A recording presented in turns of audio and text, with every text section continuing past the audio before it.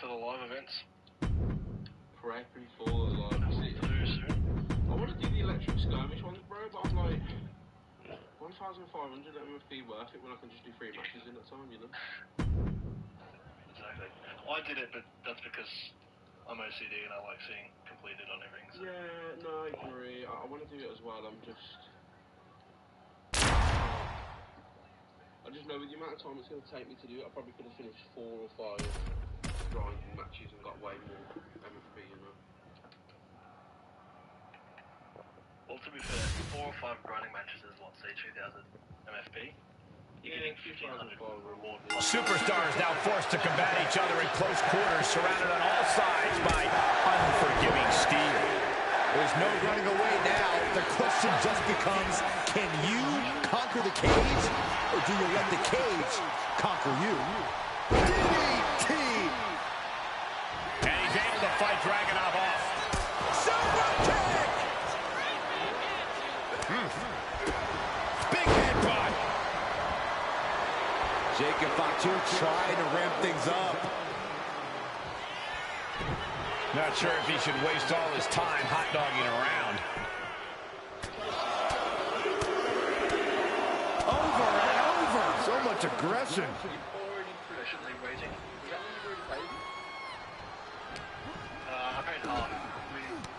Samoan drop. Dragunov not appearing so invincible there.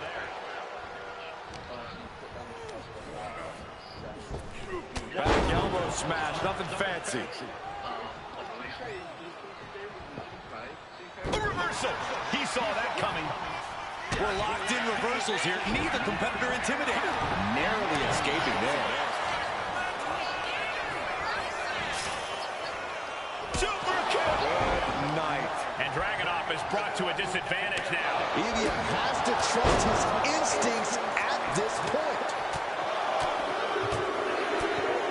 Just bludgeoning their opponent. Guys, I think he just got busted open. Oof. Yeah, that does not look good. Can he continue like this? Man, what timing on that counter.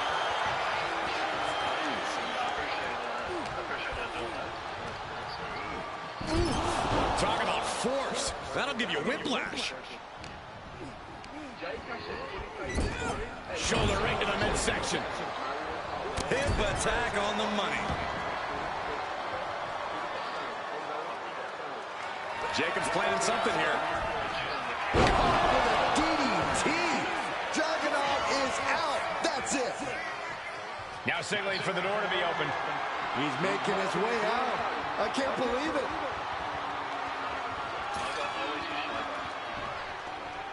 And I guess he's out of here, free and clear. He didn't think it'd be that easy, did he?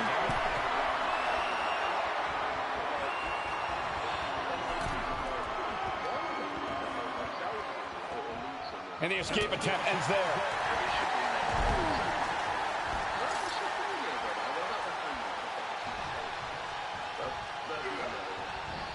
Ooh, nasty shot to the throat. I can't see this going on much longer. Yeah, another big move. DDT. Jacob about to end this fight. Scaling the steel cage wall. In a vulnerable position here. Caution is paramount.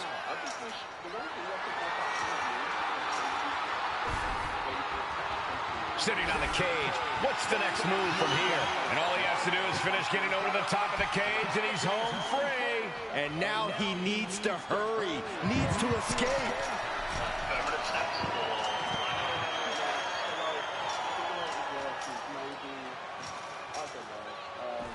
There's the bell, and he survives this brutal cage match.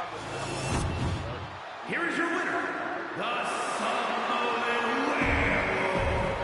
States champion event or something like that. Maybe you could hold multiple championships and pick which one your wrestlers got. I think it'd be just a little cool thing, man, because like it's the one thing that's not in the mode, and obviously arguably one of the most important things about wrestling, right? Yeah, well, just on that, I'm thinking, because I play FIFA heavily, they have a recently in the last couple of years have revamped their whole evolution system. So you've got Evos that obviously upgrade your cards and improve it in that aspect, but also you have cosmetic evolutions as well. So even if it wasn't stats, whatever, straight away, then you just had an event where the reward was an evolution to evolve a card to be, yeah, as you say, a United States champion. It would just change the look of the card then, because then you could take it to online and flex if that's what you wanted to do, or whatever. So I definitely think there's an avenue to go down. Bro, 100%. Like, it's like the Tops card that Creedy put in chat the other day. Like, just a special, like, rare John Cena. I remember in 2K22 when they did the Superstar series, the Signature series, and it's got the Superstar signatures on the card. They look so clean. Honestly, 2K22 had the best card art for a fact. Also, it's got 3 finishers. I didn't even realise, man. I need to pay attention to that shit.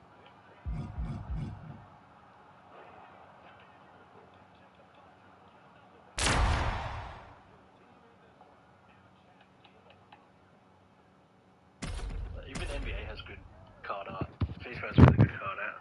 So I was a bit confused this year as to why NBA doesn't have anything super spectacular. They definitely got lazy in the last couple of years.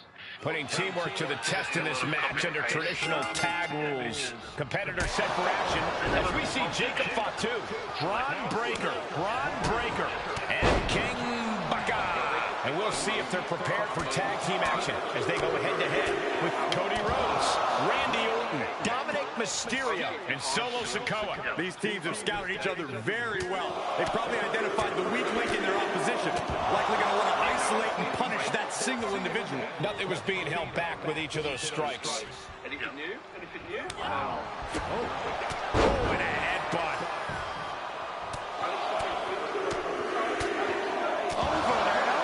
So much aggression. I don't know if Cody can withstand much more of this. Yeah, Cody has to plot a way to get back into this. He could be enjoying the moment too much, giving his opponent a lot of room to recover.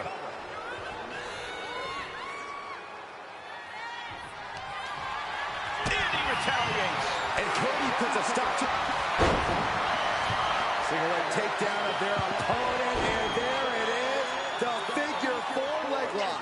Solid grip. Trying to find a way out. The pressure is reversed. This is agonizing.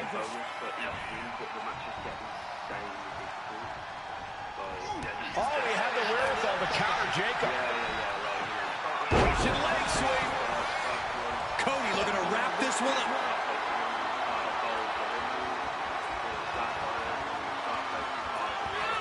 Cody looking to end this. Crossroads. Jacob Fatu got a problem here. Oh my God, did you see that? Kick out at 1. That's impossible. I can't believe what we just saw. Rhodes hoping for victory dash for the time being, but you know he won't settle for long.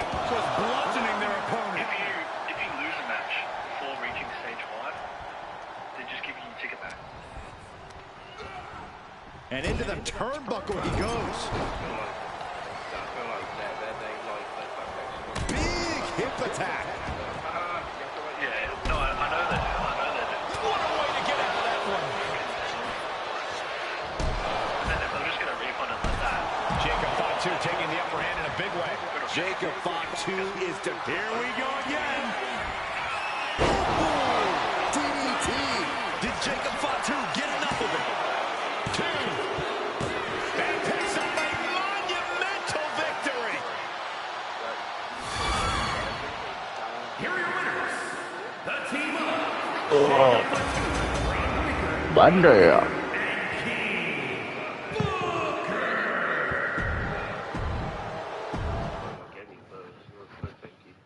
What is the point of having the one where if you eliminate a superstar you get a signature when there's no elimination game in this faction rules? That makes no sense to me. All attacks do 200% more damage, absolutely. It's going to last for at least 2 games. Grab the hanging object.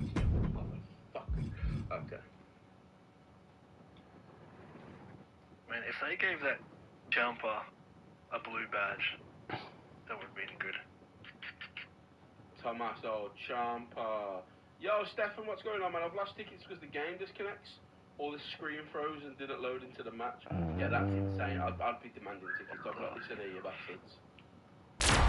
I've checked the rotating cards, and Damian Priest was redeemed for me, and I bought him when they first came. Oh, nice, Alex. That's dope, man. Thank you for letting us know, man. I'll probably tweet it out for SmackDown. Just on that, if that ever happens to anyone, like, I don't have that much experience with submitting tickets. Jacob Fatu is intimidating as they get essentially a wild animal in human form. They don't call him the Samoan werewolf for nothing, Cole. And since coming to WWE, this wild animal has been able to roam free. Yeah, bad news for everyone who steps in Jacob Fatu's path, but I suppose it's good news for fans of destruction, violence. And already asserting his imposing robot at a disadvantage. Down with a DDT. Did Jacob Fatu get enough of it? Going for the win, not letting up. What an incredible match and win for Jacob Fatu. Here is your winner, the Samoan Werewolf. I've let you all down on my pay to win Slayer. The fuck down, John Cena. Listen here, John Cena. Yeah. Say that, you bitch. Say that, you bitch. Yeah. Boy, that's cold. He said that's cold. Is that the logo? So, nice. That's awesome.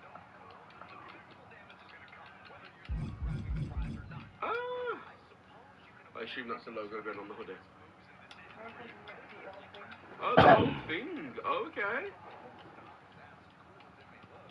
Without like coloured in and whatnot. Oh, okay. So obviously you got to shade it and all that. Oh, you weren't going to colour it unless he was happy with it. Okay. Are you okay for her to continue to colour it? Yep. The world is your oyster. The world is your oyster, sir. Yeah, we haven't figured out what to do with the belt yet. Is there any specific belt design it was? Oh, the dark side belt, right? Yeah, just whatever she wants to do with that. I don't even know what I did. If you look at Google, have a look at the if you look at the dark type for Pokemon and look at the icon for dark types, and it looks shit, never mind. No problem having a fiance for it, having an artist for a fiance. Fucking perfectionist, you know. And ladies and gentlemen, it's time for a little tag team warfare. Competitors set for action as we see Jacob Fatu, Braun Breaker, and King Baka. And across from them, they will be squaring off with Karrion Kross, Chad Gable, Sami Zayn, and Roddy Piper. Quick tags and staying fresh are imperative in a tag match. The question is, which duo has the better teamwork to stick to that strategy?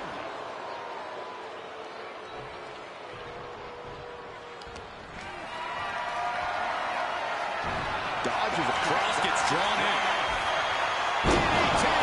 Jacob about to end this fight. Able to capitalize on Jacob Fatu's mistake. Gable clearly ready and willing to bring the fight to it. Karrion is down. Shoulders pinned. He did it! He did it! Here are your winners, the team of Jacob Fatu, Braun Breaker. The Punk, definitely. I don't know, I feel like KO's apparently going to give an announcement about whether or not he's cleared, or if he can fight, so it's going to be such a shame if he can't.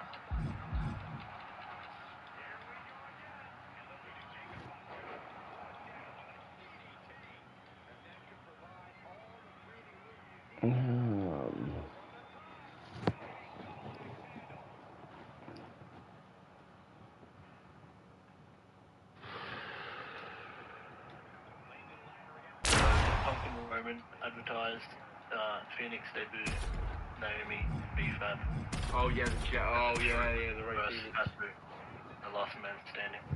That Ray Phoenix is going to be hard, bro.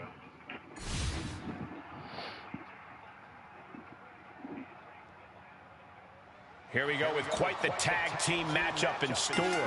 Competitors set for action as we see Jacob Fatu, Braun Breaker, and Braun Breaker. And across the ring, the team they're ready to face off with: AJ Styles, Carmelo Hayes, and Six Pac. And communication for these teams is going to be key in this one.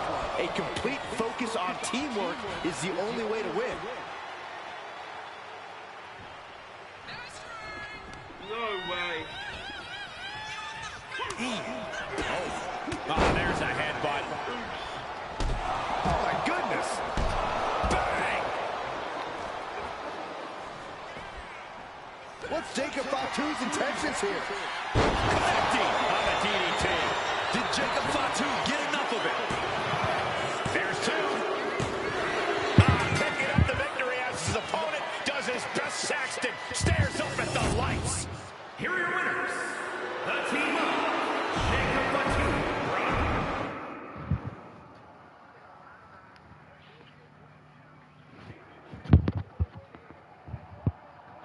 Okay, come on. We can grab this, bro. We can grab this. We can grab this. Come on. Nice, we got it. Took a little while. It's better than last year, definitely, but they're still a bit finicky. I wish the team would take on this faction was made more sense. Yeah, I agree, actually. I agree. Yeah, King Titan, you've got a point. It'd be dope to actually see some real factions, you know? Because some of them do, like, sometimes you'll fight. I mean, well, the bosses make sense, kind of. Like, bosses make a little bit of sense. I suppose. Oh, hi, Spiral. I'm sorry, my boy. I've just lost my babe. Oh, no. That's not ideal. That's not ideal in this like this. Right, folks, give me a couple minutes. I need to find something. 2 seconds.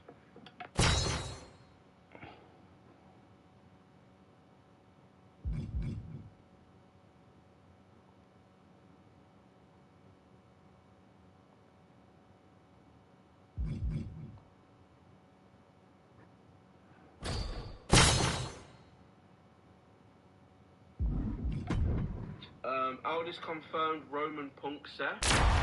Did he? Okay.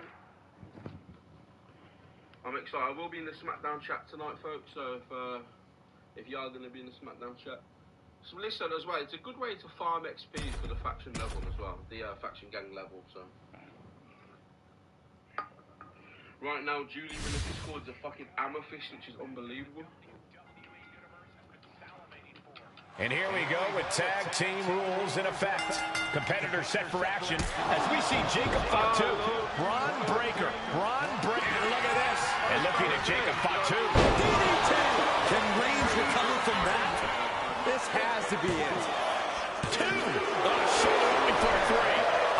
Amazing. What resilience being shown from Reigns here tonight. That was a golden opportunity to end things. Now he's got to hope the opportunity presents itself again.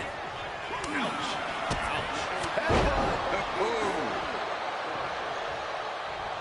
Once more, setting it up. DDT. Jacob about to end this fight. Directly into the cover. The damage is done. Amazing. A kick out, and Reigns is still in this. It is unreal that this match is still going on after a maneuver that would end most matches.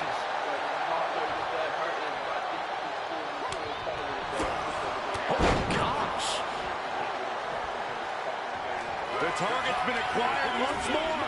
DDT! Jacob about to end this fight. Could that be enough? For the win. But now here's Jey Uso. Jacob Fatu trying to ramp things up. Not sure if he should waste all his time hot-dogging around. Nice takedown. Stack them up. Here's the pin. Reversal leverage and into a pin. Scissors are down. And that will end it. Here are your winners. 200k. The team of Jacob Fatu, Braun. The 20 pack to the next pack. So we got a lot of grinding to do on 2K, man. We got a lot of grinding to do. You know, we got a lot of stuff to get on with and sort out. Also, folks, brand new video on the channel today. The Bray Wyatt highlight card. Okay, we're We highlight Bray Wyatt, talk about it. How good do we think the Elite Bray Wyatt is? Definitely worth a watch. And I wonder how people rank my ranking. You know, do you think it's a good ranking? Do you think it's fair? Oos.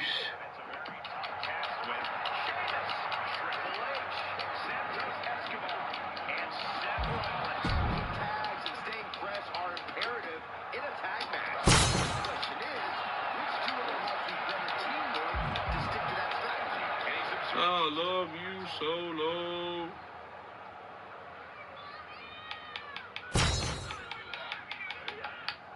I understand getting yourself fired up, but he needs to stay on his opponent.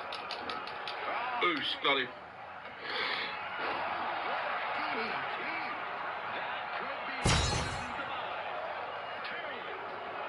Nice. I mean, listen. Apparently that's a red match that's difficult. That didn't feel that difficult to me, bro. I spent the 160k on packs. Hey, let's go, Ice Baron. What did you get, man? Oh, is that you, Casey? Yo. Alright. Oh, I didn't know if you was there, buddy. I heard like a slight crack. Nah, you're good. You're good. I was busy typing away doing other bits and pieces.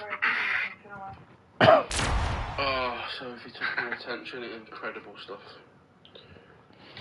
I'm a man of the people, it's fine. Man of the people. Gonna chat to everyone.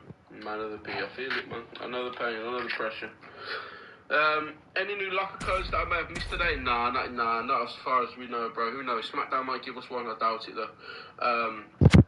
Ice Baron said Electric Undertaker. He was the only one I was missing for the Rock 01. Let's go.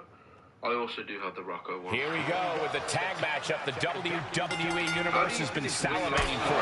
Competitor set for action as we see Jacob Fatu. Here it comes. So I got 11 rings, 6 May have just vanquished Reigns. Cashing in on that effort. He kicked out at 2. Reigns able to give his shoulder up. That's I gonna don't be know how many more times we can do that tonight. It must be demoralizing knowing you've unleashed your best shot on your opponent. He wants it one more time. Did Jacob Fatu get enough of it? Wasting no time. Into the cover. Kick out at 2. The tribal chief digging down deep and fighting Yeah, I through. know there's a lot of people. You might not respect his methods, but I'll be you honest, have to I'm respect gonna say his something right now. determination. A new strategy is needed right about now if that could end things. Bludgeoning them. How much more can Reigns withstand? Jacob Fatu. He's about to do it. He's about to do it again. Implanted by the DDT. Did Jacob Fatu get enough of it? Victory, but a win nonetheless. Here are your winners. The team up. The only counter argument to that is, obviously, if you open at $20, you have the chance of coming out with profit as opposed to buying them all off the market. No, that is true. You could. But then obviously you'd need to raise 200k, and the amount of people that, you know, the amount of people in Discord that went just bought another 20. Someone in Discord the other day, or someone on Twitter, one of the two, said, I've bought 6 20k boxes and still haven't got the Angelo. And I was like, what the fuck? That's 1.2 mil, bro, on packs. 1.2 mil on packs. Yeah, that's fucking crazy. Juice Man said, yo, there was a player that keeps playing ranked, and they keep playing the same person over and over on ranked. This player uses Roxanne, by the odds, and keeps talking shit through the mic and legit spams the same move.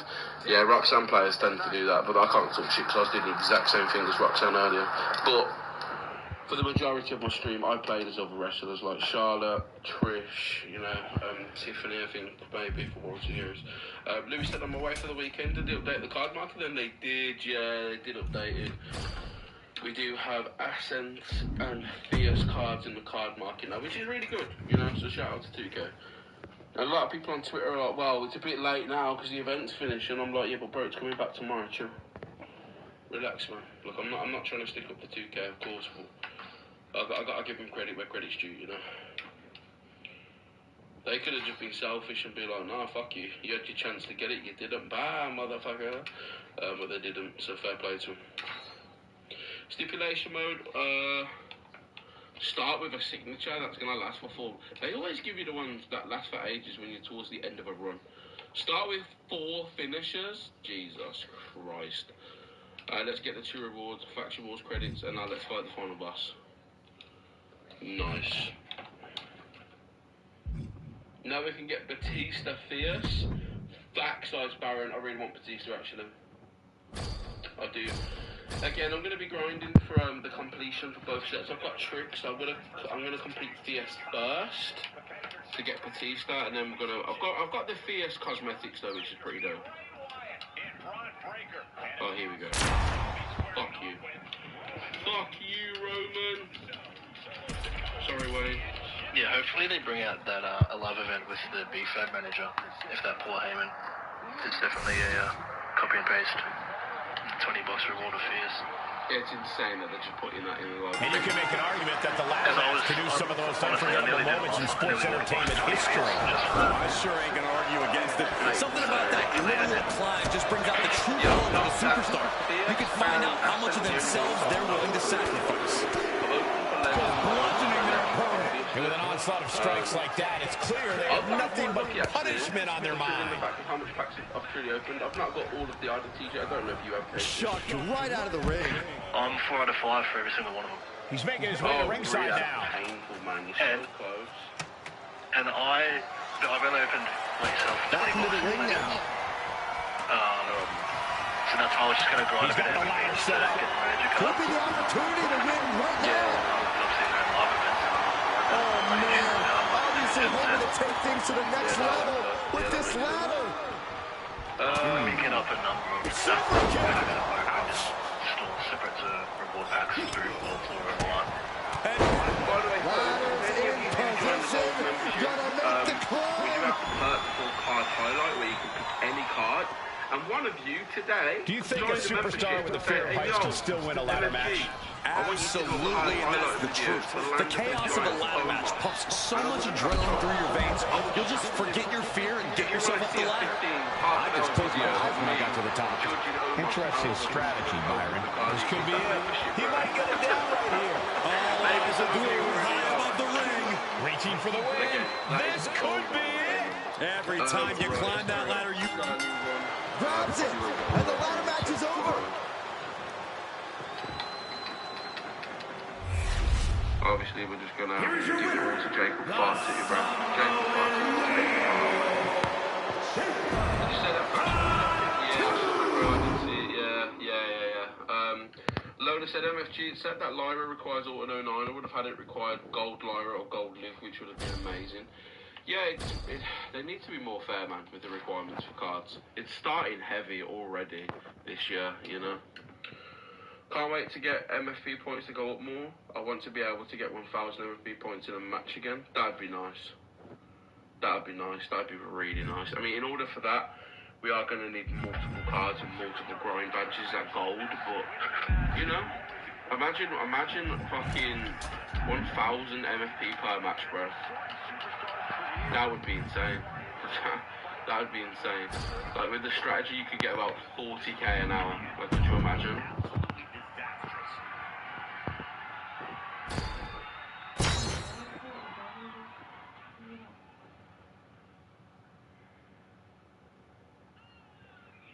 Bro, they never opened the cage door in time. They never opened the cage door in time. So I've only opened 61 packs directly from the store, separate to any earned through World Tour and live events, and I'm 4 out of 5 on every oddity collection. 4 out of 5. Which isn't too bad when you think about it. No, it's not bad at all. You only need one. But it's painful because you could have had one by now, but you can't have any of them, but you only need one for them all. There's a good and bad thing, I suppose. Yep.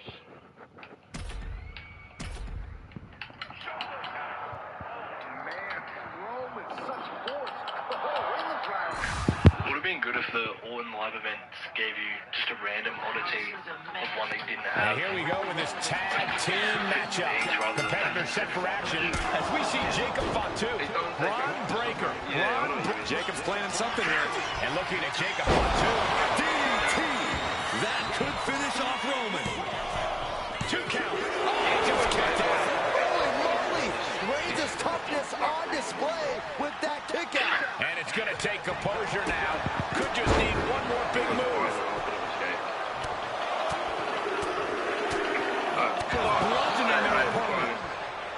But why did I make it so you have to time out the match, bro? Let us just win by pin.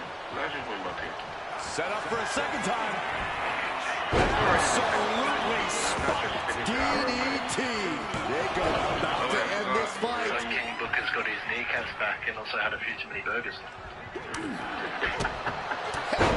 Reigns now losing ground. Jacob Fatu is determined right now. Vicious, aggressive attacks. Yeah, that video was Jacob Fatu trying to ramp things up. A great display of confidence, but he doesn't want to give his opponent added motivation. I'm just beating the fuck out of him outside. He's going back to the well. Down by the DDT. Did Jacob Fatu get enough of it? And it's Jay. People telling me to know the fucking What a headbutt. That hard-hitting style of Reigns getting counteracted there. Yeah, Jacob looked confident going on the attack. Great flurry of offense from Jacob. Trying to go for it again. DDT. Did Jacob Fatu get enough of it?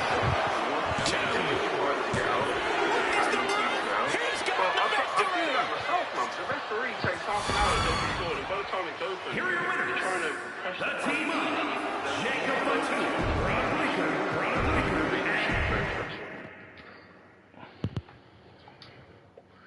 Maybe it's a skill thing and I'm just fucking awful at the game, you know?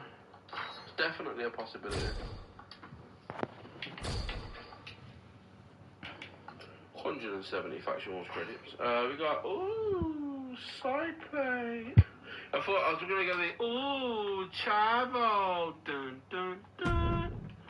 Dun, dun, dun, dun, dun, dun, dun. Yeah, Chavo Guerrero was the shit. Ooh, Chavo. Will we get any evolution cards soon? Oh fuck, I'd like to, man. I'd hope so. Do I have any faith? Absolutely not, because there wasn't hardly any last year. There was like 6 last year in total, including the starter pack.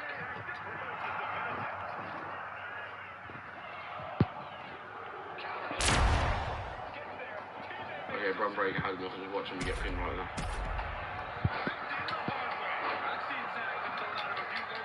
Oof.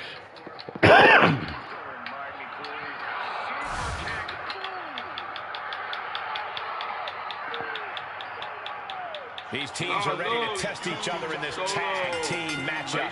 Competitors set for action as we see Jacob Fatu, Braun Breaker, and King Booker.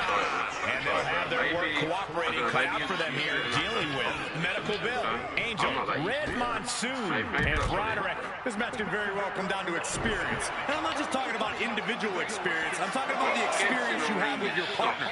Knowing how to be on the same page is going to be crucial. Tossed back into the ring.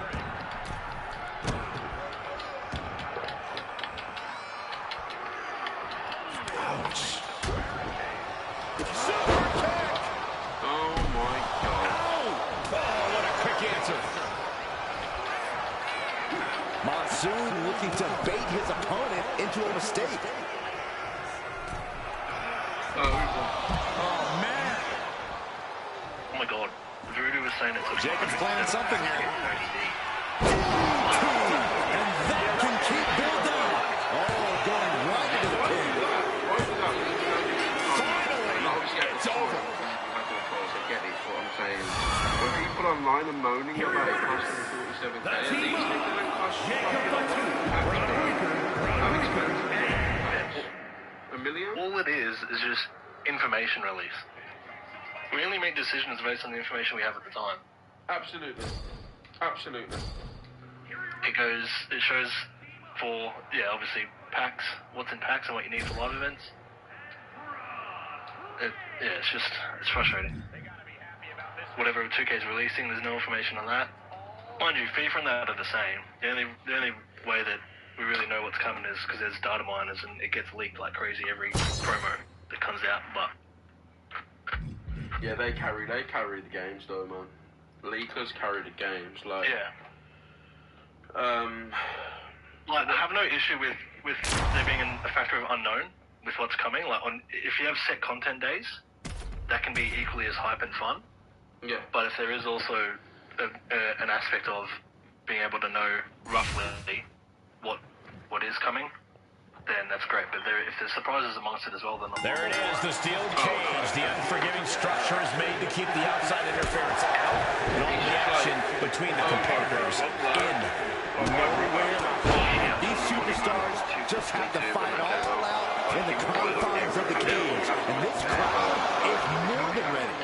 And I never do. I'm like, nah, like, they get you with FOMO, bro. Like, people don't understand. That road deal was already being released in a pack. We'll probably have an Amethyst Autumn 09. Like, Jacob Fatu trying to ramp things up. To get that card. You know? That'll leave a mark.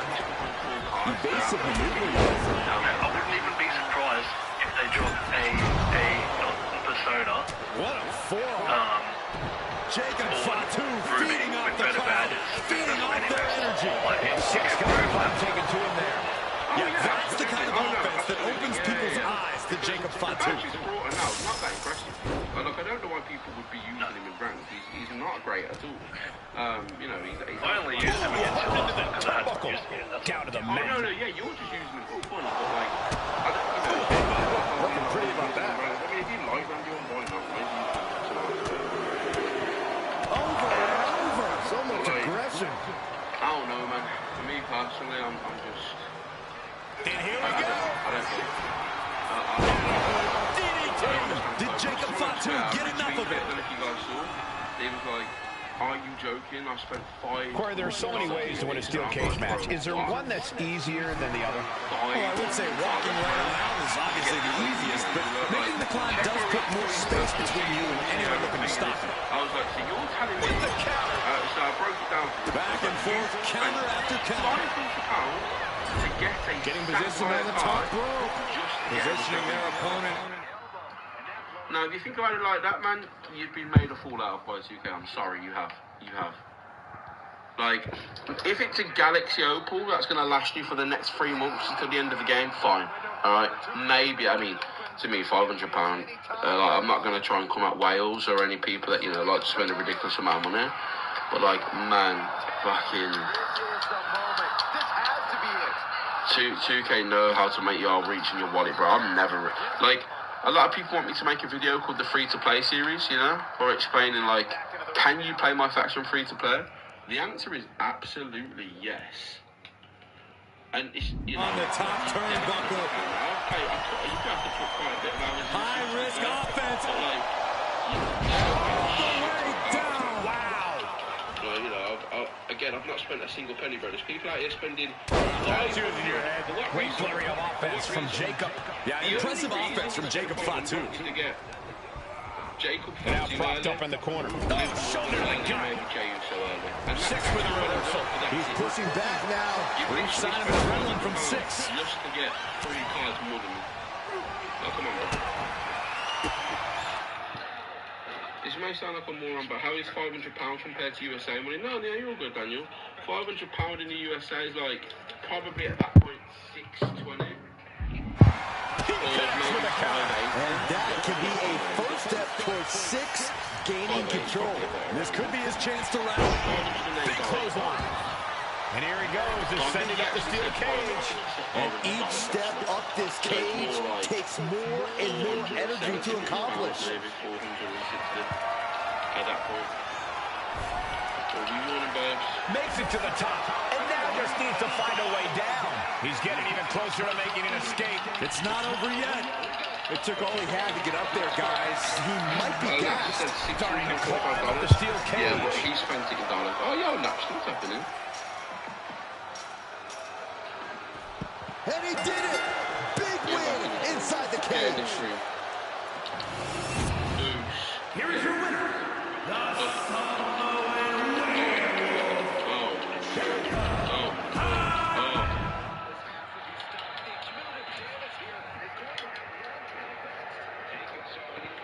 the way, we've got nearly 3 finishers, so, you know. Now bringing the fight back into the ring. Are you joking? No, much just got home from work. Hey, man, nice, bro. Hope work went alright, bro. Hope work went alright. Not gonna be able to play too many more games, folks, because we're gonna be getting. Oh my fucking god! We're gonna be getting ready to play SmackDown. Not play SmackDown. Well, play SmackDown on Netflix, I guess. Fuck you, Grayson, you bitch. Where you going? Where you going? Oh, you're going. You're going to Finisher Central, brother. I always wanted a brother. Well, that's insane. I would use that for bills. That's what I'm saying, bro. Like, $600, well, $500 is basically my rent, you know? Like, people are paying rent money on this game. Superstars in their respective corners now for this tag team match. Competitors set for action as we see Jacob Fatu, Braun Breaker, and King Baka. Then the opposing team is, of course, filled with Cody Rhodes, Dominic Mysterio, and Solo Sikoa. Both sides in this match know that tag team competition is a very specific, very unique art form. We're going to see just who will be the better team here tonight. You don't have any at all. So, if you're going to spend that much on the only able to capitalize on Jacob Fatu's mistake. You would have put about $2,000 into the game. Like that shit. Oh, fell right to a powerbomb. A great display of confidence, but he doesn't want to give his opponent added motivation. Merciless looking blow. Dominic can withstand much more of this. Jacob Fatu is determined right now. I like the 2 new matches. Setting up again. It's like, DDT the Ripper. Serious juggling for Rhodes. 2. It's over. It is over. It's like, I can't explain it. Here like, it you need is. to hit 4 The finishes team in up. some fights. Jacob Fatu. No. Whereas the Royal Rumble, it don't take that long to get a card off in the Royal Rumble, you know? You can instantly eliminate someone in the Rumble, so I don't know why they do it. Superstars have unlimited finishers. I bet.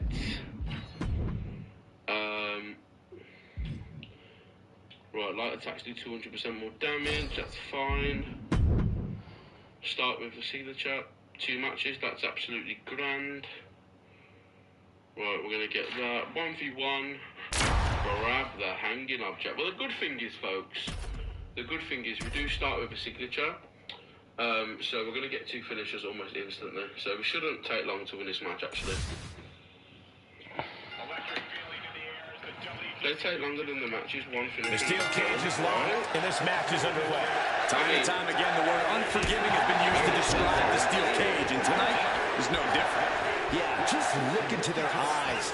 These superstars know what awaits them in this match, and it isn't pretty. I'm not worried. Headbutt! Always bludgeoning their opponent. Just never had a chance to block any of those. Oh, no. Samoan drop. Jacob Fatu feeding off the crowd, feeding off their energy.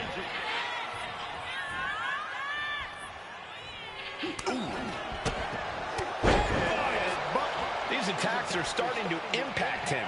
Yeah, this is the hostility Jacob Fatu wanted to bring. McDonough lacking that surge of energy right now. JD's got to find his spot and take advantage. On the top rope now. Hey, this match has been incredible. It's been a treat for all of us. As we see top rope now. Hurricane Rana! How do you know when it's the right moment to make the climb in the ladder match?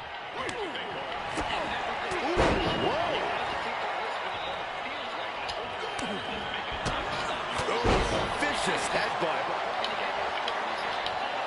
Oh, what, last year? Oh, sent straight into the corner hard. Oh, shit. Great flurry of offense from Jacob. Yeah, impressive offense from Jacob Fatu. I haven't told you that, but I don't know.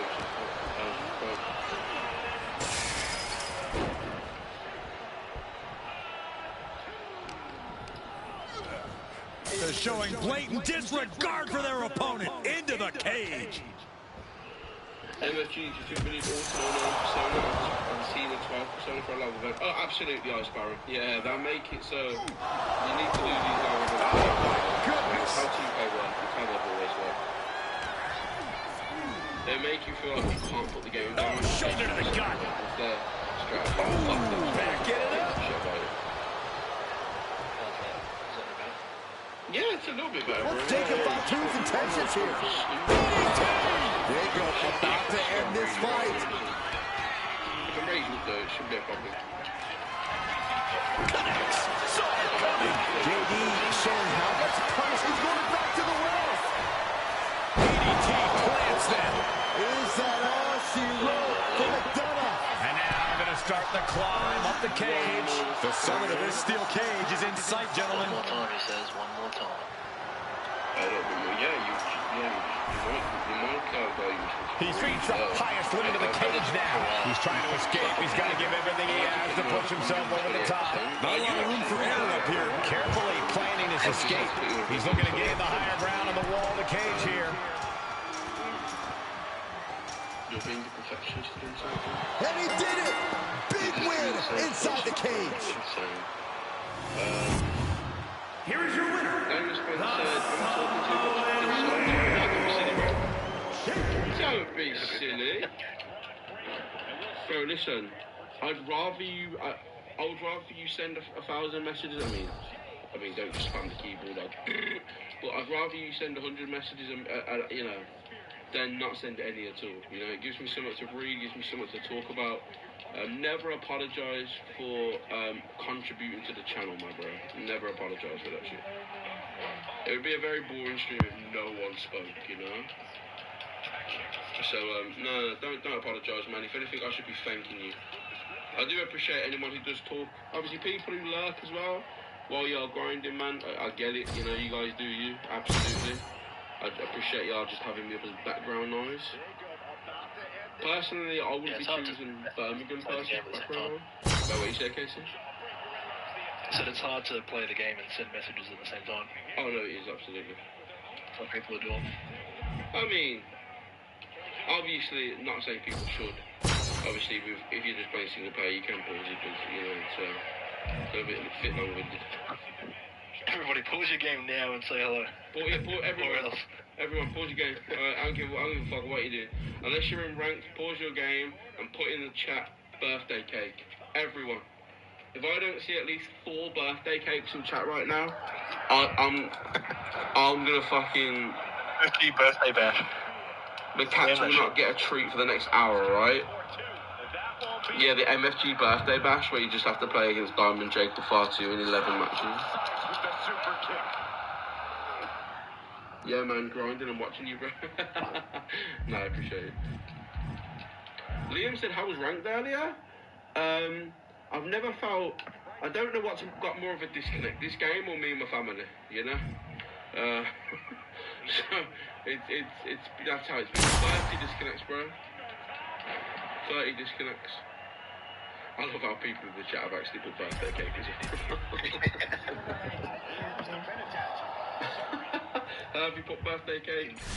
4th Jensen birthday cake. Lona went birthday cake. And we are locked and loaded for this tag team matchup. Competitors set for action as we see Jacob Fatu, Ron Breaker, and King Baka.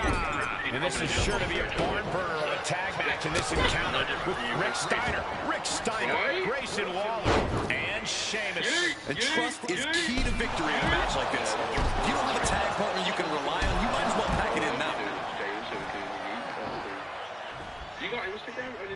Rick defenseless here. So, DDT connects. Rick felt the full force of that one. Oh, man, this might be it. There's 2. And the victory. Discord is the best place to get involved. Discord, we have members, we're all on there.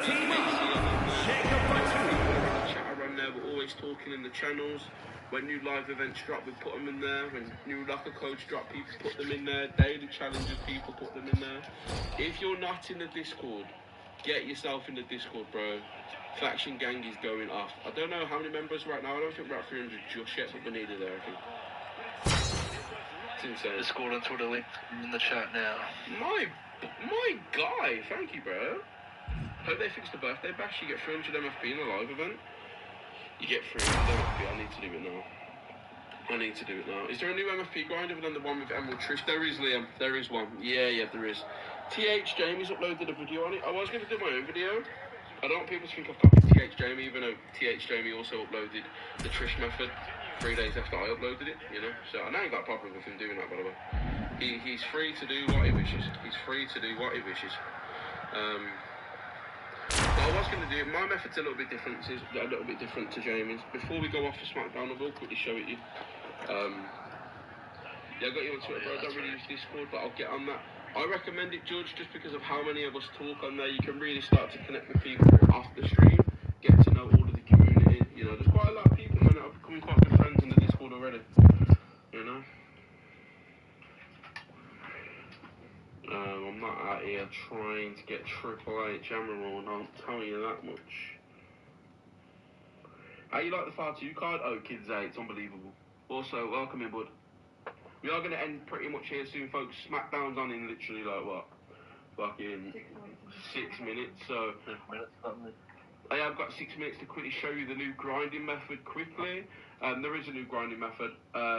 TH Jamie uses different cards than me. A lot of people use Randy Orton. I do not. I prefer Ultimate Warrior. So right now, you want to go straight edge.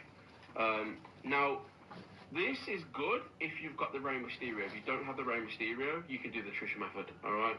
The problem is you can't get the Rey Mysterio anymore because it was locker code, whereas none of the cards in Trish are locker code, so that's why the Trish method's really good for free players. But Rey Mysterio, Jacob Fatu, Wade Barrett, Ultimate Warrior. If you haven't got Jacob Fatu, you can use Elite Bray Wyatt or The Rock. The chances are you'll only have The Rock though. And I'll quickly show you this. George, I'm going to leave now, mate. Enjoy the stream. Have a good one, pal. I appreciate that, man. I appreciate that. Logan said I'm going to grind in the women's match per usual. Yeah, so I do grind this one now because the card, I do get much more MFP from it. But I'll just quickly show it you. Alright, we're just going to get a hit off. Oh, of course, it does that. Alright, we're going to, alright.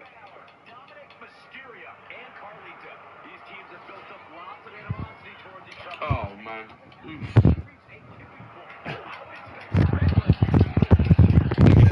Normally, I do a lot better than what I'm doing right now. Oh, come on, man. Oof. Fuck over here. In each other's minds. I think we've had the...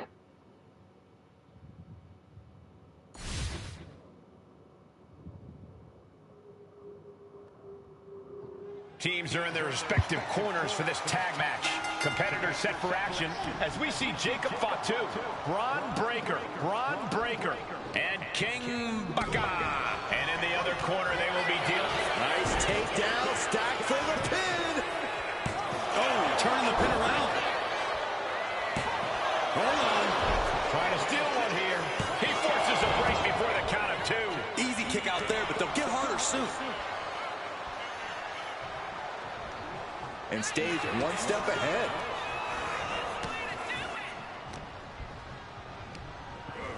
Put in the corner now. So to the stomach. Delivers a well-placed hip attack.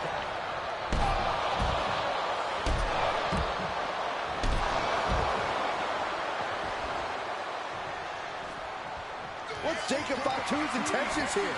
DDT! Did Jacob Fatu get enough of it? Now with the cover. That's gotta be it. It is enough. Finally, it's over. Here are your winners. The team of Jacob Fatu, Braun Breaker, and King Booker. When you earn a win like that, you've got to feel pretty good about yourself. This win tonight may have been a career-defining moment. Shaped America to its core. Clarence Butch Crouch. Joined because of a brotherhood. One family, one big family, and we'd all help each other. You know, it was something that we'd all grow old and be proud of, you know, brotherhood. Under Crouch's leadership, the Cleveland chapter alone was responsible for at least 15 murders and 10 million in illegal activities by 1975. The Hells Angels in Cleveland thought that they were going to dominate, and it was just a matter of time. In 1971, the Hells Angels got rid of most of their competition. His reign of terror earned Cleveland the grim title of bombing capital of America, with 37 explosions in a single year. Cleveland really became a war zone.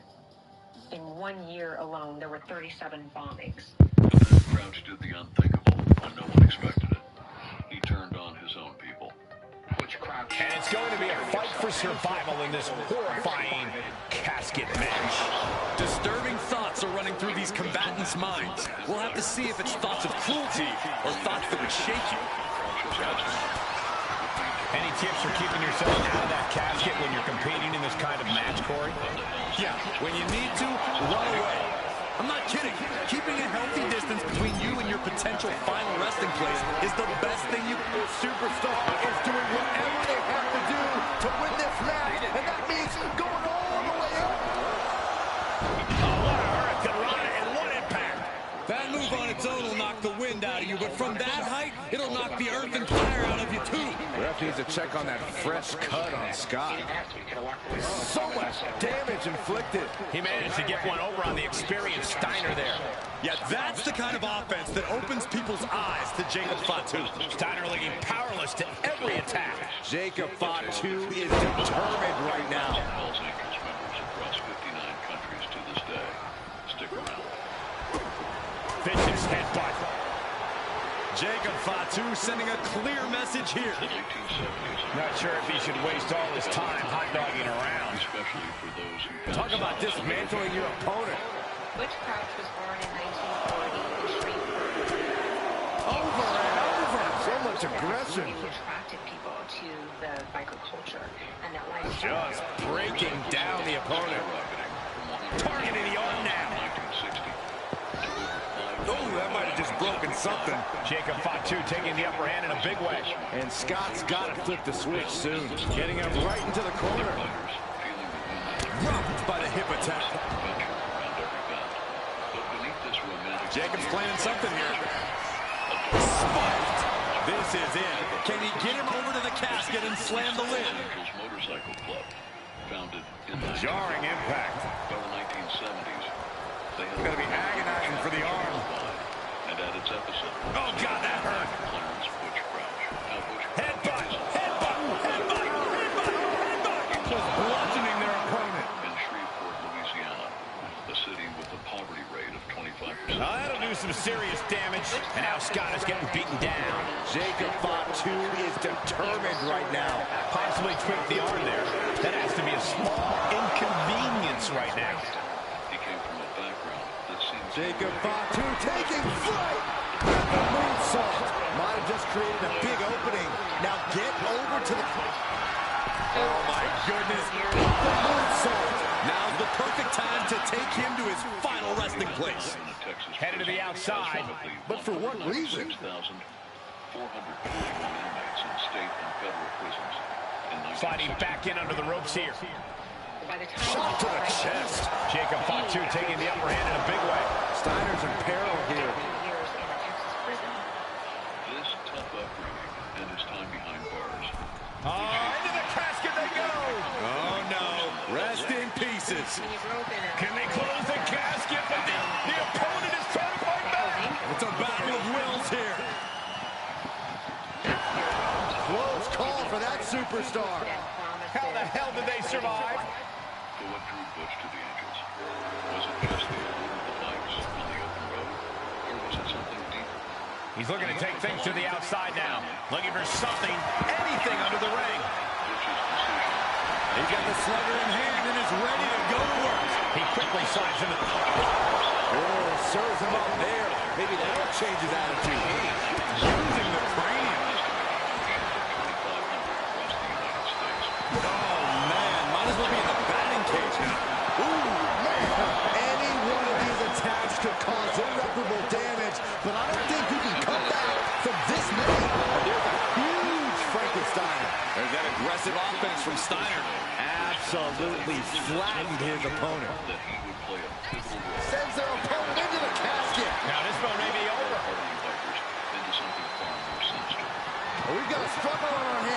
opens the casket.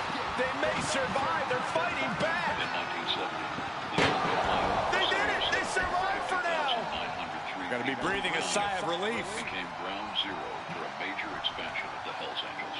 Sonny Barger, the notorious And he's pulled the ring apron up, looking under there for something. And you know he picked the shovel because he was looking to send a message. No back kick, setting up again. DDT plants them. A golden opportunity here to seal them in that casket. That man in Butch Crouch. In 1970, Sonny Barger wanted to expand the Hells Angels nationally. Tossed into the casket. It's about to get very dark in there. To organize. Doing their best to try and close the casket. Just delaying the inevitable. And that, my friends, is all she wrote. What a victory. Here's your winner, the Samoan In the Midwest. But he knew that growth meant more than just swelling their ranks with warm bodies. When Butch came to Cleveland, he came here to recruit people, recruit good people. He had that ability to size people up and recognize aspects in their personality that were beneficial to the Hells Angels. Intelligence, cunning, loyalty, the ability to be violent with the drop of a hat. Fortunately, It meant building a criminal empire that could rival the traditional mafia families that had long controlled Cleveland's underworld, estimated to be worth over $100 million annually in illegal activities. Under Butch's leadership, the Cleveland chapter quickly gained a reputation for brutality and efficiency. They moved beyond the typical biker activities of drinking and brawling and into more lucrative ventures like drug trafficking, extortion, and contract killings. some new members, Sonny wanted Butch to use the Angels to get rid of some of the other clubs that were in Cleveland, because each of those clubs would be selling methamphetamine. So it was about drugs, it was about territory. They would beat them up, intimidate them. They would do what they needed to do to take over the market. One step at a time, one club at a time, one individual at a time. The chapter's annual revenue from illegal activities was rumored to exceed $5 million by 1975. Butch's military-style approach to organization and his willingness to use extreme violence to achieve his goals made the Cleveland Angels a force to be reckoned with. The Hells Angels in Cleveland thought that they were going to dominate, and it was just a matter of time. In 1971, the Hells Angels got rid of most of their competition. But this rapid expansion and shift towards organized crime came at a cost. The brotherhood that had once defined the Hells Angels was being replaced by a cutthroat business. Tag team matchup where a team's cohesion is put to the ultimate test. Competitor set for action as we see Jacob Fatu, Ron Breaker, and King Baka. And standing across from them, it's a very tough test with Karrion Kross, Chad Gable, Sami Zayn, and Roddy Piper. It is going to be all about teamwork and partnership here tonight. Who will be the better team? Who will have the better chemistry? Jacob's planning something here. Connecting on the DDT.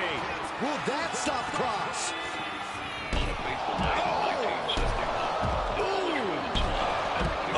Jacob Karrion is down. Shoulders pinned. Man, that has got to feel good. Sweet, sweet victory. Here are your winners, the team of Jacob Fatu. Hells Angels' reputation as the most feared biker gang in America. That space there We're getting was there. the Polish women's home. It was a Polish neighborhood, and they would have events there. They decided to have a bike show to show trophy motorcycles, custom motorcycles. The Hells Angels had several bikes in the show. The trouble began when members of a rival club, the Breed, showed up in force. These breeds, they've been riding together for a while. Around 1970, they came to Cleveland, they put patches on just about every little Honda rider all over town. They started just building up their numbers real big. Tensions between the two groups had been simmering for months, fueled by territorial disputes and competition in the drug trade. estimated to be worth over $20 million annually in Cleveland alone. Butch Crouch and his Angels found themselves vastly outnumbered, with over 100 Breed members facing off against barely... Here we go, guys. This underground match is now official. The only way to win is by knockout or submission. The intensity in the air here is palpable. These superstars came ready for a knockdown, drag-out fight, and now it's time to deliver. This crowd is seriously amped up. There's just a different atmosphere in the building in anticipation of the ferocity that is about to be on display. Corey, underground brings the grueling combat of MMA and WWE together. Break down the competitor's mindset here. Avoid being knocked down at all costs. It's just that simple, Corey. Yeah, Saxton, anyone who's been in a fight will know that. Clearly, you've never put your dukes up, Saxton. Oh, you don't know about my life, Corey. I've had plenty of rough and tough nights I've had on the streets of Northern Virginia. Absolute and completely utter lies, Byron. Back to the underground battle at hand.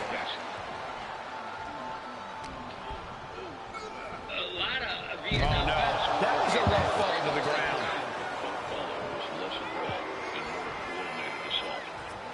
We're going to finish it off. Whoa, what a landing. Trying to do as much damage as humanly possible. But at what cost? Headbutt! Oh, what impact!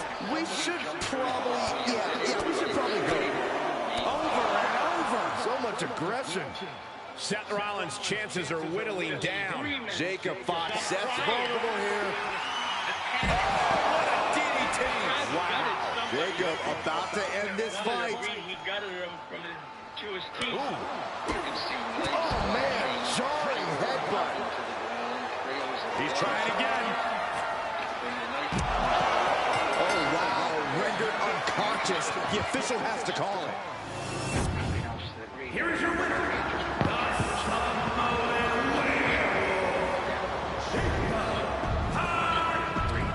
Taken by surprise, and they suffered many casualties. They were men against boys. They didn't know what was happening. And when the dust settled, 5 people lay dead, and 22 more were injured. 5 persons were killed and 22 injured last night when 2 motorcycle gangs fought during a motorcycle show in Cleveland. The Polish Women's Hall massacre marked a turning point for Butch and the Cleveland Angels. They had crossed a line, moving from rowdy outlaws to cold-blooded killers. There was a quote from Sonny Barker that said, in the 60s, we just had a lot of fun and games and a lot of partying, and then in the 70s, they became gangsters. The event sent shockwaves through the biker world, law enforcement on high alert. For Butch, it was a grim confirmation of his power and influence. But it also marked the beginning of a darker chapter in his life, one that would eventually lead to his downfall. After the Polish Women's Hall, people feared him. They established themselves very firmly as we're the boss. Teams in their respective corners for tonight's tag team contest. Competitors set for action as we see Jacob Fatu, Braun Breaker, and King Baka. And we'll see if they're prepared for tag team action as they go head-to-head with Andre the Giant, Omos, Diesel, and Undertaker. Quick tags and staying fresh are imperative in a tag match. The question is, which duo has the better teamwork to stick to that strategy? Super kick! Ouch!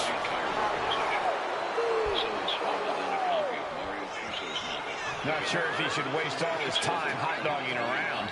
Since its release in 1969. Giants in the grasp. Implanted by the DDT. Andre is in big trouble. He's going for the pin.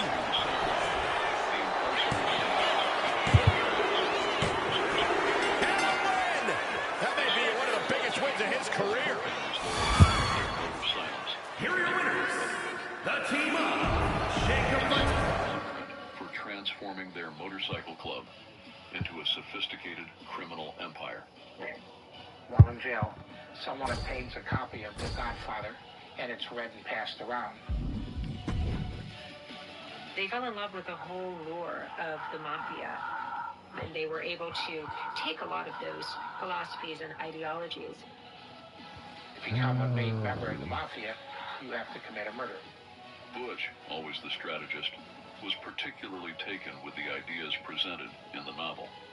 He began to envision the Hells Angels not just as a group of rowdy bikers, but as a structured organization with a clear hierarchy, diversified criminal interests, and a code of conduct that would ensure loyalty and silence. They sit there and look around the cell block and they realize we've already done that.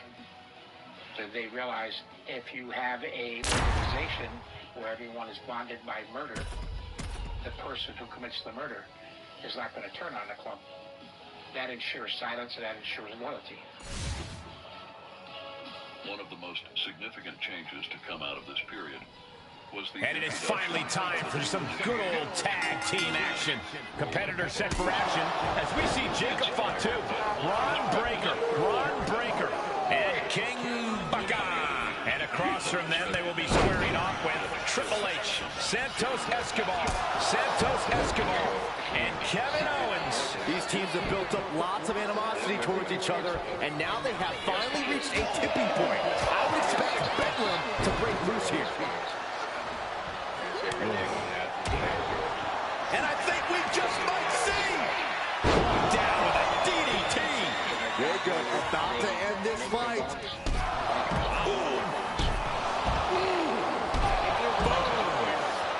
He's eyeing the 3 count here. Finally got him. I can't believe this match is finally over. Here are your winners. The team up. Jacob Fatu. From a loose association of rebellious bikers into a highly organized criminal syndicate. Under Butch's guidance, the Cleveland chapter became a model for this new approach. With clearly defined roles, strict discipline, and a diversified portfolio of criminal activities, ranging from drug trafficking to contract killings. By 1975, it was estimated that the Cleveland chapter alone was responsible for at least 15 murders and over $10 million in annual illegal revenue.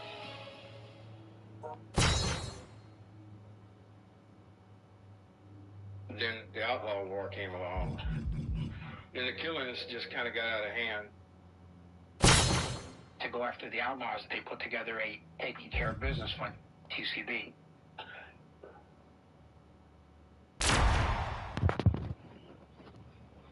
The Cleveland chapter used that money to travel around the country killing for other chapters. If you had a problem, no matter what chapter you were, you called Cleveland and business was taken care of. They created a murder cult. By the mid-1970s, the Hells Angels became much more of an organized criminal syndicate. The chapters have... It's always interesting to watch teams clash like we have here in this one.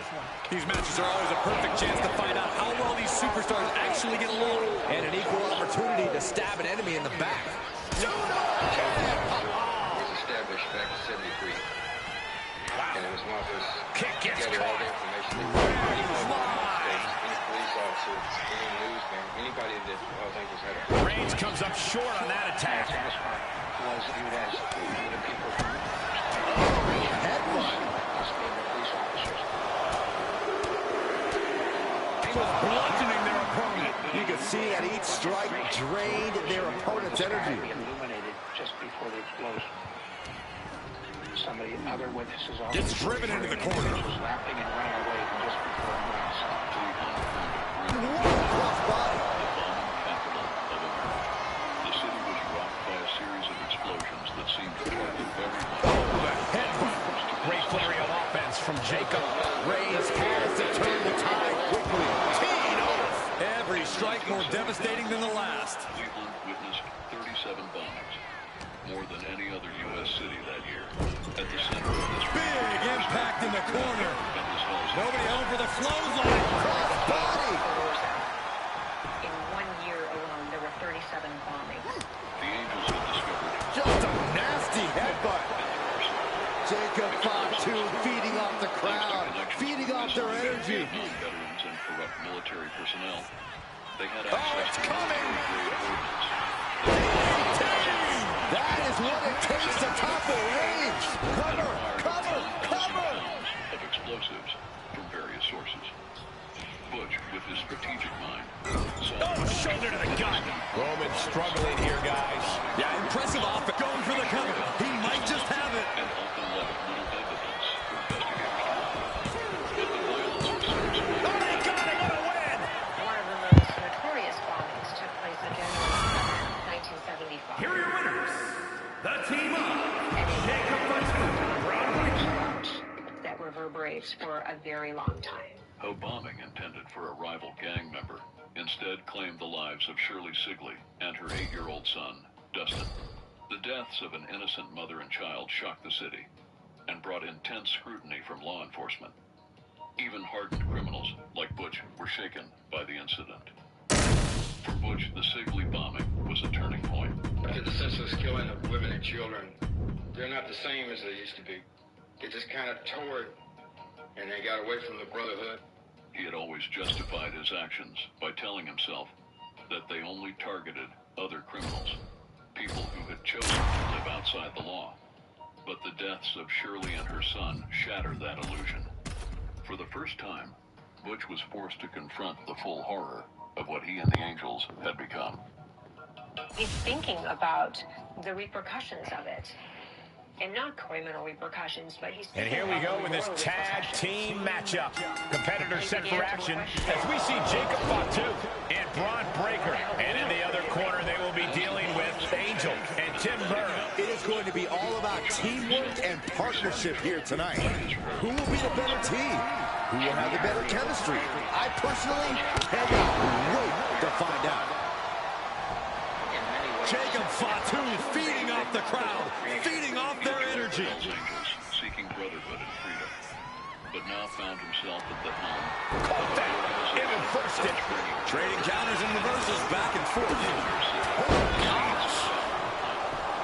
Headbutt. Headbutt. Headbutt. Headbutt. Headbutt. Over and over. So much aggression. Angels put a stop to that. Proof these superstars are... Here we go again. What DDT. Angel is in the worst way now. Boom! Makes the pin. This might be it. Guys, he put him away. That's a pretty big win. Someone from Cleveland. Here are your winners. The team of Jacob Fatu. Worried about Butch. He tells me we can't find Butch. You hadn't seen him since USA run. He's been gone that long. He was very worried about it, I should say. Seeking guidance, Butch reached out to his old mentor, Ralph Sonny Barger, who had founded the Oakland chapter in 1957. But the conversation only deepened his disillusionment. Barger's advice was cold and pragmatic. Sonny said, we're all in it for ourselves now, so do what you gotta do. Sonny tells him, there is no brotherhood. Take the money and run, because one day this is all going to collapse, and only those with money will not be in prison. These words shattered what remained of Butch's faith in the Hells Angels. He's hearing from the leader of the Hells Angels that everything that you thought you believed in, all the ideals that you really pledged your life for, really never existed. That's the thing that pushed him over the edge. Here we go with the tag matchup the WWE Universe has been salivating for. Competitors set for action as we see Jacob Fatu, Braun Breaker, and King Baka. Then the opposing team is, of course, filled with Andre the Giant, Omos, Diesel, and Undertaker. And there is a lot of animosity growing between these teams. I expect all 4 competitors to throw caution to the wind. Big impact in the corner.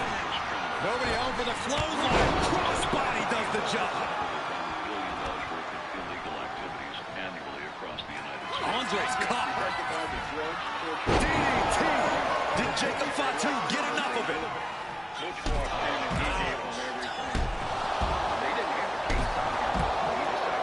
Shoulders down. Jacob going to end it here.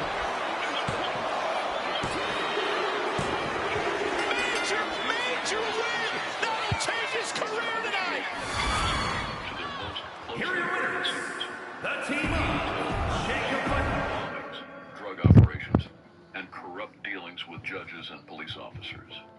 His information provided a roadmap for prosecutors and investigators, giving them unprecedented insight into the world of outlaw bikers. He told on himself. He told about the other murders, and he told on the murders he committed too. And he went to prison for that. He didn't have to. He could have walked away from the club and not said a word. So he's not a rat. He's a person trying to save his soul, somehow, some way. For the Hells Angels, Butch's betrayal was catastrophic. Members across the country found themselves facing indictments based on his testimony. The Cleveland chapter, once the crown jewel of the Angels' criminal empire, was decimated by arrests and convictions. In total, Butch's testimony led to over 100 arrests and dozens of convictions. But for Butch, the decision to come clean brought a different kind of superstars in their respective corners now for this tag team match. Competitors set for action as we see Jacob Fatu, Braun Breaker, and King Baka. And across the ring, the team they're ready to face off with: Tyler Bate, Jim the Anvil Neidhart, R-Truth, and Jim the Anvil Neidhart. You know this is a tough match for superstars who don't play well with others. You really need to find a way to properly mix your skills with your partners. Springboard, but nobody home. Dozens of high-ranking members were arrested, including several who had seen Incredible. Led to the dismantling. Countering with the knee to the face. Jim the Anvil Neidhart turning up the intimidation factor. Neidhart retaliates. Regarding outlaw motorcycle gangs in the country. It helped us put together. Catches. What's coming here? Submission move being applied.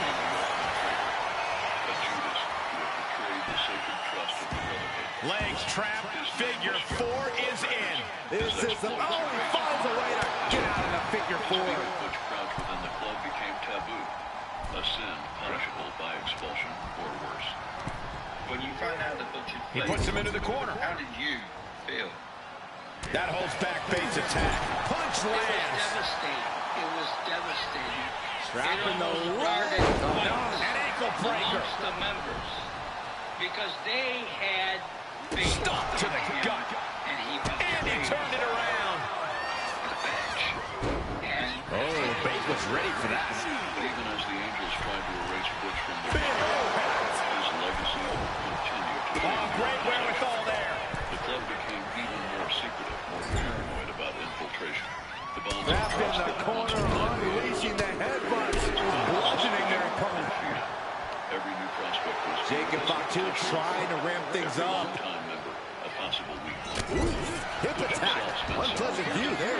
Shoulders down. Jacob going to end it here. Got there. This was almost over. And now here's Neidhart. Bate unprepared here. DDT! Can Bate recover from that?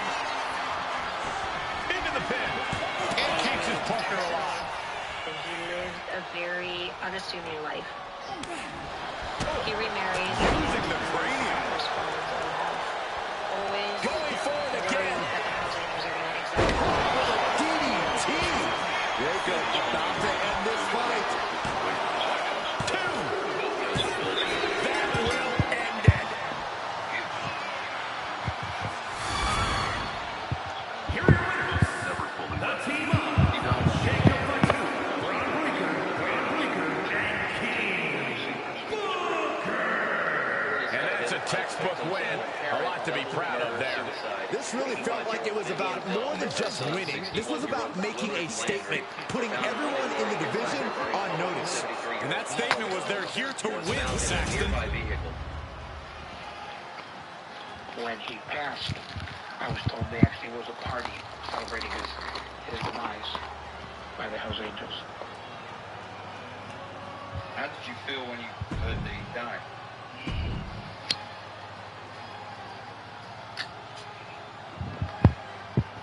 It's over.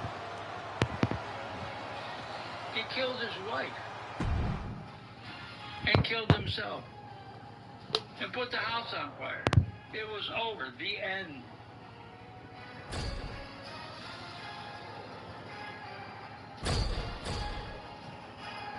decades after Butch Crouch's betrayal, his shadow still looms large over the world of outlaw bikers. To law enforcement, he remains one of the most significant informants in the history of organized crime investigations. His testimony not only brought down key figures in the Hells Angels, but also provided a template for future investigations into outlaw motorcycle gangs. Without Butch, we may never have learned any of this. Butch did reveal the acts of the Hells Angels. He did spill their secrets. He did the right thing. For the Hells Angels themselves, Butch Crouch represents a turning point in their history. His betrayal forced the organization to evolve, becoming more secretive and sophisticated in their operations. The Angels of today bear little resemblance to the rowdy band of misfits that Butch joined in the 1960s. They have become a global organization with chapters in dozens of countries, always walking a fine line between their outlaw image and their criminal reality. As of 2021, it's estimated that the Hells Angels have around 3,000 members in 59 countries.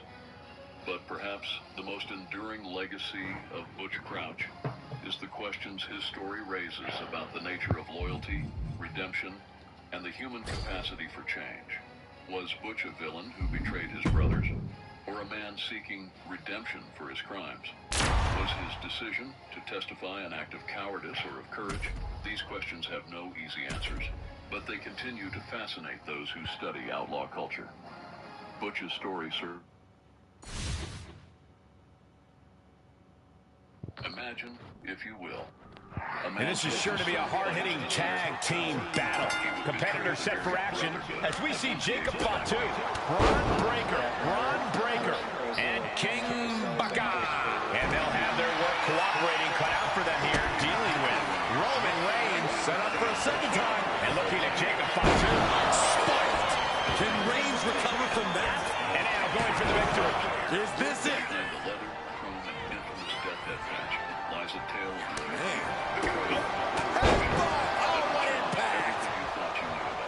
oh, he timed that counter well.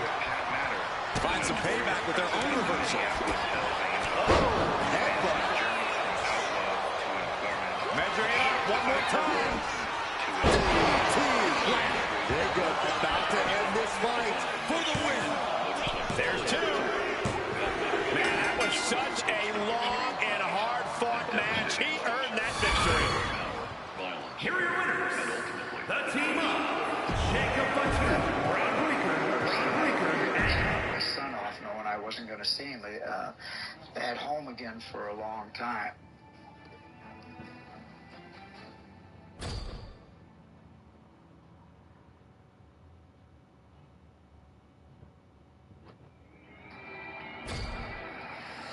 Picture the quiet, modest town of Fort Dodge, Iowa in the 1950s.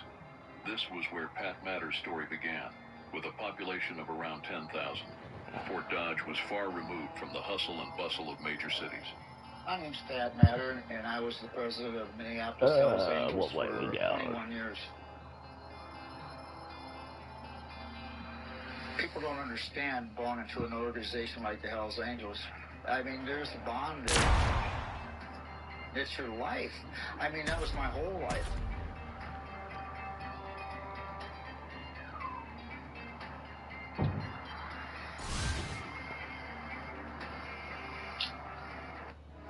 My mom and dad divorced. Here we go with quite the tag team matchup in store.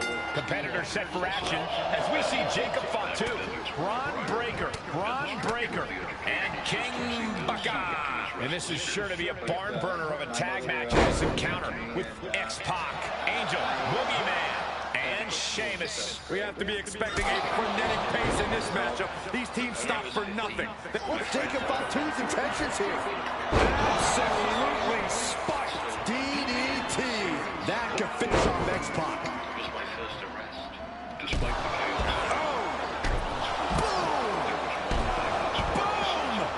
Shoulders down, Jacob going to end it here.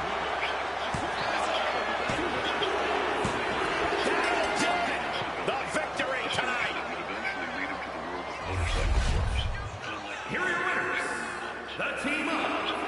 Jacob Fatu, Braun Breaker,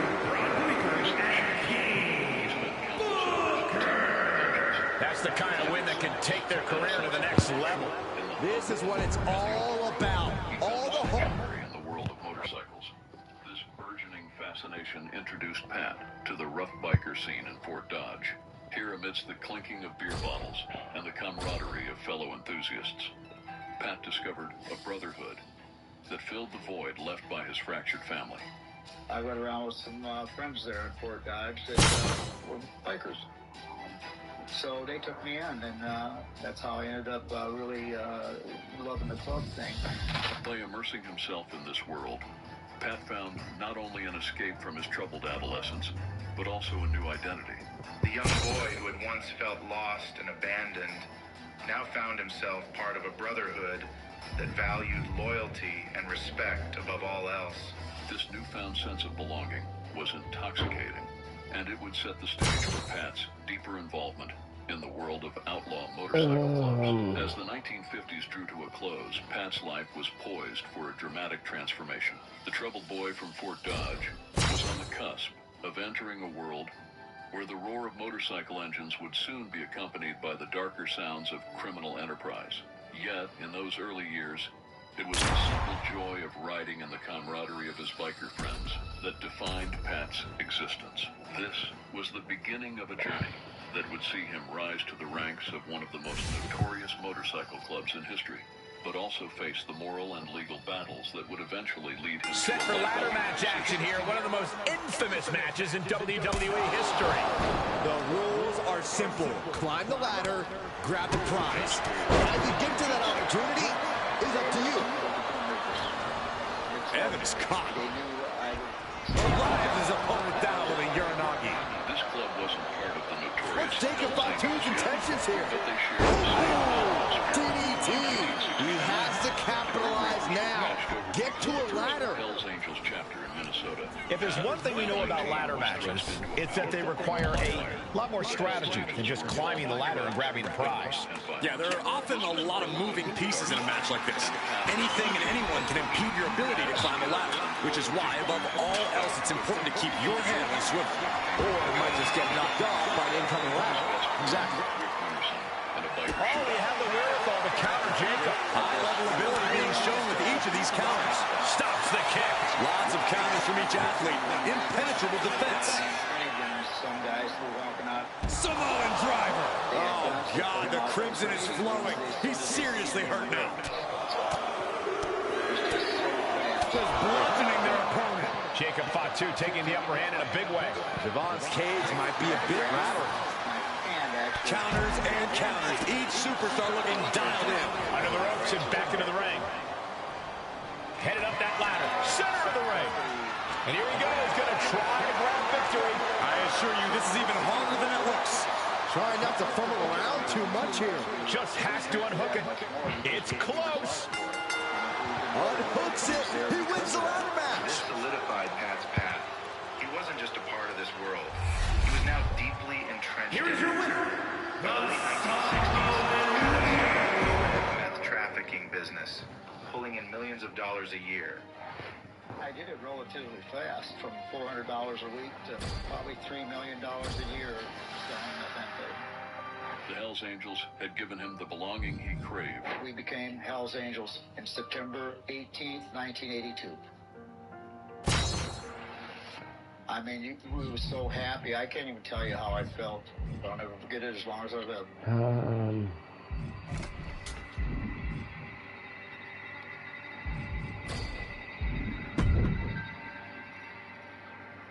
When I opened up the charter in '82, it also opened up opportunities selling methamphetamine. But it all came at a heavy cost. Being a Hells Angel, I went through 2 marriages. I mean, I gave up so much, I lost track of what I was supposed to be doing at home. Being part of the Hells Angels was not just about the thrill of the ride or the camaraderie. Two very different but equally intimidating teams going head-to-head here. I'm not sure who I'd pick as the early favorite coming into this. Either team could get the job done. Jacob's planning something here. And looking at Jacob for 2. Lights out. DDT connects. Terrible position for Rollins. There's 2.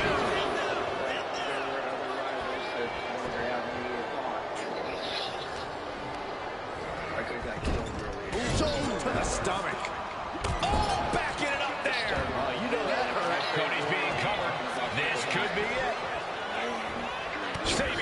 from defeat. In the Hells Angels deepened. He became known for his mechanical skills. Once more, setting it up. Jacob about to end this fight. And staying with it, into the cover. And finally, he picks up the victory.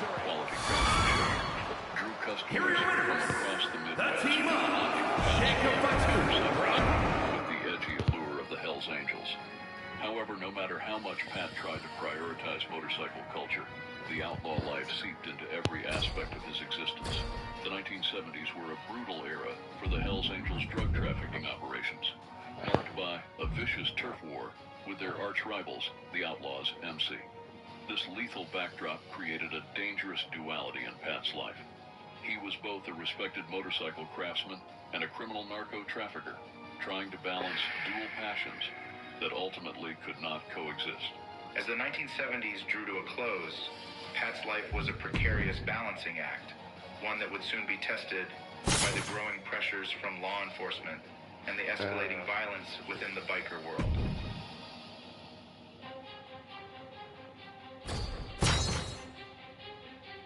The 1970s and 1980s were chaotic times for Pat Matter.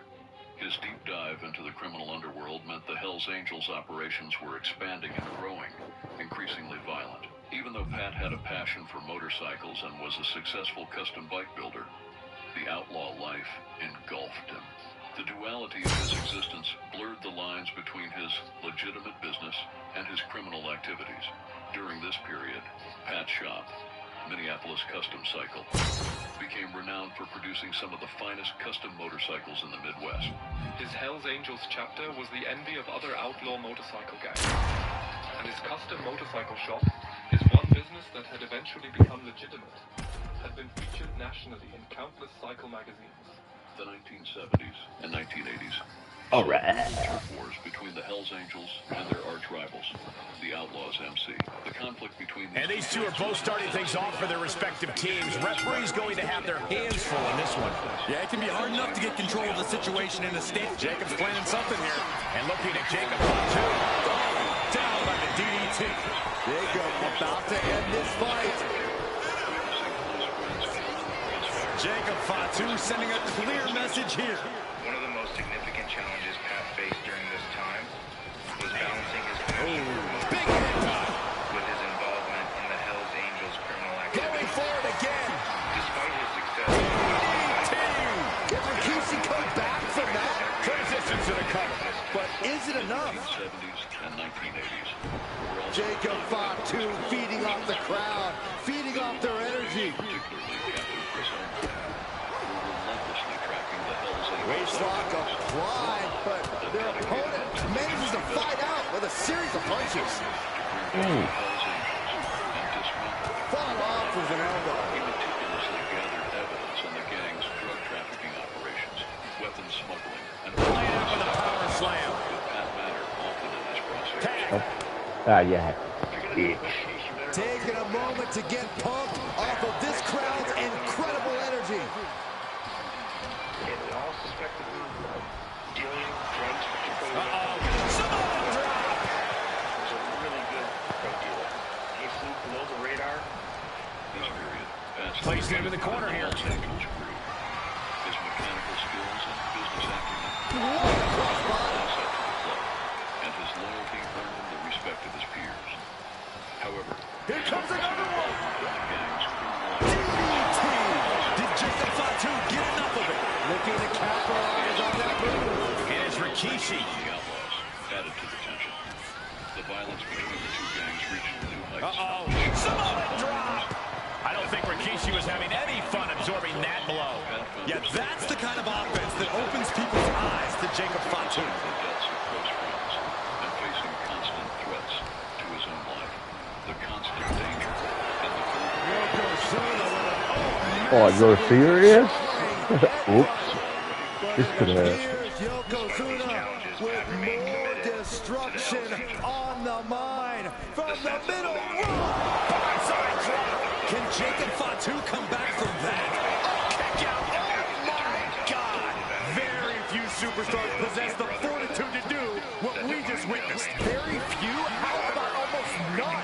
This match just went to the next level. And Yokozuna is just stunned. How in the world can someone get a shoulder up when a 600-pound man is on top of you? Shoulders down. Jacob going to end it here. Save made by the teammate. Not a moment too soon. By the 1980s, Pat Matter's unique combination of craftsmanship, business acumen, and decades He's looking for yet another exclamation. DDT! Jacob about to end this fight. Turning it into the pin. Victory and win. That was tied. Here are your winners. The team up. Jacob Fatu. Pat's success in the legitimate business world was always overshadowed by his deepening involvement in the gang's criminal activities. In 1980, the president of the Minnesota chapter of the Hells Angels was arrested on racketeering charges, thrusting Pat into a leadership role he never desired. At just 30 years old, Pat was now responsible for navigating the chapter through a tumultuous period marked by intense law enforcement scrutiny and escalating violence within the biker world. Balancing the outlaw credibility of the club with the need to avoid drawing too much heat from the authorities became a constant struggle. Federal authorities, led by the relentless Captain Chris Omot, were determined to bring down the Hells Angels and dismantle their criminal empire. Omot meticulously gathered evidence on the gang's drug trafficking operations, weapons smuggling, and other illicit activities. With Pat Matter often in his crosshairs. When I'm investigating someone, I become intensely focused. Pat might have known who I was, but I could guarantee I knew more about him. The constant push and pull between maintaining the club's outlaw ethos and steering clear of legal trouble put Pat in a precarious position. The 1980s were also a time of increasing violence between the Hells Angels and their arch rivals, the Outlaws. The Outlaws are one of the nation's largest motorcycle gangs, one of the most violent. The Outlaws are believed to make large profits from drugs.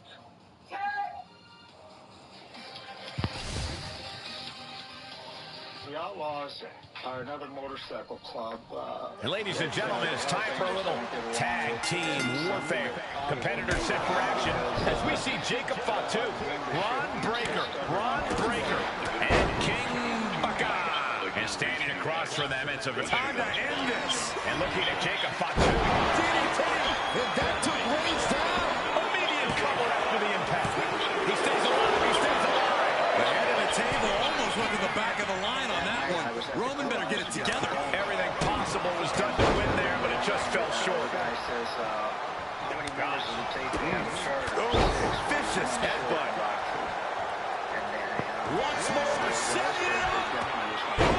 DDT. Jacob about to end this fight. 2 count. And meanwhile, Sikoa.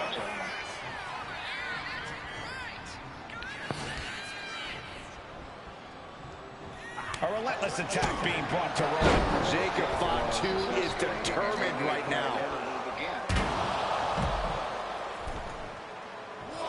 Despite the challenge, never saw it coming. The chapter through this turbulent period. He's looking for yet another exclamation. DDT delivered. Jacob about to end this fight.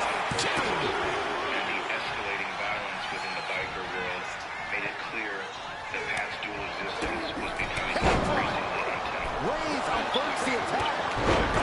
Clothesline. Against the outlaw credibility of the club, with the need to avoid drawing too much heat from the authorities. Captain Well-delivered suplex. obsessively tracking the Hells Angels' criminal activities.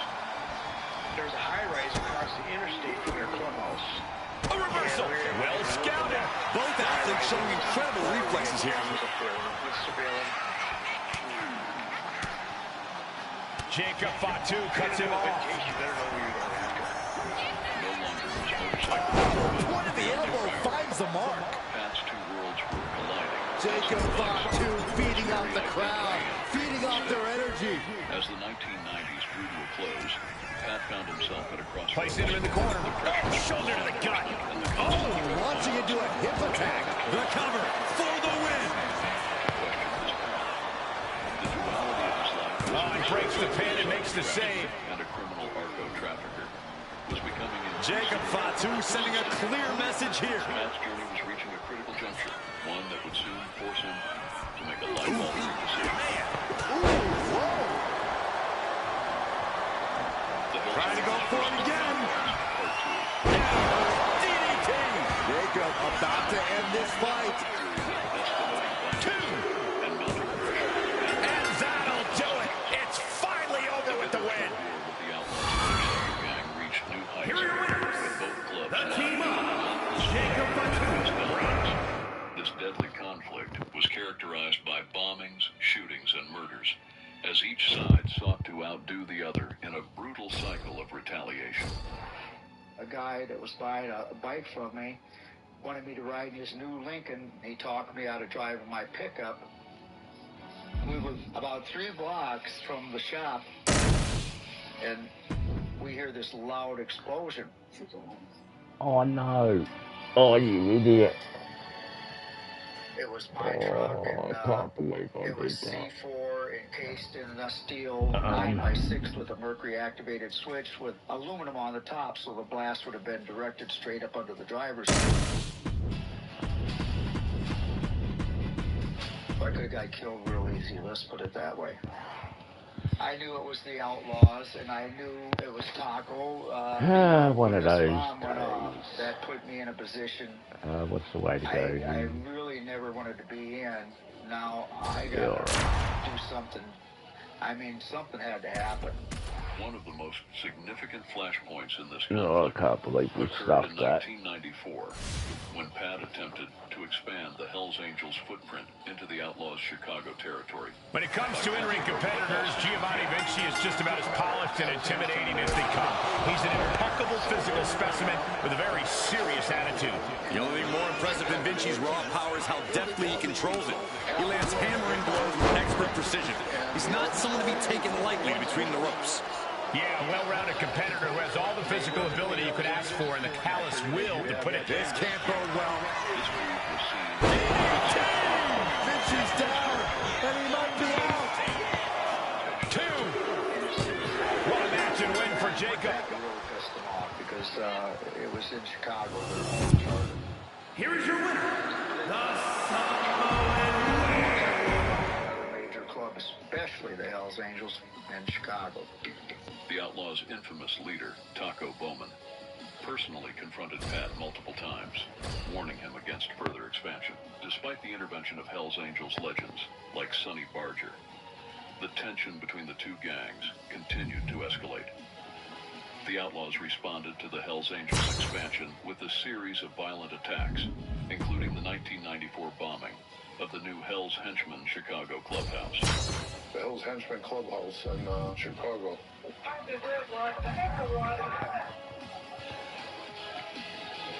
Pieces of the destroyed Ford Taurus are visible more than 2 blocks from the explosion. In between are shattered windows, burned car parts, and holes blasted through nearby buildings. It was a big bomb. It was like the 3rd in the United States history. In retaliation, Pat ordered strikes against the Outlaws, including firebombing their properties. The violence spiraled, with both clubs suffering significant casualties. Just never thought about backing out. And the Hells Henchmen weathered through it. I mean, you got members being killed, they're being stopped. But they stuck it out, and they knew they was here we go, here we go. Amidst this chaos, federal authorities intensified their efforts to dismantle the Hells Angels. And we are locked and loaded for this tag team matchup. Competitors set for action as we see Jacob Fatu, Ron Breaker, and King Baka. And they'll be in for one hell of a tag team match as they square up with Joel Wheeler, Stack McSlacks, Ron Breaker, and Lurch Evans. The trust is key to victory in a match like this. If you don't have a tag partner you can rely on, you might as well pack it in now. What's Jacob Fatu's intentions here? Down by a DDT. Wheeler's down and he might be out. Oh, he had the wherewithal to counter Jacob. By the late 1990s, Pat's situation reached a critical point. He was constantly looking over the shoulder. During both rival attacks and shoulders down, Jacob going to end it here.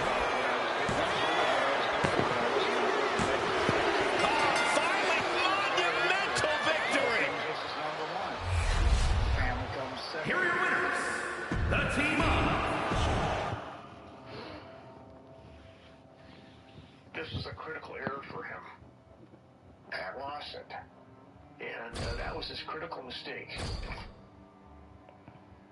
It wasn't a solid case by any means, but we were able to get some people to come forward about what happened and how they were threatened by the Hells Angels. That's how we got to Pat.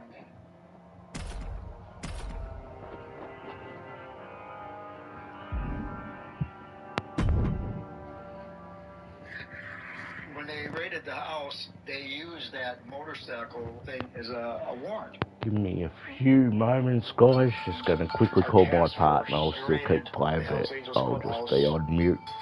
Back in a bit.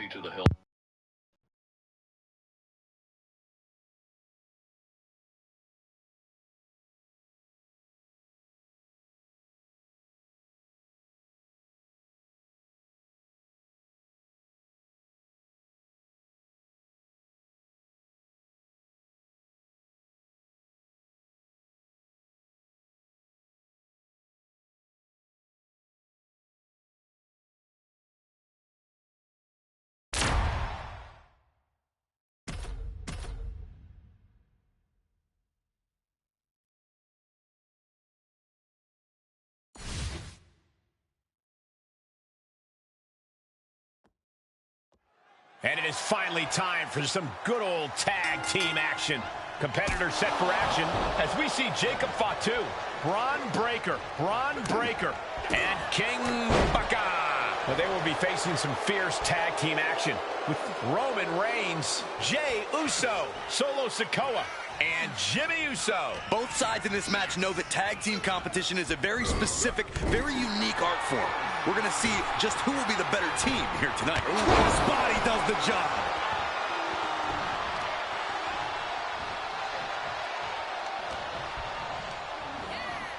And he gets directed into the corner. Getting lifted to the top rope. Oh, what do they have planned here? It's about doing anything it takes to earn the victory. Wait a sec. Avalanche Hurricane Rana. It's going to take a certain kind of willpower to keep going after being taken down like that. Oh. Boom! What a headbutt.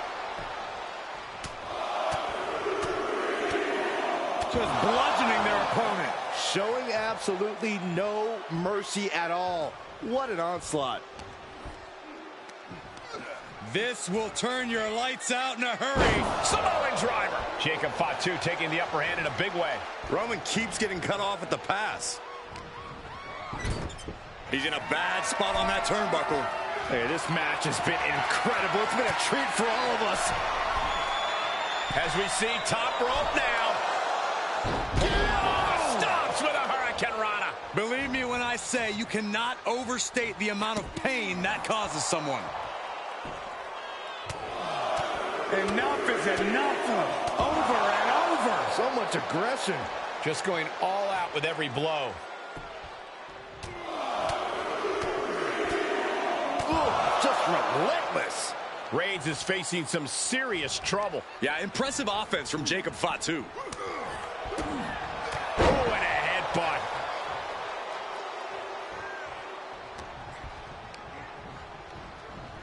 Sent to the corner. Battle of counters. No one's getting their full offense in. Crossbody does the job.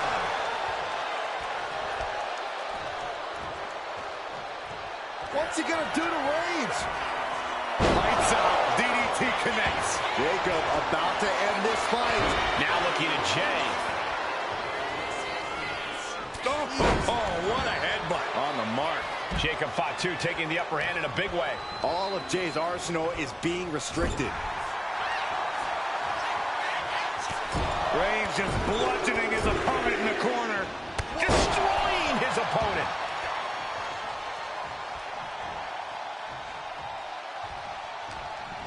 He's got him caught. Uranagi. Man, oh man. Tags in here. Shoulders are down. Is this the end? Still only got one. Wow, I thought this was over. Super kick. Good night. Super kick.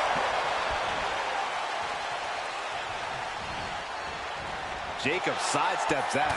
Clothesline takes him down. Forget about it. Asma set up in the corner of the ring. And the hip attack finds the mark. Now attempts the cover. Can he keep him down? He kicks out at 2. And you got to think he's just one final blow away from not kicking out next time. Jacob Fatu sending a clear message here.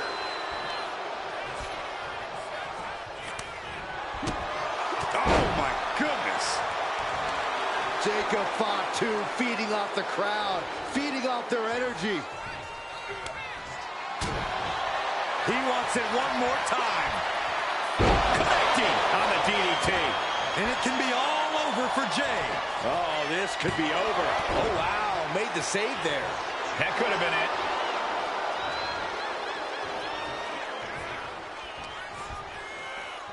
Got him where he wants him. Up and Falcon Arrow suplex.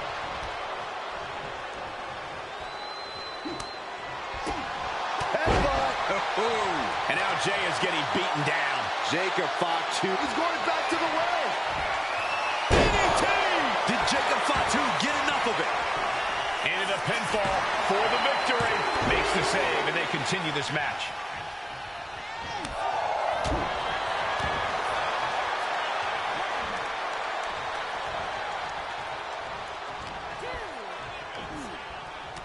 Samoan drop.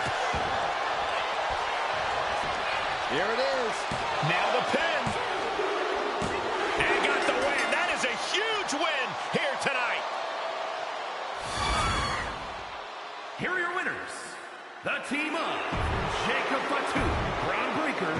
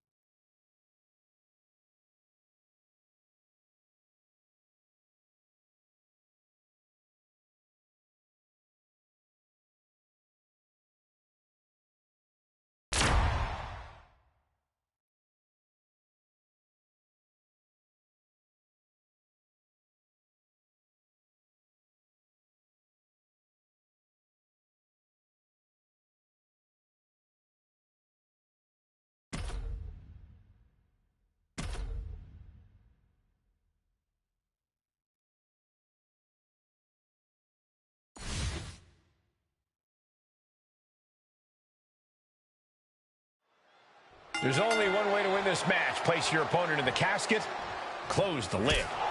Which means anything goes, and you do whatever it takes to get the job done. But win or lose, a casket match is the type of thing that fundamentally changes a person. The fact is definitely something to keep in mind as this thing gets underway.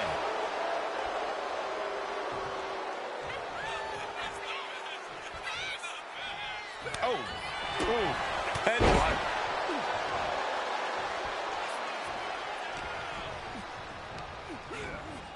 Got him in the corner now. Cross body.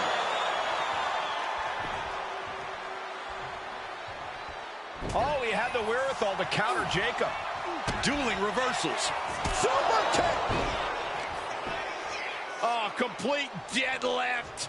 This is incredible. Gut wrench. Jacob Fatu taking the upper hand in a big way. And Dragunov stuck and looking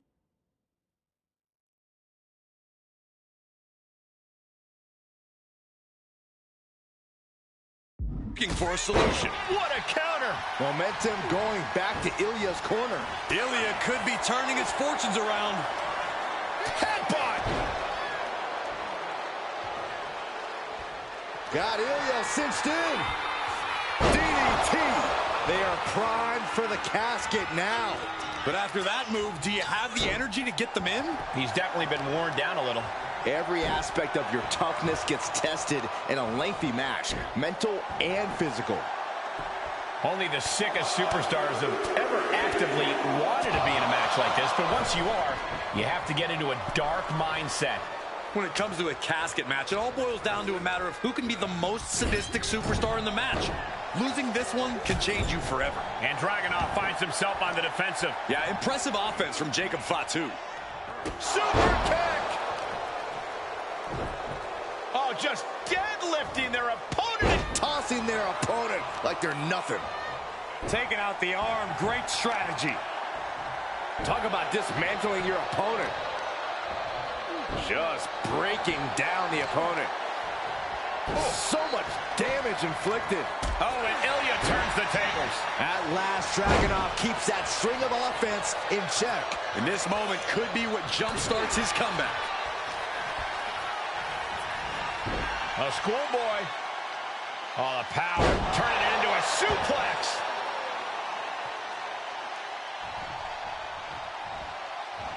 Oof. Super kick. Oh, that might have just broken something. Oh, right on the arm. Headbutt, headbutt, headbutt, headbutt, headbutt. Over and over. So much aggression. Honing in on the arm.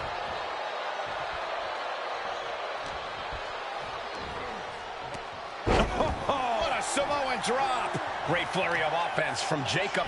Ilya has to trust his instincts at this point. And what a throw that was. And that was a clear attack to his core. Maybe seeing an opening. And he's going to the top. We're going to finish it off. Whoa, look out. Took a leap of faith and connected perfectly. This could be just what they needed. Puller, pile driver. As the fight continues ringside, we may need to relocate soon. I'm already ahead of you. Grabbing my notes.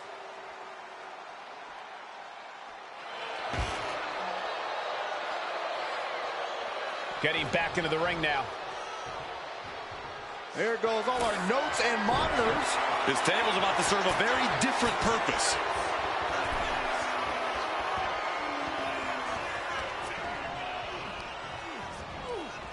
Over the top and into the casket.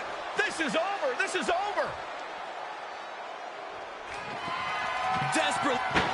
And they're able to fight their way out of the casket. They can't be human. That's ridiculous. Taking things to the top rope. Up high. Cross body. And Dragunov is brought to a disadvantage now. Yeah, impressive offense from Jacob Fatu. Turns it around. Momentum going back to Ilya's corner. Time for Dragunov to get his energy up and claw back into the fight. Uh-oh. Ooh, got caught with a punch to the face. Measuring it up one more time. Oh, what a DDT. Wow. No time to waste now. He's got to get him inside that casket as soon as possible. Oh, no, into the casket. Close the lid and it's over. Trying to close the lid. This is going to be tough. Slamming the lid shut, and there's the winner. What an unbelievable battle. Here is your winner, the Samoan Werewolf, Jacob.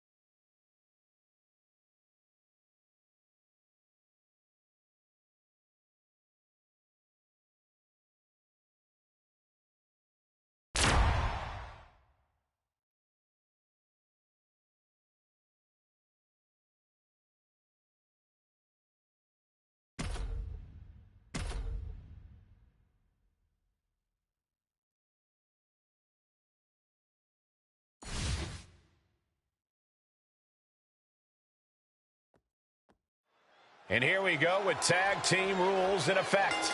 Competitors set for action as we see Jacob Fatu, Bron Breakker, and King Baka. And on the other side of the ring, they are facing off with Karrion Kross, Chad Gable, Sami Zayn, and Roddy Piper. Hard to decide what team has the advantage here. It'll probably come down to who can cut the ring in half the best, who can control the pace. Oh, man. Gee. Oh, the headbutt. Ooh, and he stops that offense. Piper looking to get under his opponent's skin even more. Roddy Piper just getting knocked around. Piper needs to be cross exposed here. Implanted by the DDT.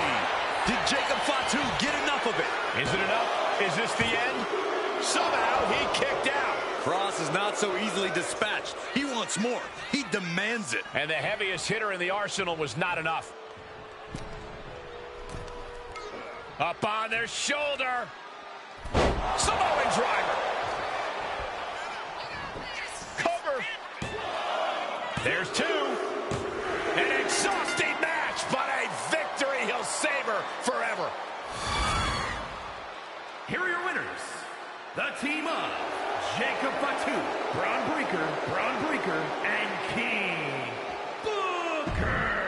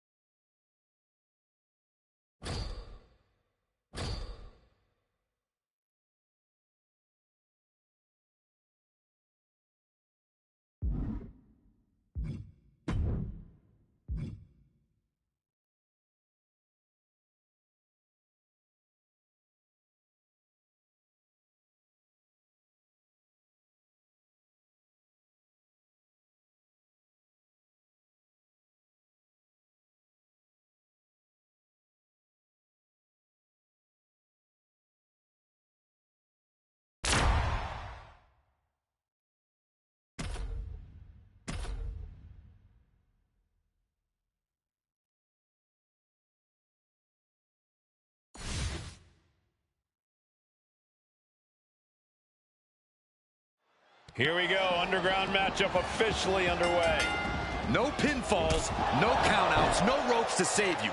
The official's only out here to call the submission or the knockout. So you better be prepared to either be the one to put someone down or the one who takes a little unexpected nap.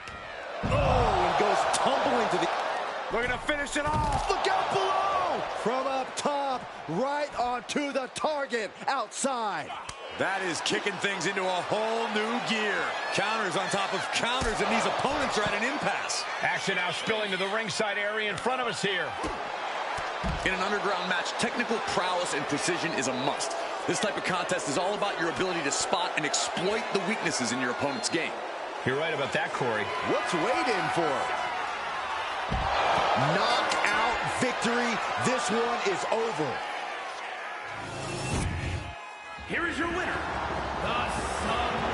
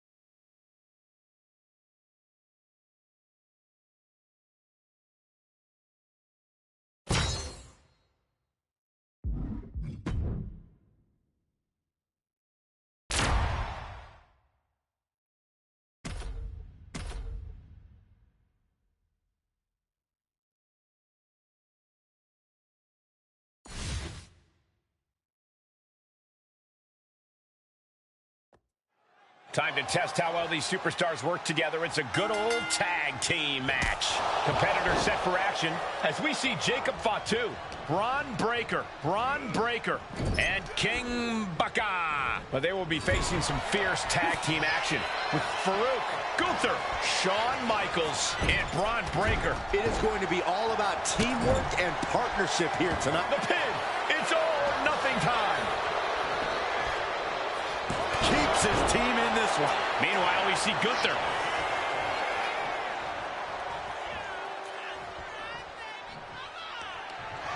Farouk turns it around. Reversal after reversal. These two have counters for days. Oh, man, jarring headbutt. And that broke Farouk down a bit. Yeah, Jacob looked confident going on the attack.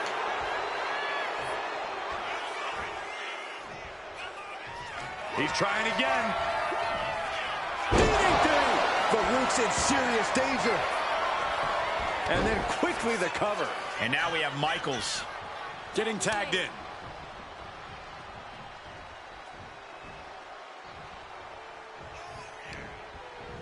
Bang! Crucial counter there.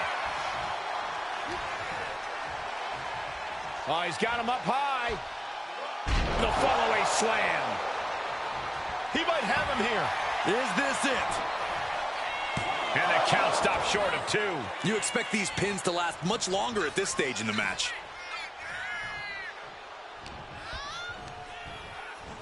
Catches a punch. Fast thinking saved him there.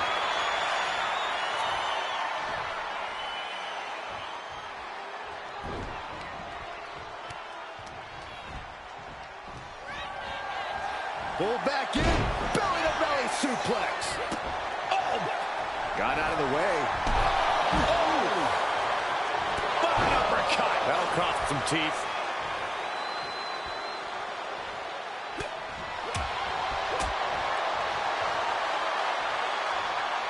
Tags into the match.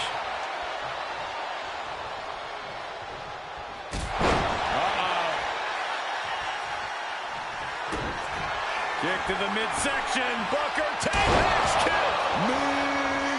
Will that clinch things for Booker? 2. On a win. Wow, he's going to celebrate all night long. Here are your winners. The team of Jacob Fatu, Braun Breaker,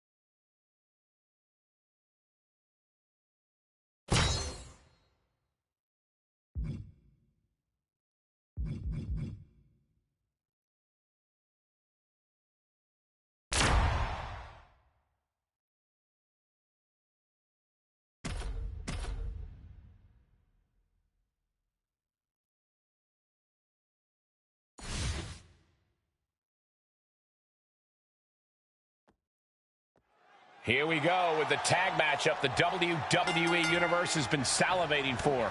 Competitors set for action as we see Jacob Fatu, Braun Breaker, and King Baka. They've got their hands full across the ring with Andre the Giant. Omos. Cover, is it enough? And looking at Jacob Fatu. And he fights it off. There's some shock in the arena after that kick out. Oh. Headbutt. Super kick. Bam. Giants in the grasp. DDT. Did Jacob Fatu get enough of it? Quickly transition. Shoulders are down. Uh-oh.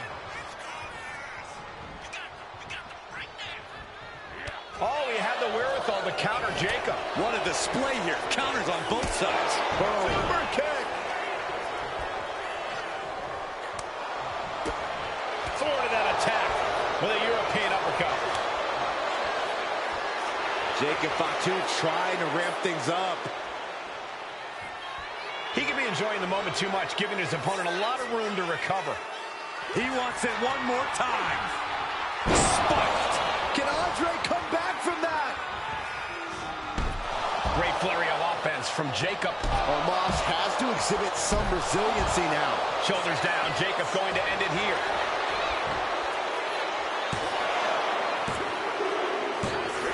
And there's the win. Huge win here tonight. Here are your winners. The team of Jacob Fatu, Braun Breaker, and King Booker. The WWE Universe celebrating this match and the winner. With that win, they deserve the praise. Every match is special, but this one just raised the bar.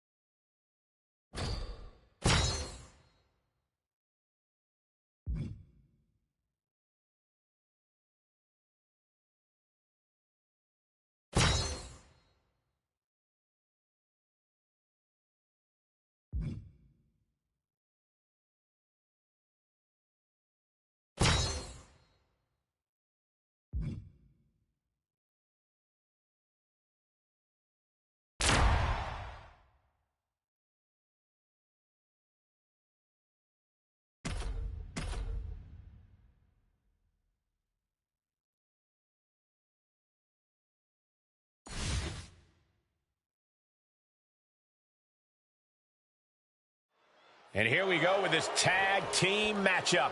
Competitors set for action as we see Jacob Fatu, Braun Breaker, and King Baka. And across from them, they will be squaring off with Rikishi, Yokozuna, Umaga, and The Rock. These teams have built up lots of animosity towards each other, and now they have finally reached a tipping point. I would expect bedroom to break loose here. Super kick! Jacob Fatu feeding off the crowd, feeding off their energy. Rikishi's in a bind. DDT! Can Rikishi come back from that? Wasting no time. Shoulders are down. He wins! He wins!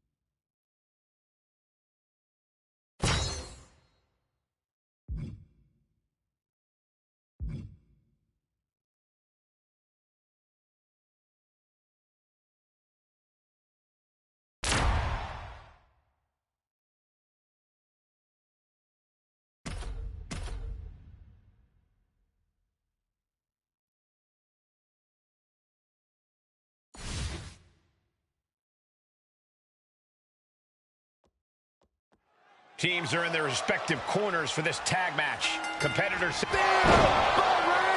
Can Jacob Fatu come back from that? Then it's Booker T. Great ring awareness saved him. Man. Compromised spot for Reigns. DDT plants them. Jacob about to end this fight. Oh, the save. That might have been it. Oh, my goodness.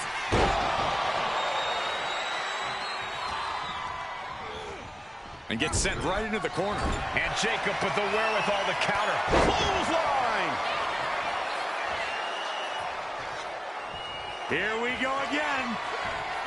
Caught with a DDT. May have just vanquished Reigns. 2 count. He manages to kick out. What strength. Reigns kicks out at 2 9/10. The Tribal Chief stays alive. I can't tell if it's anger in the eyes of the fact that he hasn't finished this, or if it's disbelief that his opponent is still in this. Boom! Read that one. Spear by Reigns. Wow, Reigns nailed it. And cover now for the match. What just... I can't. Agreed, Saxton. Looks like there's no limit to how much damage this superstar can absorb. Reigns now realizing that he's facing an even tougher level of opponent than usual tonight. Just a nasty headbutt. He's about to do it. He's about to do it again. Absolutely spikes. DDT. 2. He put him away. He picks up the win. Here are your winners. The team of Jacob Fatu, Braun Breaker, and King Booker. Big effort tonight. A well-earned victory here tonight. This win is going to have them on a high for quite some time, I have to believe. Winning's great, Saxton, but they have to start thinking about their next challenge sooner rather than later. This win won't be all that matters much longer.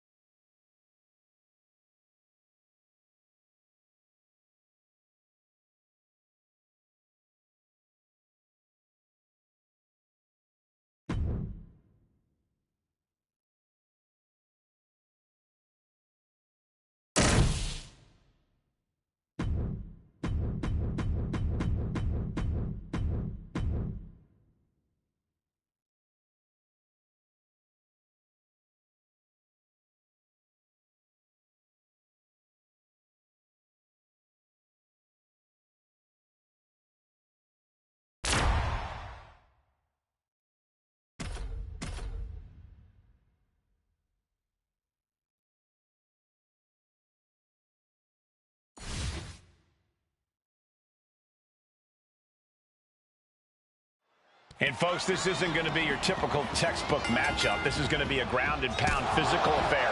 The only way to win is via submission or knockout. Fighting in the underground is not for the faint of heart. You have to come prepared. But even then, you won't be prepared for the aftermath. Win or lose, this is one of those We're going to finish it off through the air and connects. That was just incredible hang time. Was willing to take the high risk to the outside, and it paid off big time. Oh, he had the wherewithal to counter Jacob. Countering each other again and again. Jeez. Every counter being answered with another. Both sides with an answer to every piece of offense. Trading counters here. A chain of reversals here. Every motion getting cut off. Shows great wherewithal there. Super kick. Oh, what a headbutt. Oh, right to the throat. And that will do it. Not getting up from that one, so it's called. Here is your winner, the Samoan Werewolf, Jacob.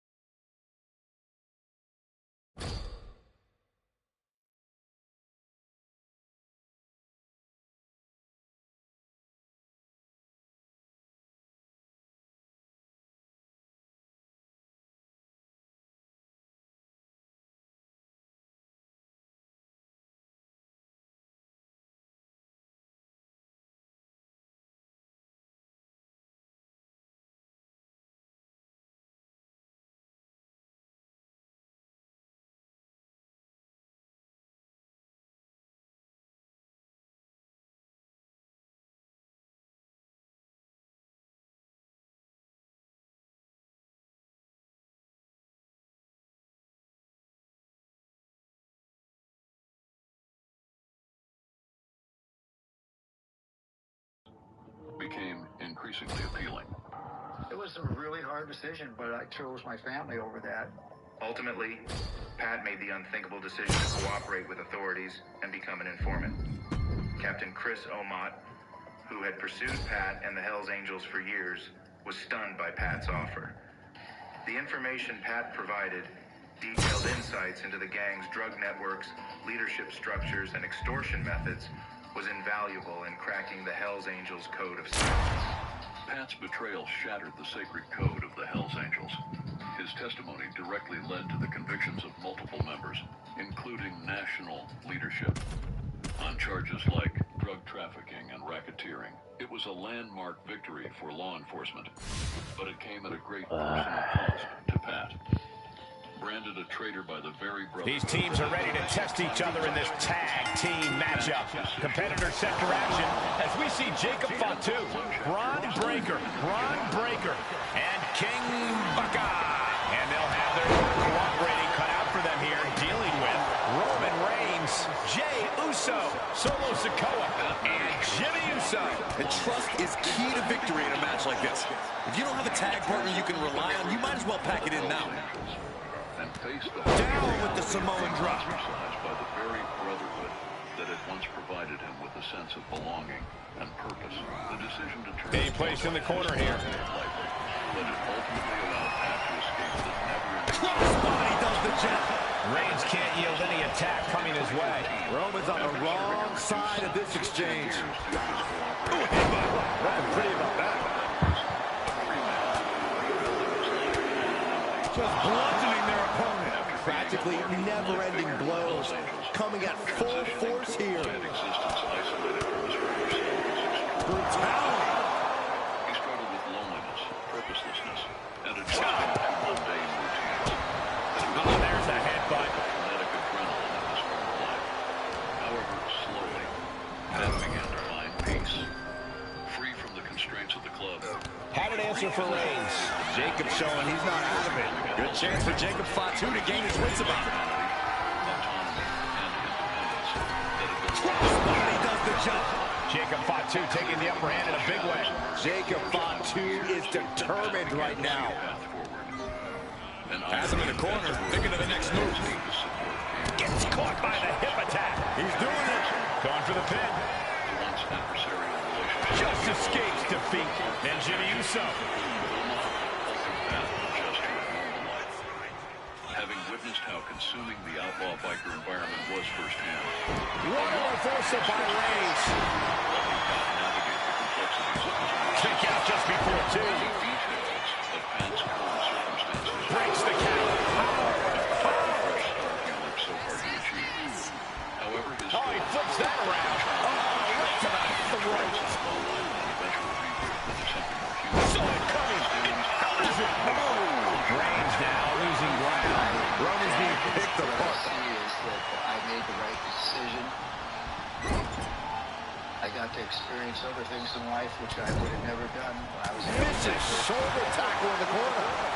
As far as regrets, running knee. I was very proud of being Hells Angel, and that's what I was at that time. I did it to the best of my ability. Defiant counter to Reigns. Another big move. DDT. That could finish off Roman. And I think that's it. That must be it. And that'll do it. It's finally over with the win. Here are your winners. The team up. Jacob Fatu, Braun Breaker, and transformation and the enduring quest for it. The history of the Comanchero Motorcycle Club covers half a century. When you look at this wall of memorabilia here, what comes to mind? What do you like the most about it? No, it's just a memory of the club. But their story can be told through the eyes of one ruthless man.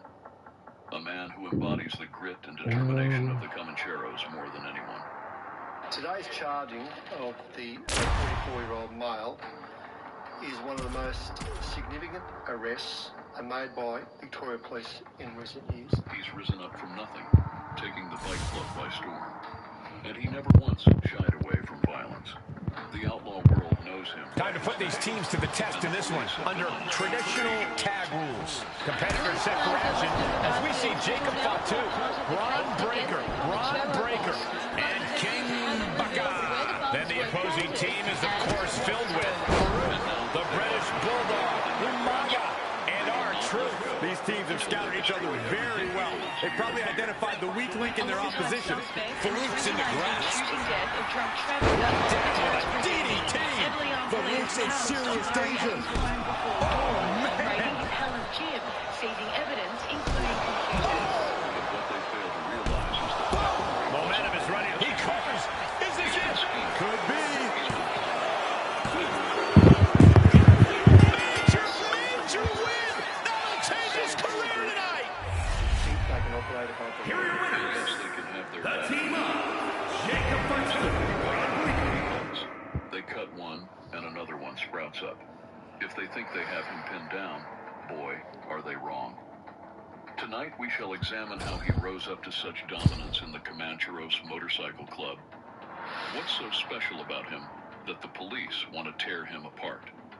Michael Murray is the national president for the Comancheros. They brought him here and he was questioned for several hours by detectives. Buckle up as we reveal his rise as one of the fiercest Comanchero bosses of all time.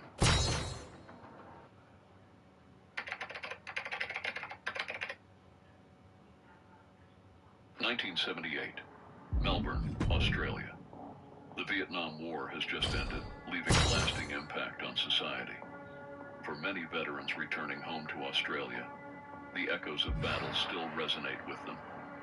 They're going to start life afresh, despite the societal indifference and lack of support they face.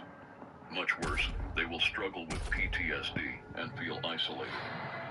This will add to their difficulties. Yeah, I knew one of those would have to get me sooner or later. To a society where they feel unsupported and unrecognized. And this shall countless amounts of opportunities to be in harm's way here. Each superstar's courage is going to be tested in this ladder match. Each superstar's going to have to swallow their fears and take risks to win. It's a requirement in a ladder match. There it is!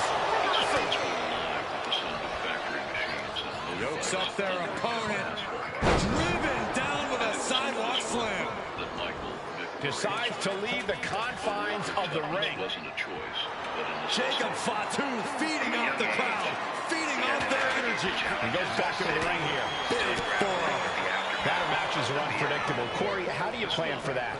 The first step is to accept the fact that you're going to feel pain a lot.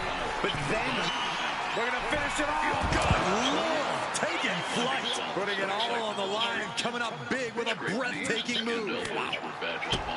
Oh, headbutt. Over. So much aggression. In these streets, respect wasn't something handed out freely. It was a commodity fiercely guarded and earned. Back into the ring here. To stand your ground. Mick's natural affinity for leadership and his quick wit. Getting that ladder in position. Right in the middle of the ring. He was known in his neighborhood. We're going to finish it off. You got to be kidding me. His ability to strategize and wasted think on no his feet. time flying out to the floor. Tammy saw what was coming. It was a symphony that Jacob Fatu's able to dodge that. Able to slip out of that one. Constant pressure stacking on top of Femi here. Jacob Fatu is determined right now. Stump puller pile driver. And he now slides back into the ring. Ladder set right in the middle of the ring. Starts the climb, but needs to move quickly. Here we go. He's got his future in his hands now. It's just a matter of time now. No room for error on top of the ladder. Grabs it, and the ladder match is over. Some teenagers become lovers. Others become rebels. But for Mick Murray, here is your winner, the Samoan Whale. So much so that he became drawn to one club, the Comanchero Motorcycle Club. A name that sent shivers down the spines of some and ignited a spark of admiration in others. He found their allure of camaraderie and power almost irresistible, especially because he had always been a fighter since his childhood. The Comancheros weren't your average motorcycle club. Founded in Sydney in the late 1960s, they were a brotherhood forged in loyalty, a band of outlaws who lived by their own code. Newspapers whispered of their exploits, some heroic, some less so. But one thing remained undeniable. The Comancheros were a force to be reckoned with. For Mick, the club wasn't just about the thrill of the ride. And we are locked and loaded for this tag team matchup. Competitors set for action as we see Jacob Fatu, Bron Breakker, and King Baka. And we'll see if they're prepared for tag team action as they go head-to-head with Andre the Giant, Omos, Diesel, and Undertaker. And there is a lot of animosity growing between these teams. I expect all four competitors to throw caution to the wind. Somebody does the job. Jacob Fatu feeding off the crowd, feeding off their energy. He wasn't afraid to get his hands dirty. Looking to end this. DDT! Can Andre come back from that? Being both a strategic thinker and a formidable enforcer, grew within the Comancheros and beyond. By the time he was in his early Jacob Fatu taking the upper hand. This could be it. He could win it all here. The camaraderie he found among his fellow Comancheros.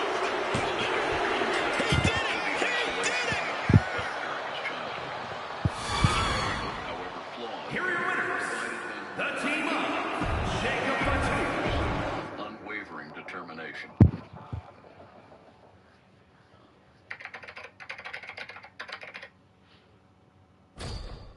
Mick wasn't all muscle and bravado. Beneath the tough exterior was a keen intellect and a megalomaniac business sense. He understood that loyalty and respect were vital within the club. But in the world outside, a different currency held sway: money.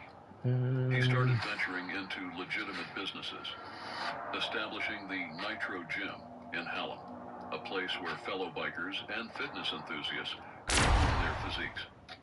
A tattoo parlor followed, adding another layer of legitimacy to his growing empire. These ventures thrived under Mick's leadership because he possessed an uncanny ability to spot opportunities and capitalize on them. Two stacked multi-superstar teams set for action in this tag contest.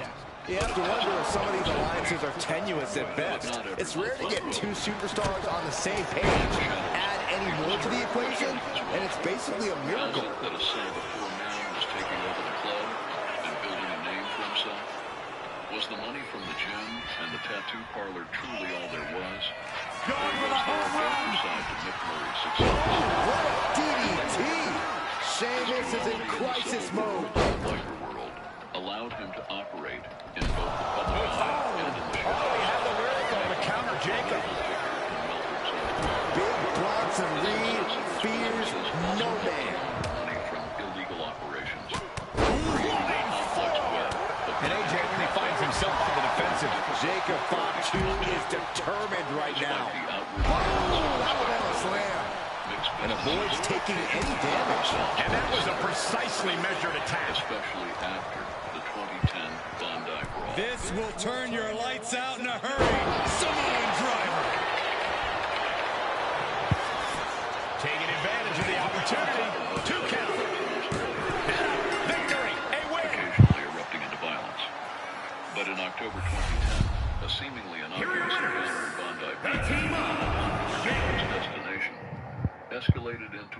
public spectacle that sent shockwaves through the nation. Mick Murray and his right-hand man, Mark Buddle, found themselves at the center of a violent brawl involving members of the notorious motorcycle club. Fists flew, tempers flared, and the roar of motorcycles was drowned out by the shouts of a startled crowd. The Bondi Brawl was not just another street fight. It was a symbol of the ongoing turf wars and power struggles within the Australian biker community. This confrontation left several individuals injured and resulted in numerous arrests, drawing significant media attention and further tarnishing the image of motorcycle clubs in the eyes of the public. For Mick, the brawl was both a challenge to his authority and an opportunity to demonstrate his leadership and resolve. This brawl gave authorities a reason to pursue the Comancheros. They put up a spirited fight to unearth his underhand dealings, but Mick put up an even bigger fight to protect his club. He faced charges of assault and public disorder, and despite the legal battles, his reputation as a fearless leader... One of the most infamous stipulations in all of WWE. This is a casket match. To win, you must lay your opponent into the casket and successfully close the lid on him. You have to lay your opponent to rest, so to speak. No one's getting in that casket quietly. This match is going to be hard fought, hard won, and full of brutal attacks. No DQ in this match, so these superstars are free to do whatever it takes to force their opponent into that casket. Underscored his central role in these conflicts and solidified his status as a key player in Melbourne's underworld. Neidhart retaliates. Response to the Good Lord, that was nasty. He used the media's attention. You saw that being telegraphed. As a formidable force, while also working behind the scenes to sent right into the corner and strengthen the big impact in the corner.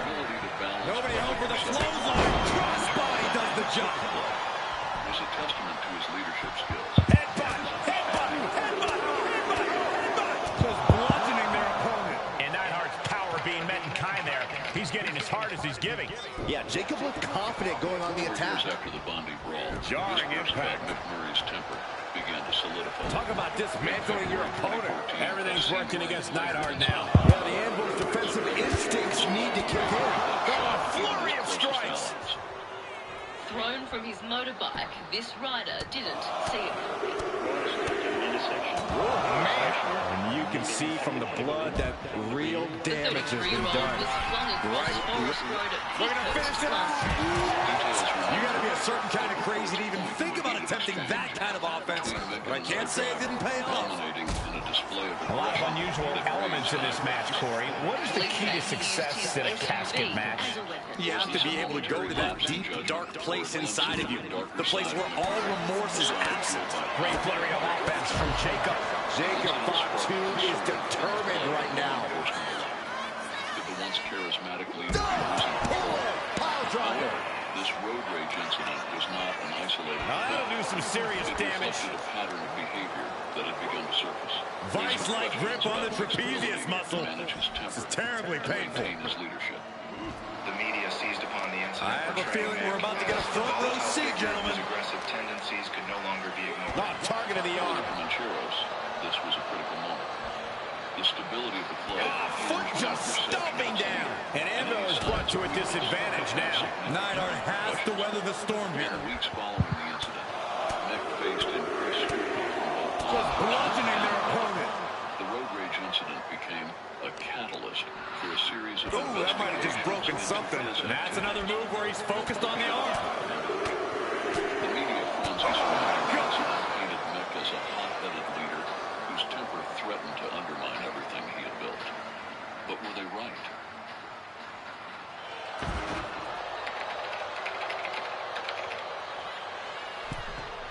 Back in the ring. February 2014. Victoria no telling what's underneath the ring tonight. Coordinated raids on properties. Oh my God! A sledgehammer. This is going too far. Jacob Fatu taking the upper hand in a big way.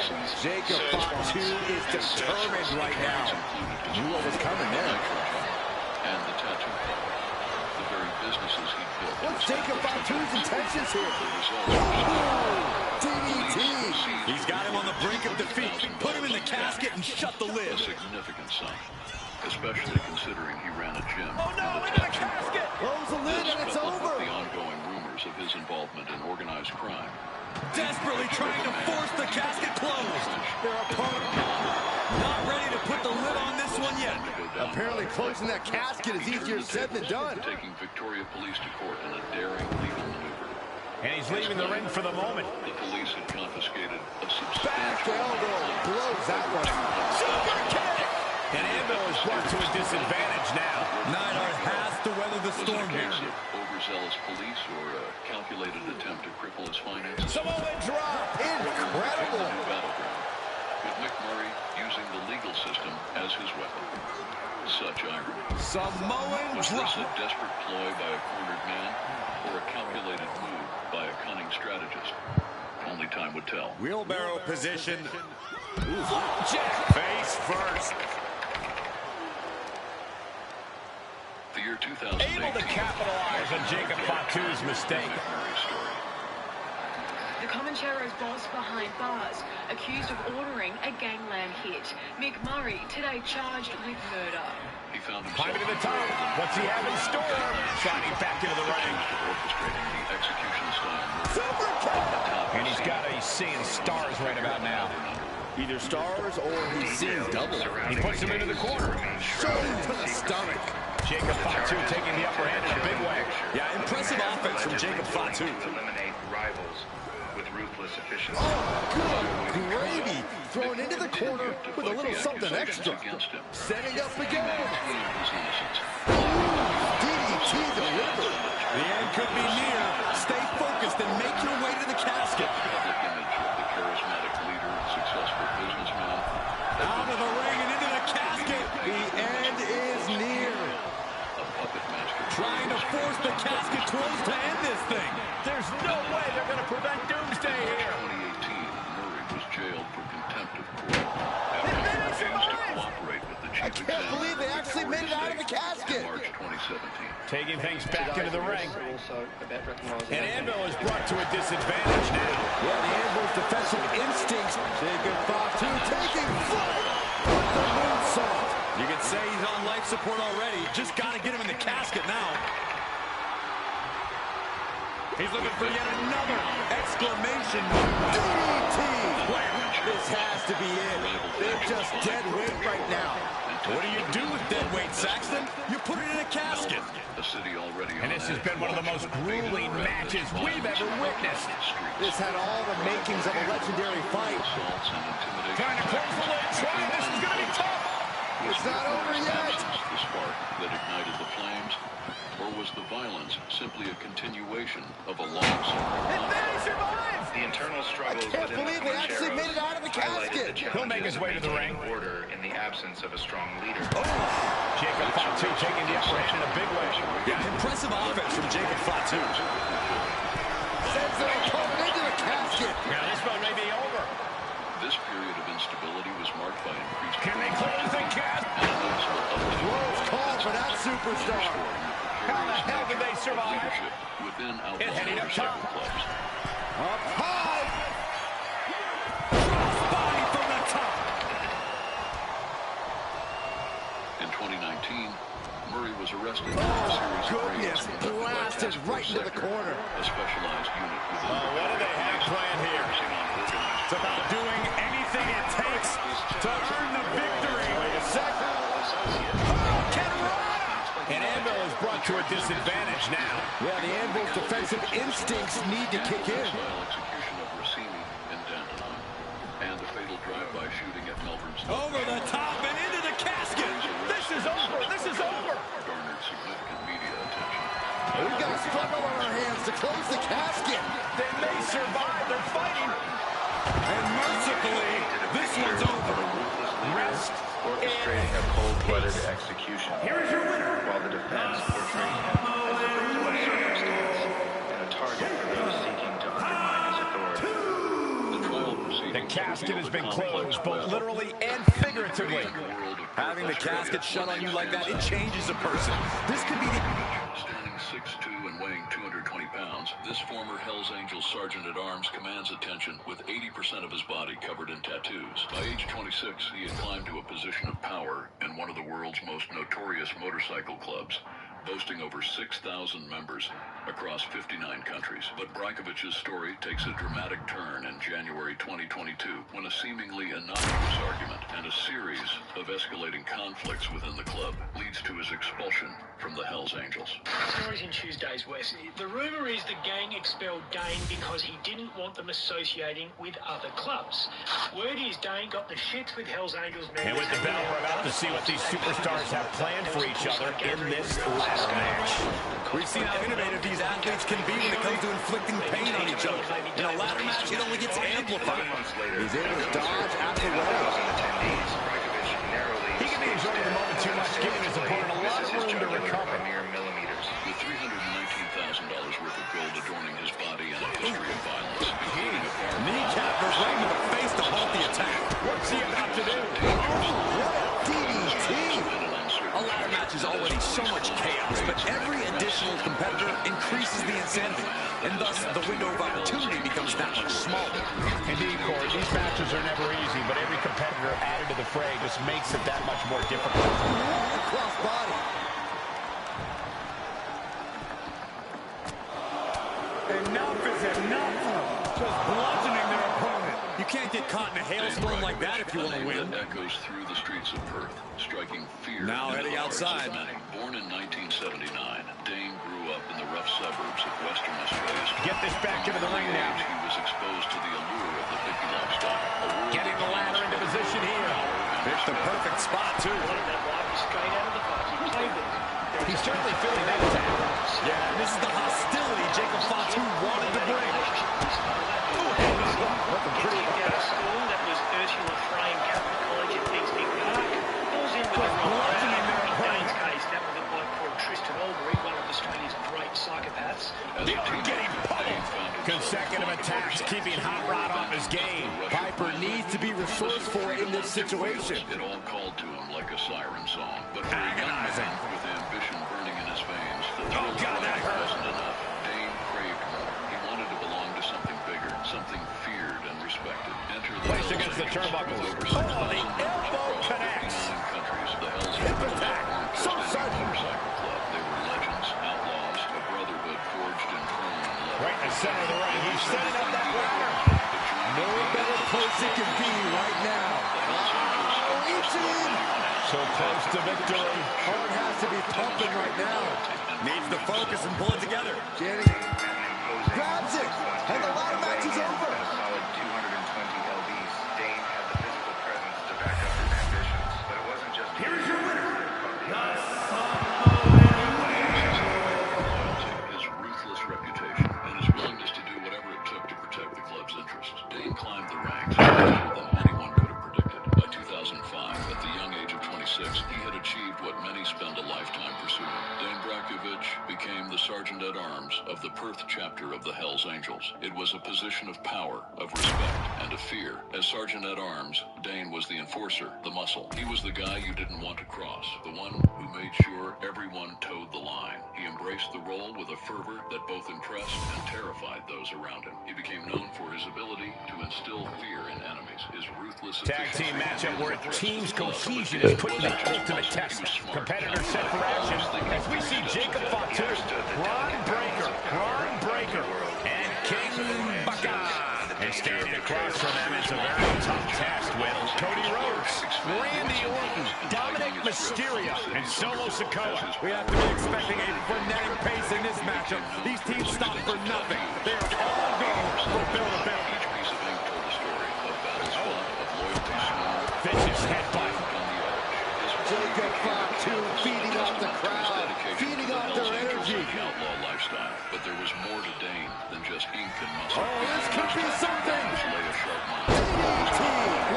Jacob about to end this fight. What secrets lay beneath that tough exterior? As Dane's star continued to rise in the Hells Angels, those questions would soon be answered in ways that not even Dane himself could have anticipated. Draped across the top rope. Clubbing forearm. Jacob Jacob Fatu taking the upper hand in a big way. The Viper might be feeling a bit rattled. Here we go. Cover. 2. And that'll finally do it. What a victory. Here are your winners. The team of Jacob Fatu. And Fall Dane did. The catalyst wasn't a single event, but a series of escalating conflicts within the club. Dane, known for his hot temper and uncompromising nature, had been butting heads with senior members of the Hells Angels, including the club president. The exact details of these arguments remain shrouded in the typical secrecy of beaky gangs, but sources close to the club spoke of growing tensions and power struggles. One particular point of contention was Dane's disapproval of some Hells Angels members partying with bikies from rival gangs. The story's in Tuesday's West. The rumour is the gang expelled Dane because he didn't want them associating with other clubs, which is weird because a year ago Dane had no problem with this happening. That's him at the funeral of Club Dero member Robert Bubba Walker. Dane paid his respects shoulder to shoulder with coffin cheaters, gypsy jokers, outlaws, nomads, and God's garbage men. Reports suggested that some Angels had attended a birthday party for a Rebels bikie and were seen with members of the Gypsy Jokers at another event.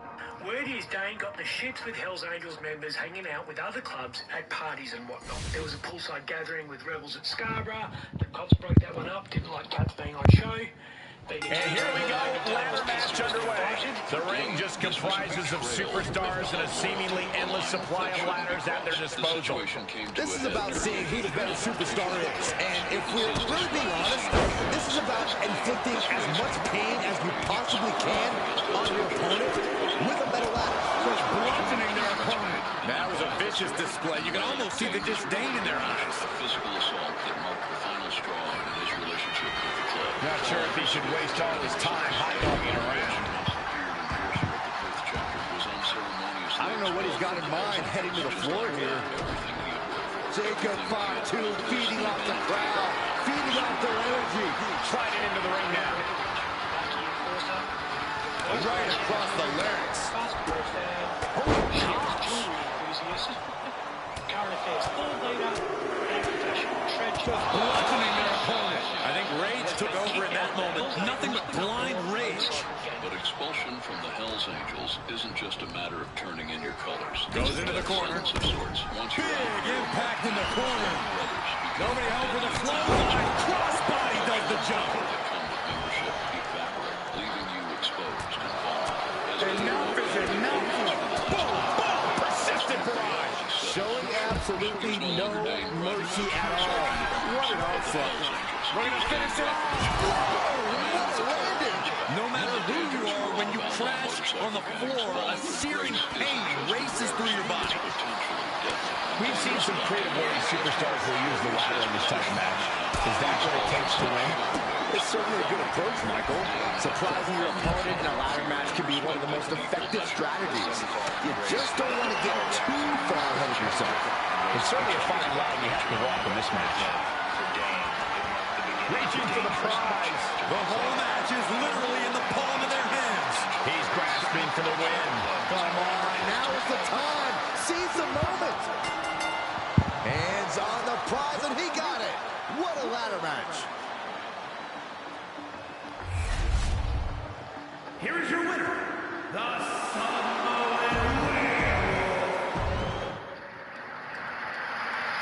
Fast forward to December 2023. The setting, Perth's Kings Park and Botanical Garden, a sprawling urban oasis usually known for its tranquil beauty. But on this night, it was anything but tranquil. The Ministry of Sound Classical Electronic Dance Music concert had drawn a crowd of 10,000 revelers, the air thick with the pulse of bass and the energy of the masses. Among the sea of faces was one that stood out, Dane Brackovich. Nearly 2 years had passed since his explosive exit from the Hells Angels, but the former sergeant-at-arms still cut an imposing figure.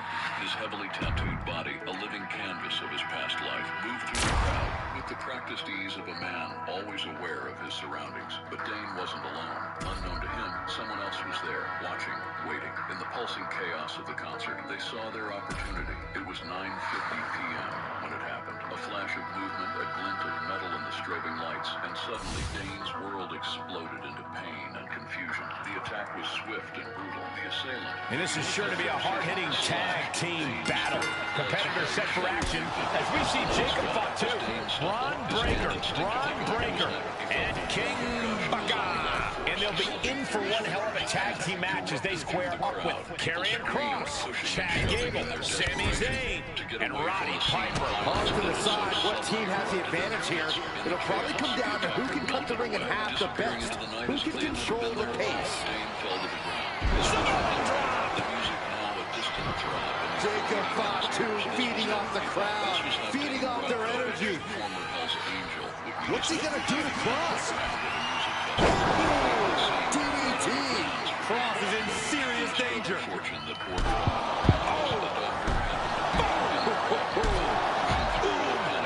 this be it? Is this the end?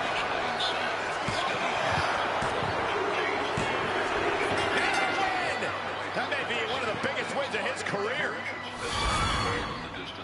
Here are your winners, the team of Jacob Fatu. Had missed his jugular vein and carotid artery by the slimmest of margins. Any deeper, any more to the side, and Dane would have been beyond saving. In the aftermath, as Dane was rushed to Royal Perth Hospital for emergency surgery, questions swirled. Who was behind this brazen attack? Was it retribution from his former Hells Angels brothers? Or had Dane made new enemies in the 2 years since his expulsion? The Dane Brakovic stabbing has commanded all the headlines in the past few days, and that's understandable. It's not every day a tattooed meat axe is brought to his knees in a pool of blood in front of concert goers at Kings Park. But that attack, which is clearly the Hells Angels exacting revenge for his constant trash-talking of the gang... The police were quick to act. Detective Senior Sergeant Anthony Thompson addressed the media, confirming their belief that this was a targeted attack. At this stage, we believe the incident is a result of an in-house gang-related issue between the Hells Angels and a former member. He stated, in the days that followed, police conducted raids on Hells Angels properties. 5 arrests were made, with officers uncovering drugs, guns, and ammunition. But concrete proof linking the attack to specific individuals, that remained elusive. As Dane recovered in the hospital, his neck and a finger heavily bandaged. One thing for certain, his world had changed irrevocably. The hunter had become the hunted, and the game had never been more dangerous.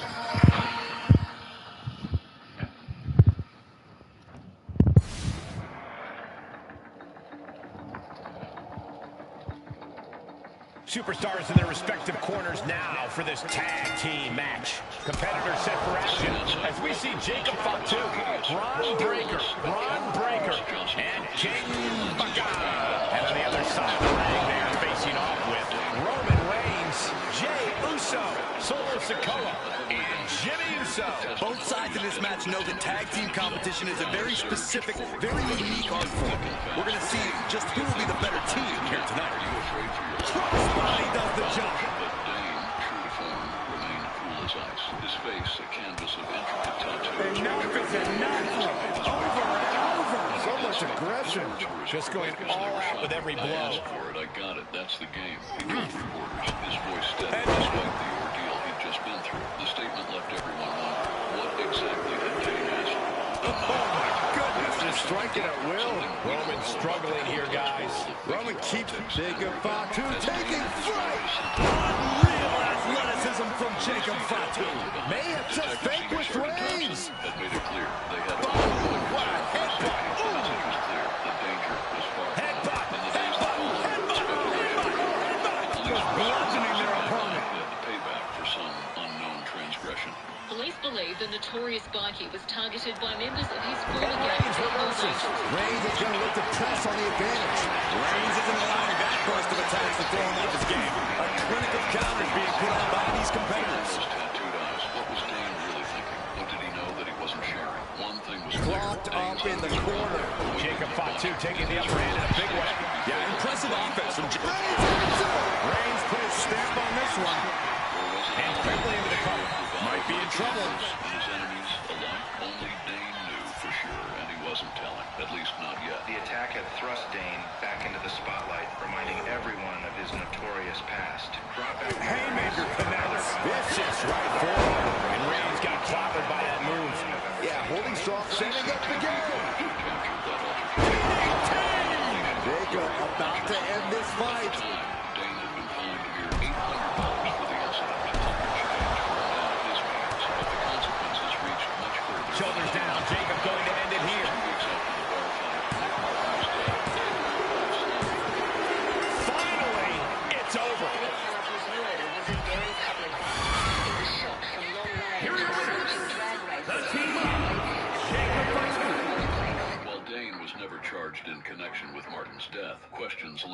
Big questions, dangerous questions, questions that remained unanswered to this day. As Dane recovered from the attack, these past events cast a long shadow. The world of outlaw motorcycle gangs was closing in around him, a web of violence, revenge, and unspoken rules. Dane had survived this time, but in a world where today's brother could be tomorrow's executioner, how long could his luck hold out? The game, as Dane had said, was still on, and it was deadlier than ever.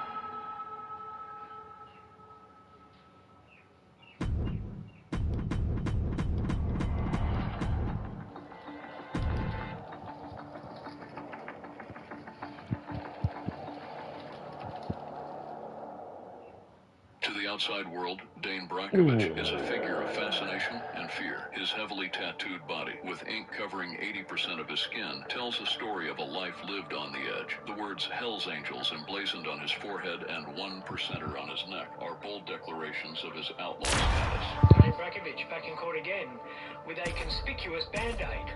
Another hearing about whether he breached the insignia laws that ban bikies from displaying gang tats and colours and anything to do with bikie culture. You'd think that was an open and shut case. Before he blacked out his tattoos, Dane had the... This is a match site that no sane superstar ever wants to go through. A casket match, brutality, savagery, absolute terror. All of those are considered positive qualities to have in a match like this. Anything goes, all in service of tossing your opponent into the casket and shutting the lid tight. We could be witnessing someone's funeral tonight. Their relationship offers a glimpse into a softer side. Olaf getting set up. Rarely seen by the public. Connecting on a DDT. This is the time to get them in the casket and try to win this thing. Take, for instance, the infamous Over and over. So much aggression. And that could have wounded Olaf. Yeah, that's the kind of offense that opens people's eyes to Jacob Fatu. We know there are no rules. We know you have to incapacitate your opponent. But how do you battle with the casket so near? You can't obsess over your own mortality. If you get distracted thinking about the great beyond, he's trying again. Spiked. If there was a time to try to get him in the casket, this would have to be it. We're going to finish it off. Jacob Fatu taking the upper hand in a big way. Yeah, impressive offense from Jacob Fatu. Managing to find some of that needed breathing room. This could be a good chance for Ostrowski to get some distance and rethink things. Just breaking down the opponent. So much damage inflicted. That's yours in your head. Now, the problem here is that Brajkovic should have been a huge red flag to the Mint under financial and now placed in the corner. Sergeant of Arms. Impactful connection from the hip attack. History of assault and drug Olaf's losing any command of this match. Yeah, Olaf has to plot a way to get back into this. Jarring impact. He's illegal. But the Mint should have asked him about where this money came from. Right to the arm. Brajkovic told us all they asked for. That's yours in your head. Now, we've discovered really big holes in the curve. Jacob Fatu taking flight. The moonsault. Now is as good a time as any to capitalize and get them into the casket. Yeah, but it's not going to be easy. They are completely out right now. Oh, my goodness. Jacob Fatu sending a clear message here. If not billions of dollars. Add to that. Jacob Fatu taking flight. The moonsault. This is the moment. This has to be it. And waiting ringside is a nice cozy casket with his name on it. Great flurry of offense from Jacob. We're going to finish it off.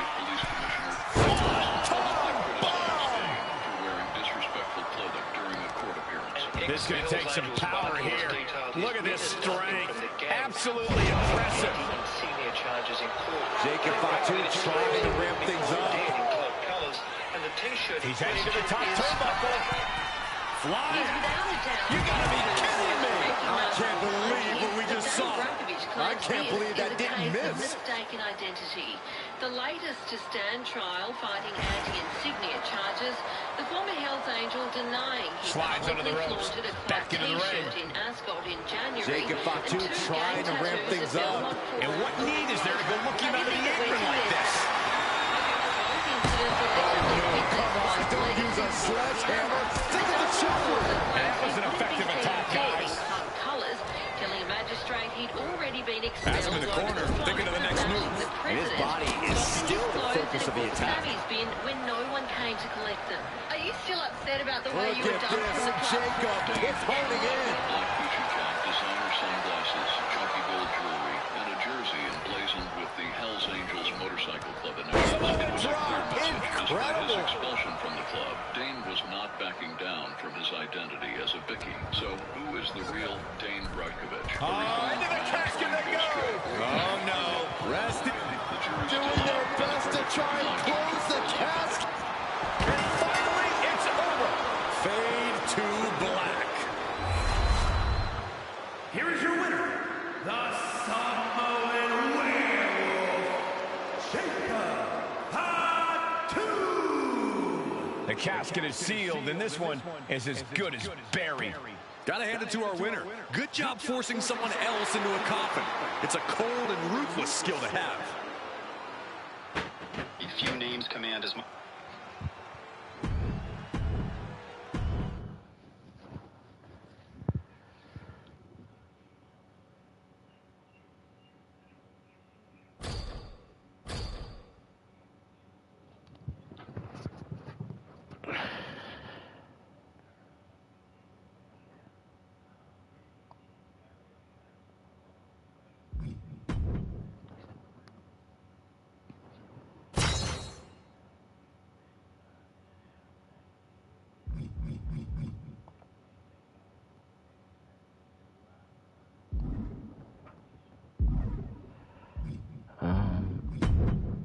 Just let's reverse it. Let's see what today's challenges are. I know we've already popped one, maybe two.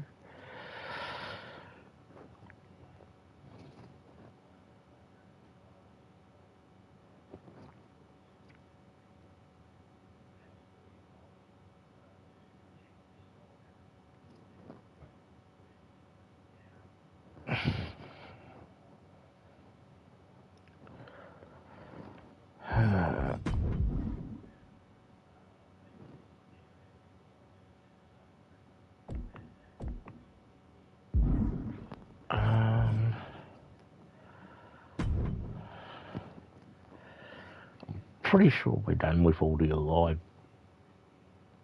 events.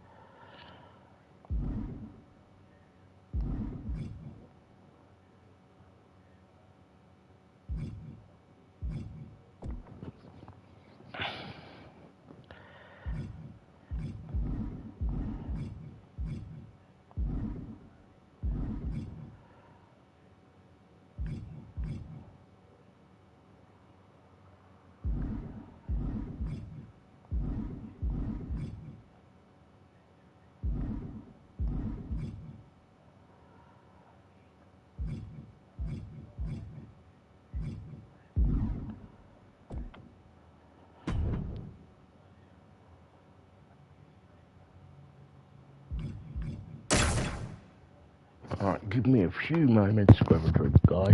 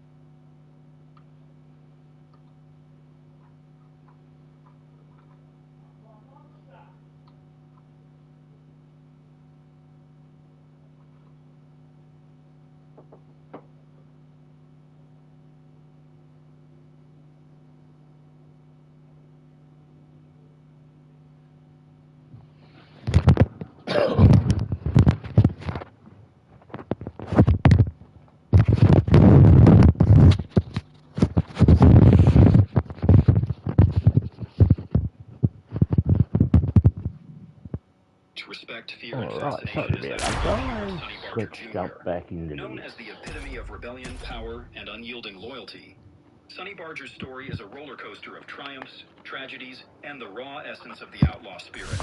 But how did Barger navigate the treacherous world of motorcycle gangs and rise to prominence within the Hells These Angels? teams are ready to test each other in this tag team matchup. Competitors set for action as we see Jacob Fatu, Braun Breaker, and King Baka. And this is sure to be a barn burner of a tag match in this encounter with Joaquin Wilde, Axiom, Captain Grog, and Stack McSlaps. Quick tag, setting up. And looking at Jacob Fatu, DDT plants them. Jacob about to end this fight. Oh my gosh, what impact! Sonny Barger's life is a great Shut the door, this could be over. And got the win. That is a huge win here tonight. Was born on October 8, 1938 in Modesto, California. The team up, Jacob Fatu. But life in Oakland, where he grew up, was far from peaceful. With industries crumbling and unemployment on the rise, the city faced its own battles, and young Barger found himself drawn into the fray. Even in his youth, Barger was a force to be reckoned with. School was no match for his rebellious spirit as suspensions piled up and confrontations with teachers and classmates became commonplace. Formal education failed to captivate Barger, prompting him to abandon it altogether. While others succumbed to the allure of drugs, Barger sought a different path. He found solace in the simplicity of honest work, laboring in a local grocery store amidst the urban tumult. But within him burned a restless desire for something more, something extraordinary. At just 16, he made a bold decision to enlist in the United States Army, seeking the discipline, camaraderie, and expertise in weaponry that military life promised. However, fate had other plans. His military dreams were dashed when a fake birth certificate was uncovered, leaving him to navigate an uncertain future upon his return to Oakland. Back home, Barger became a nomad, drifting between menial jobs and seeking refuge within the confines of his family's home.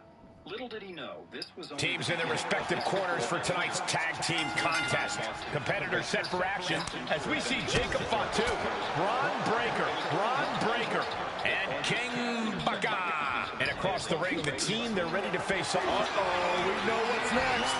Lights out, DDT connects. Can Andre come back from that? Going right into the pin attempt. Meanwhile, we see Omos. Oh my goodness. Unreal athleticism from Jacob Fatu. I don't know why he just called off the pin attempt. Hopefully he has strategy. Here we go again. Did Jacob Fatu get enough of it? Transitions into the pin. Is this it? And finally, he picks up the victory. Here we are. The team up, Jacob Fatu. Sonny Barger's ascent to leadership within the Hells Angels was fueled by a potent combination of charisma, assertiveness, and exceptional leadership skills. Renowned for his fearless riding and rugged demeanor, Barger commanded respect and loyalty from his fellow members, propelling him to the forefront of the club's leadership. But Barger's influence extended far beyond the confines of the motorcycle club. He played a central role in several high-profile events that thrust the Hells Angels into the public eye. Notably, the infamous Hollister riot of 1947 and the Altamont Free Concert of 1969 became defining moments in the club's legacy, solidifying its reputation as a symbol of rebellion and lawlessness. Despite the controversy surrounding these incidents, Barger remained undeterred in his mission to expand the Hells Angels' influence. He spearheaded the establishment of new chapters across the United States, fueling the club's growth and cementing its status as a national force to be reckoned with. However, Barger's life was not without its share of turmoil and conflict. His life was marked by drama, violence, and frequent appearances in... And we are locked and loaded for this tag team matchup. Competitors set for action as we see Jacob Fatu, Braun Breaker, and And standing across from them, it's a very tough test with Tyler Bate, Jake Roberts, and Montez Ford. Quick tactics and staying fresh are imperative in a tag match. The question is, which duo has the better teamwork to stick to that strategy? This could be big. Absolutely spiked DDT. Jacob about to end this fight. And how he goes for the pin. Could this be it? And that will end it. Here are your winners. The team of Jacob Fatu. From 1970, when he was arrested on narcotics charges. The arrest came after a film studio property manager and former Mr. America 1967, Donald Howarth, was detained near Barger's home. Horwath was discovered with a substantial amount of illegal narcotics, including cocaine and heroin, valued at $350,000. Barger, then the president of the Oakland chapter, resigned from his position in the aftermath of the arrest. However, Barger's hiatus from leadership was short-lived. His successor, John Johnny Angel Palomar, was soon sentenced to 10 years in prison for shooting a bartender. This turn of events prompted Barger's swift return to his position as president. Despite the narcotics accusations against Barger, the charges were eventually dropped.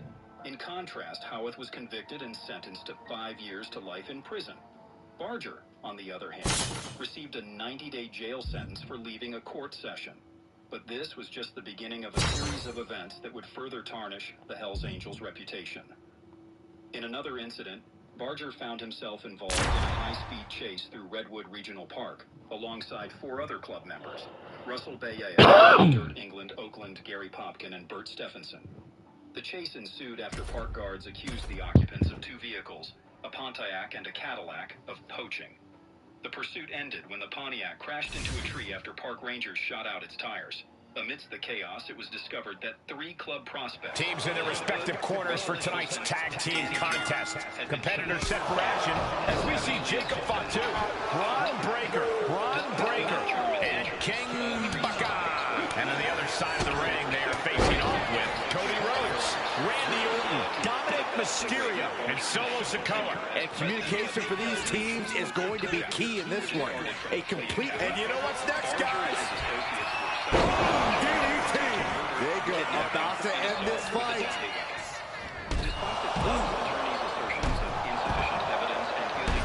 Orton isn't being shoulders down. Does he have it?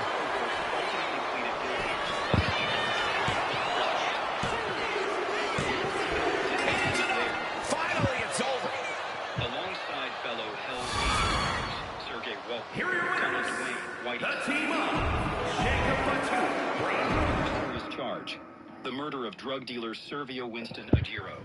Agiro had flown to Oakland with a cargo of cocaine, and his murder was allegedly motivated by a disagreement over an $80,000 cocaine deal.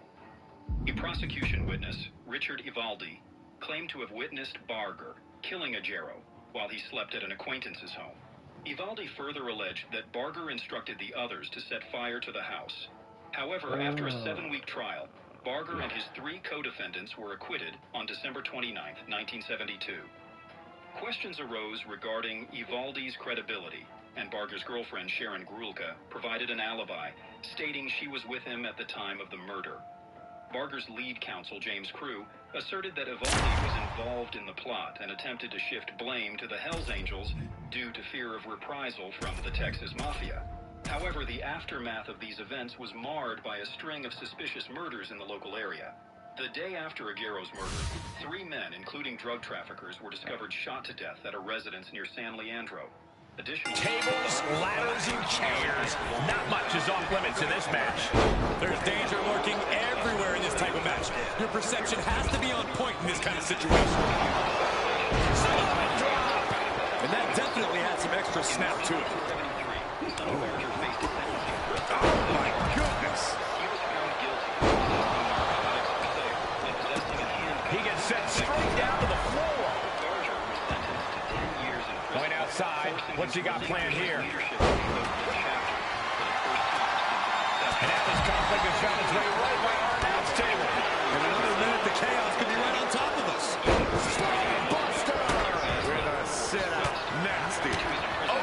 Overhand connects. Between this stipulation and the number of competitors, things have a chance of getting out of hand. How do you manage to keep it within your control? You don't. If TLC is the wave, you got to ride it and be ready to adjust and improvise. You have all these foreign objects at your disposal, so use them and don't get locked into one strategy. Ricochet off the turnbuckles. Climbing up, but is there enough time to go for the win? Oh, man. Hands on, but can't quite grab it. It's going absolutely crazy right now. They know this could be it. His mind is turning. Might be close to the end. Don't do it. Somersault plunge on the floor. Like a heat-seeking missile, hit the target right on the mark.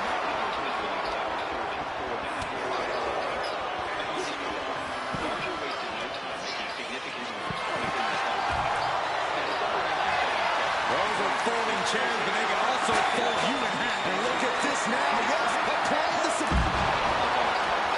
Trying to break out of this group. Meanwhile, we have Breaker. That would usually secure him the victory, but he still needs to make the climb. This very well might be the match right there. Just what I tell you, this one. Hands on the prize, and he got it. What a ladder match. Here are the team testified that the weapons belonged to her, resulting in the dismissal of the case against him. Despite these legal entanglements, the Hells Angels expanded their influence beyond California, establishing chapters across several states. The rivalry between the Hells Angels and the Outlaws escalated in November 1978, sparked by conflicts over territorial disputes and control of the methamphetamine trade. The FBI asserted that both gangs vied for dominance in this illicit industry, with authorities charging the Hells Angels with monopolizing methamphetamine manufacturing in the United States. Barger acknowledged some members' involvement in drug-related activities, but likened it to law enforcement personnel engaging in similar behavior. In an attempt to quell tensions, Barger and other top Hells Angels officials initiated peace talks with the Outlaws. However, the purported peace conference turned out to be a ruse intended. Here we go. It's time for a casket match. One of the most sinister matches in our industry. In order to win this match, you have to force your opponent into the casket and trap him inside. This match is not for the faint of heart. Just to get in the ring for this kind of contest takes a ton of guts. Well, there's no count-outs or disqualifications in this match, so running away is still a viable strategy at this point. Oh, man. Jarring headbutt.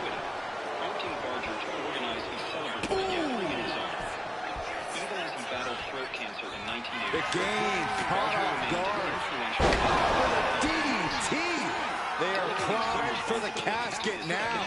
But after that move, do you have the energy to get them in? He's going up. We're going to finish it off. Completely throwing self-preservation out the window. I don't know how your mind would even think about doing that. The game in bad shape right now. Jacob Fatu is determined right now. No one wants to be inside of a casket before their time, but sometimes that's the way it is in this match. It's bound to happen soon, but you can't let that scare you. Don't fear the actual casket. You don't have any reason to panic unless you find yourself in it. Vicious right forearm. Oh, what impact! Born in Los Angeles. Headbutt! Headbutt! Headbutt! Headbutt! Just bludgeoning their opponent. Creativity and independence as her companions, Zorana carved out a unique... Oh, that might have just broken something. Jacob Fatu taking the upper hand in a big way. The game needs to pull a trick from his sleeve. And above all, a motorcycle enthusiast. The story began in the What a shot. a time marked by the rumble of bikes and the dawn of a new millennium. That'll do some serious damage. Zorana All he had to wherewithal to counter Jacob. Their love story culminated in a summer wedding. This is just nasty. I like his aggression, just pure brutality. Come on, easy. He's able to counter that. Association with Sunny, despite her The game's starting to look beaten here. We'll be getting into a dire situation soon. relatives and school life are sparse. Powerbomb, however, is where her passion for bikes truly shines through. It's as if she's written her own story, but kept it off the social media grid. Stump puller pile driver. 2013, Zorana took on the role of a producer for Dead headbutt, headbutt, headbutt.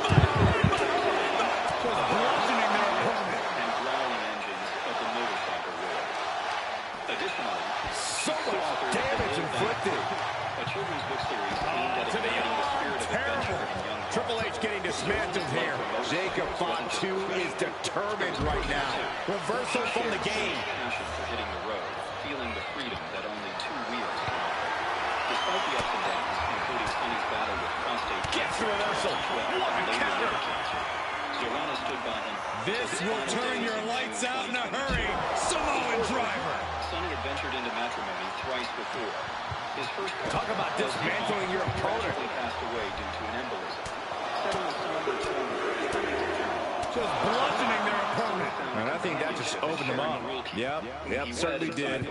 Goodness, look at the blood flowing. What a shot. Great flurry of offense from Jacob. Rough spot for Triple H to be in. Denied via a wicked punch to the stomach. Delivered into the barricade.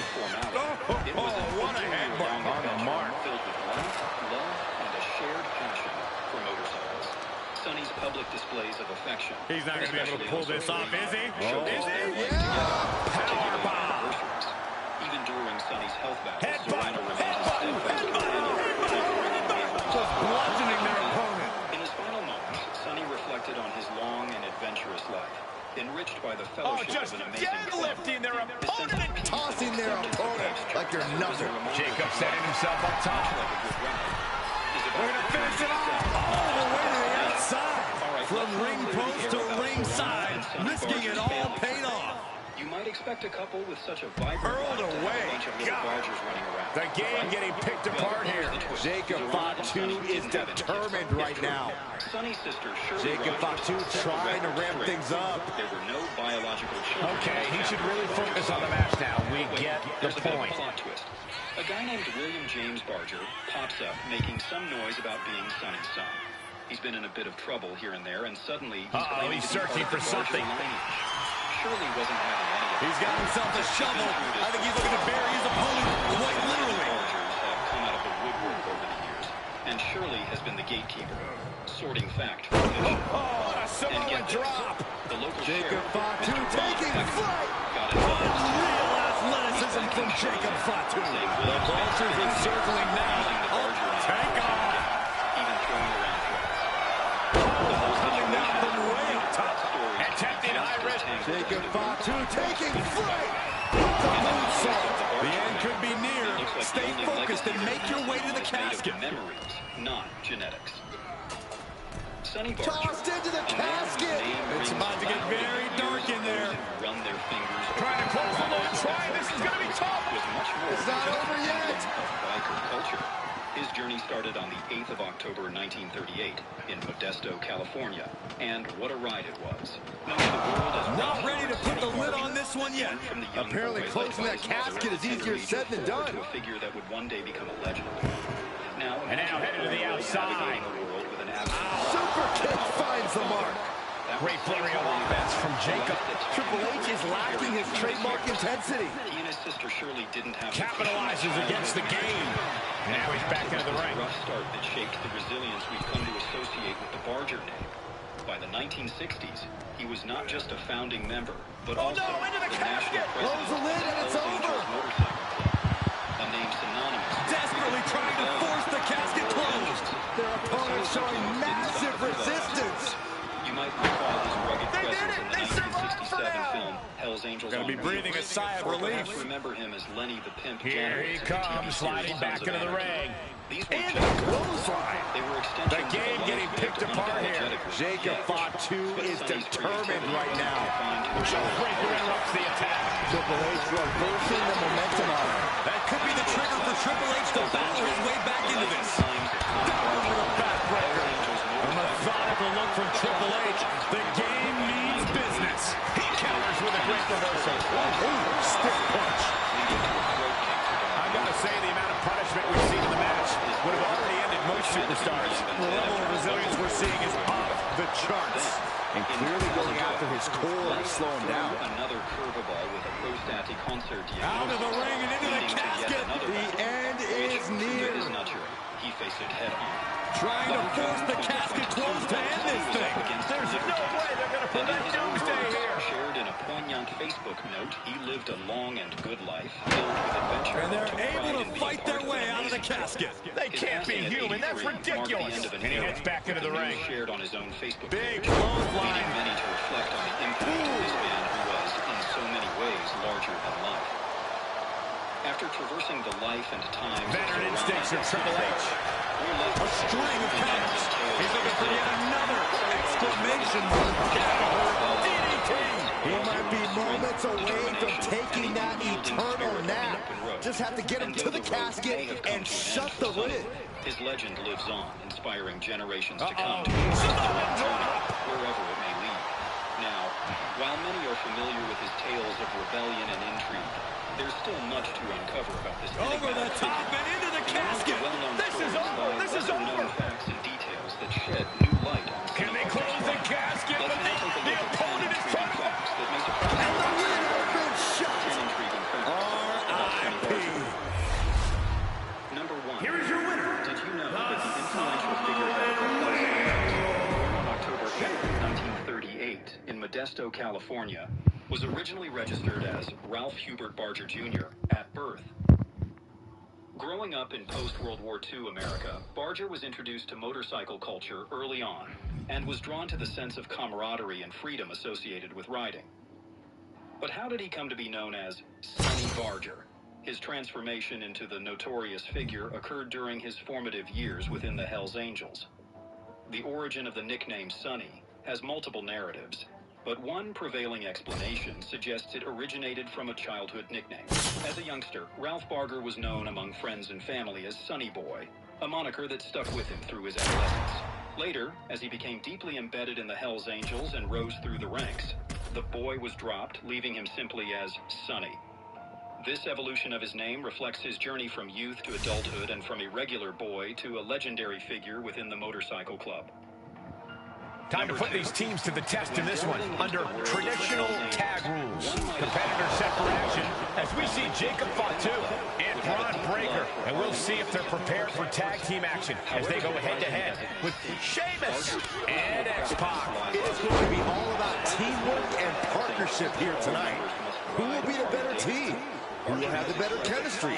I personally cannot. Sheamus left an opening. Did Jacob Fatu get enough of it? Barger and the Hells Angels exclusive with American-made Harley Davidsons. Although Barger was riding Harley Davidson, looks like this could be the end.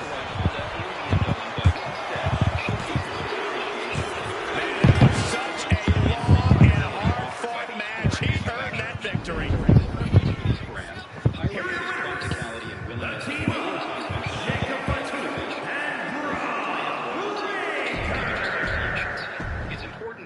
That Barger's choice doesn't diminish his iconic status within the Hells Angels or the broader motorcycle club culture.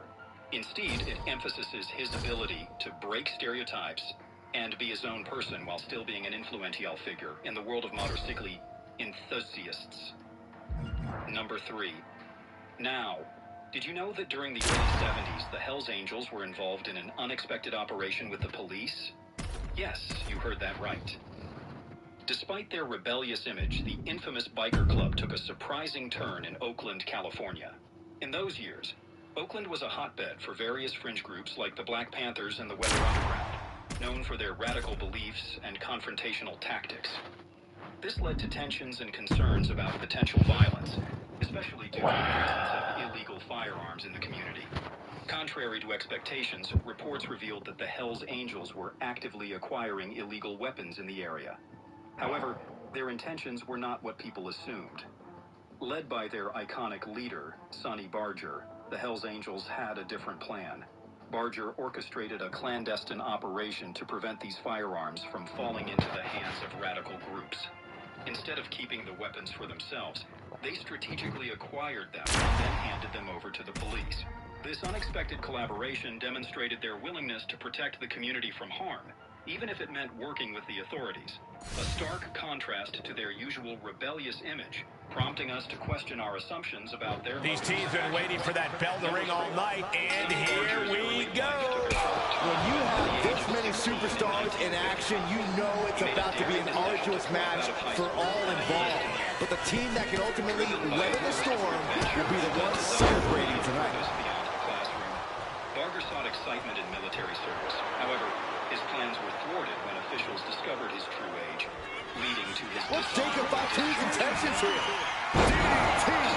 Jacob about to end this fight. The revelation of his underage enlistment abruptly ended his military career. This setback marked the beginning of a tumultuous chapter in his life. The abrupt end to his military career propelled him in a different direction. One that would eventually... And now Yokozuna is getting beaten down. Yeah, impressive offense from Jacob Fatu. After leaving the Army against his will, up on Sonny their Barger shoulder. embarked on a path of self-determination. Samoan driver. On April 1st, 1957, beautiful transition, and now the cover. Oakland's California chapter and the victory. Marking a pivotal moment in his life and the club's history.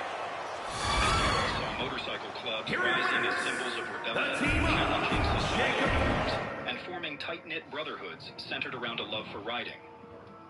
Barger's involvement showcased his natural leadership, charisma, and unwavering dedication to the Hells Angels ideals. Despite his youth, he played a crucial role in establishing the Oakland chapter, setting the stage for its future success within the club's hierarchy. This move solidified Barger as a trailblazer, shaping the chapter's identity and cementing its place in the Hells Angels' legacy. During a time of growth and expansion for the Hells Angels, Barger's leadership was instrumental. His commitment to the club's principles fostered unity among members, transcending mere association. His early initiation into the inner circle of the Hells Angels speaks volumes about his determination and deep involvement in steering the club's course. Number 6. Now let's delve into one of the most infamous incidents in Sonny Barger's history. The Rolling Stone concert at Altamont Speedway in 1969. The Rolling Stones organized this free concert as the final stop of their American tour. Seeking assistance in maintaining order amid the massive crowd, they reportedly turned to the Grateful Dead's management, who suggested hiring the Hells Angels as security. However, conflicting stories swirl regarding the steel cage always becomes like an extra competitor, which is why so much of the match is to be approached from a defensive point of view. Beautiful takedown into the Achilles lock. Perfectly executed submission. All the pressure on the left knee. He's trying to fight. He's trying to break out. On December 6, 1969, the crowd clashed with the Hells Angels. So much security measures in place, the once harmonious concert devolved into a train tragic back and forth trading reversals. Head trap, leg hooked. Vicious fisherman driver. He's clawing his way up the side of the cage here. Determined to make it up the cage. Balance and a tight grip are key. Number 7. Now, in 1972, Sonny Barger going up the wall of the steel cage now. No room for error or fighting up there mid-air. I might have to close my eyes. Tough conditions. Inside, Barger, once a free-spirited leader of the Hells Angels, grappled with the stark realities of prison life. Stripped of his Opportunity is just a few feet away now. Risks inherent in incarceration. Caught square by the haymaker. Transcended the prison walls, earning him respect among fellow inmates. Over and over. So much aggression. Nothing was being held back with each of those strikes. In 1979, he faced federal racketeering charges. A great display of confidence, but he doesn't want to give his opponent added motivation. Vicious right forearm. Guys, the confines of the steel cage have to play a role in game training, right? You can't just do things the typical way. Yeah, there really is no breathing room in there, Michael. If you try to pick up the pace, there's still always a sobering reminder that you're surrounded by steel with no easy escape. Levels the playing field in a bizarre sort of way. Everyone has to use the steel cage to their benefit. That's about it. Enough is enough. Just bludgeoning their opponent. That was a vicious display. You can almost see the disdain in their eyes. Big impact in the corner. Nobody home for the clothesline. Crossbody does the job. Number 9. Sonny Barger's influence goes beyond the motorcycle club scene, reaching into entertainment. Sent into the corner. Surprisingly versatile, Barger made his mark as an actor and author. Crossbody. He just flipped the script there. Each superstar trying to counter and gain. What's he planning to do? Implanted by the DDT. Will that keep Theory grounded? However, it was his role in the TV series Sons of Anarchy that truly spotlighted his authenticity. Shoulder right to the midsection. From his own experience, gets caught by the hip attack. Credibility to the portrayal of outlaw biker culture. He is locked in and has his opponent dead to rights. Captivating books, including Hell's Going forward again. DDT delivered. Did Jacob Fatu get enough of it? He's going to ascend the cage. Making a move, but isn't the right moment. Clubs, leaving an enduring legacy beyond the road. Number 10. Ever wondered about the white patch on Sonny Barger's? Taking into view now from the top of the cage. And he's straddling the top of the cage, just feet away from making it to the outside. Now for the hard part. He can taste victory now. Remained unwavering in his dedication to the Hells Angels and motorcycle club culture. His resilience in the face of health challenges highlighted his enduring commitment to the brotherhood he cherished. However, and there's the survivor of this steel cage match. Barger passed away at age 3. Here is your winner, Facebook the page filled with adventure and emphasizing the importance of family and brotherhood. Barger's final message urged others to remain loyal, free, and honorable. Signing off as Sonny, he acknowledged his beloved wife, Zorana, and his cherished club brothers. May his soul rest in peace, leaving behind a legacy of resilience and camaraderie within the Hells Angels Motorcycle Club.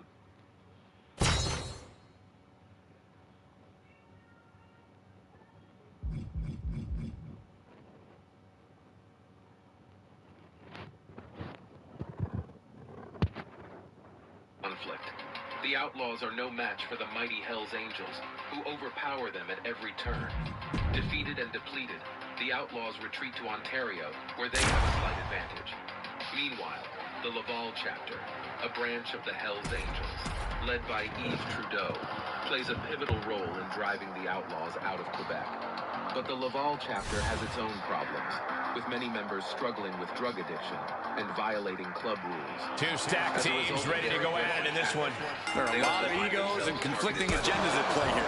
Let's see if everyone can play nice. Attention to the chapter. The bosses of the Hells Angels begin to fear and the police attention to the Hells Angels. These two reaching a standstill by these reversals. Bang! They decide on the shoulders and a slam. One of their own. He's able to avoid heavy contact. Problems in a Hells Angels clubhouse in Lennoxville. The Canadian Hells Angels bosses being set up in the corner for something. Yves Trudeau, however, has checked Crossbody does the job. a week prior and is unable to attend. Jacob Fatu feeding off the crowd, feeding off their energy. Instead, they fall into a deadly trap. What's Jacob Fatu's intentions here? Jacob about to end this fight. Is still remembered as the Lennoxville. In the aftermath, Yves Trudeau, the #1 draped across the top rope. Club shoulders down. Jacob going to end it here. It's over. It is over. A staggering blow to the notorious criminal organization. Here are your winners, the team of Jacob Fatu. Because of it, wants to join the Hells Angels. As it turns out, he will not only join them, but lead them into their next war. Maurice Boucher is born in 1953 into a family far from perfect. His alcoholic father is a violent man who terrorizes his family, while his mother struggles to keep them together. Maurice has 7 siblings, and his childhood is anything but idyllic. His mother is his rock, while his father is the cause of endless pain and suffering. Maurice's life takes a sharp turn when he drops out of school in the 9th grade. By then, he is already addicted to drugs, and he finds himself on a dark path that will lead him to a life of crime. He tries to work on a construction site, but he is fired after just 1 week due to his addiction. From there, his criminal career takes off. At the age of 19, he commits his first robbery, stealing $300 from a store. This is just the beginning, and he goes on to break into 3 more properties. However, The law catches up with him soon enough, and he is sent to prison for 6 months. It is just the first of many times that he will be in and out of prison. But there are moments of hope in his life, too. After his release from prison, he manages to find a job in a factory, and for 4 years he tries to live a straight life. But his past catches up with him, and he finds himself drawn into the world of motorcycle gangs. He meets Salvatore Cassetta, a man who becomes his close friend, and is also a leader in a biker club. At the same time, the war between the Outlaws and the Hells Angels is heating up. The Hells Angels are trying to establish a foothold in Canada, and Boucher and Cassetta are on their radar. Superstars in their respective corners now for this tag team match. Competitors set for action as we see Jacob Fatu, Braun Breaker, and King Baka. Then the opposing team is the... This looks like the setup, too. And looking at Jacob Fatu, and that was some brutal impact on that DDT. Did Jacob Fatu get enough of it? And decides to go his own way, rather than joining him. With this, he's trying to get him. DDT! And that took Reigns down. Falls up, shoulders down. Different view of these events. He agrees with the way the Hells Angels act. He has long admired the Hells Angels for their brutal tactics and brotherhood. When they offer him a place among their ranks, there's a headbutt. Oh, man. Boucher becomes a fully fledged member of the Hells Angels in 1986 and quickly rises. DDT! Did Jacob Fatu get enough of it? And there's two. He's still in this fight. A kick out, and Reigns is still in this. And now the question runs in the mind, how am I going to be able to end this? A relentless attack being brought to road. Yeah, impressive offense from Jacob Fatu. We have to be nearing the end of this one. And in these situations, it's hard to not get desperate, to start going for Hail Mary plays. He walks in and shoots him. The incident proves fatal, but despite being unmasked, the police are unable to... Did Jacob Fatu get enough of it? As the Hells Looking for the pin, but was that enough? Picking up the victory as his opponent does his best. Saxton stares up at the lights. Recognizes Boucher's ruthless leadership potential. The team He up. quickly puts him in charge Jacob of Fatu, Montreal. Braun Breaker, and King Motorcycle clubs, few names spark as much fear and fascination as the Comancheros. Born in the gritty streets of Sydney, Australia in 1966, this club didn't just ride bikes, they built an empire. From the very start, they were about more than just engines and leather jackets. They were about power, brotherhood, and defiance. But what makes the Comancheros stand out from all the other clubs? Is it their notorious criminal empire, their violent history, or their ability to survive against the odds? This is the story of how a small group of men turned a motorbike club into an international force, one that would go down in history for all the right and wrong reasons. It all began in 1966, on the bustling streets of Sydney, Australia. A young Scottish immigrant, William Jock Ross, had a vision. He wasn't interested in just hanging out with a few mates on bikes. No, Jock wanted to create something bigger, something that would make a mark on the world, something unforgettable. And so, the Comanchero Motorcycle Club was born. Inspired by the film The Comancheros, which told the tale of an outlaw gang, Jock and his mates found the perfect name for their new club. They weren't just building a group of motorbike enthusiasts. They were forming a brotherhood, bound by loyalty, violence, and a love for living on the edge. But from the beginning, they weren't the only game in town. Sydney had its share of biker clubs, and the Comancheros needed to make a name for The Samoan werewolf, Jacob Fatu, ready for action here. It doesn't matter who you are, if you're family or just some stranger off the street, Jacob Fatu is always ready for a fight. He definitely doesn't care about your well-being. Yeah, Corey, Jacob Fatu is a one-track mind, and it's focused on nothing more than violence. In the other corner is a man who would spend all day talking about his swag, but now it's time to see if Ashanti the Adonis can back it up. Everyone needs to hit pause and get a good look at pro wrestling's next top attraction. Ashanti the Adonis has... What's Jacob Fatu's intentions here? Down by the DDT. Did Jacob Fatu get enough of it? And not just by showing off your riding skills. The club's rituals were intense, and the initiation was as much about It could be all over here. This wasn't a place for the weak, the timid, or the unprepared. And now about to it, folks. And to survive in that world, you needed to have the guts to face whatever. Here's your winner, the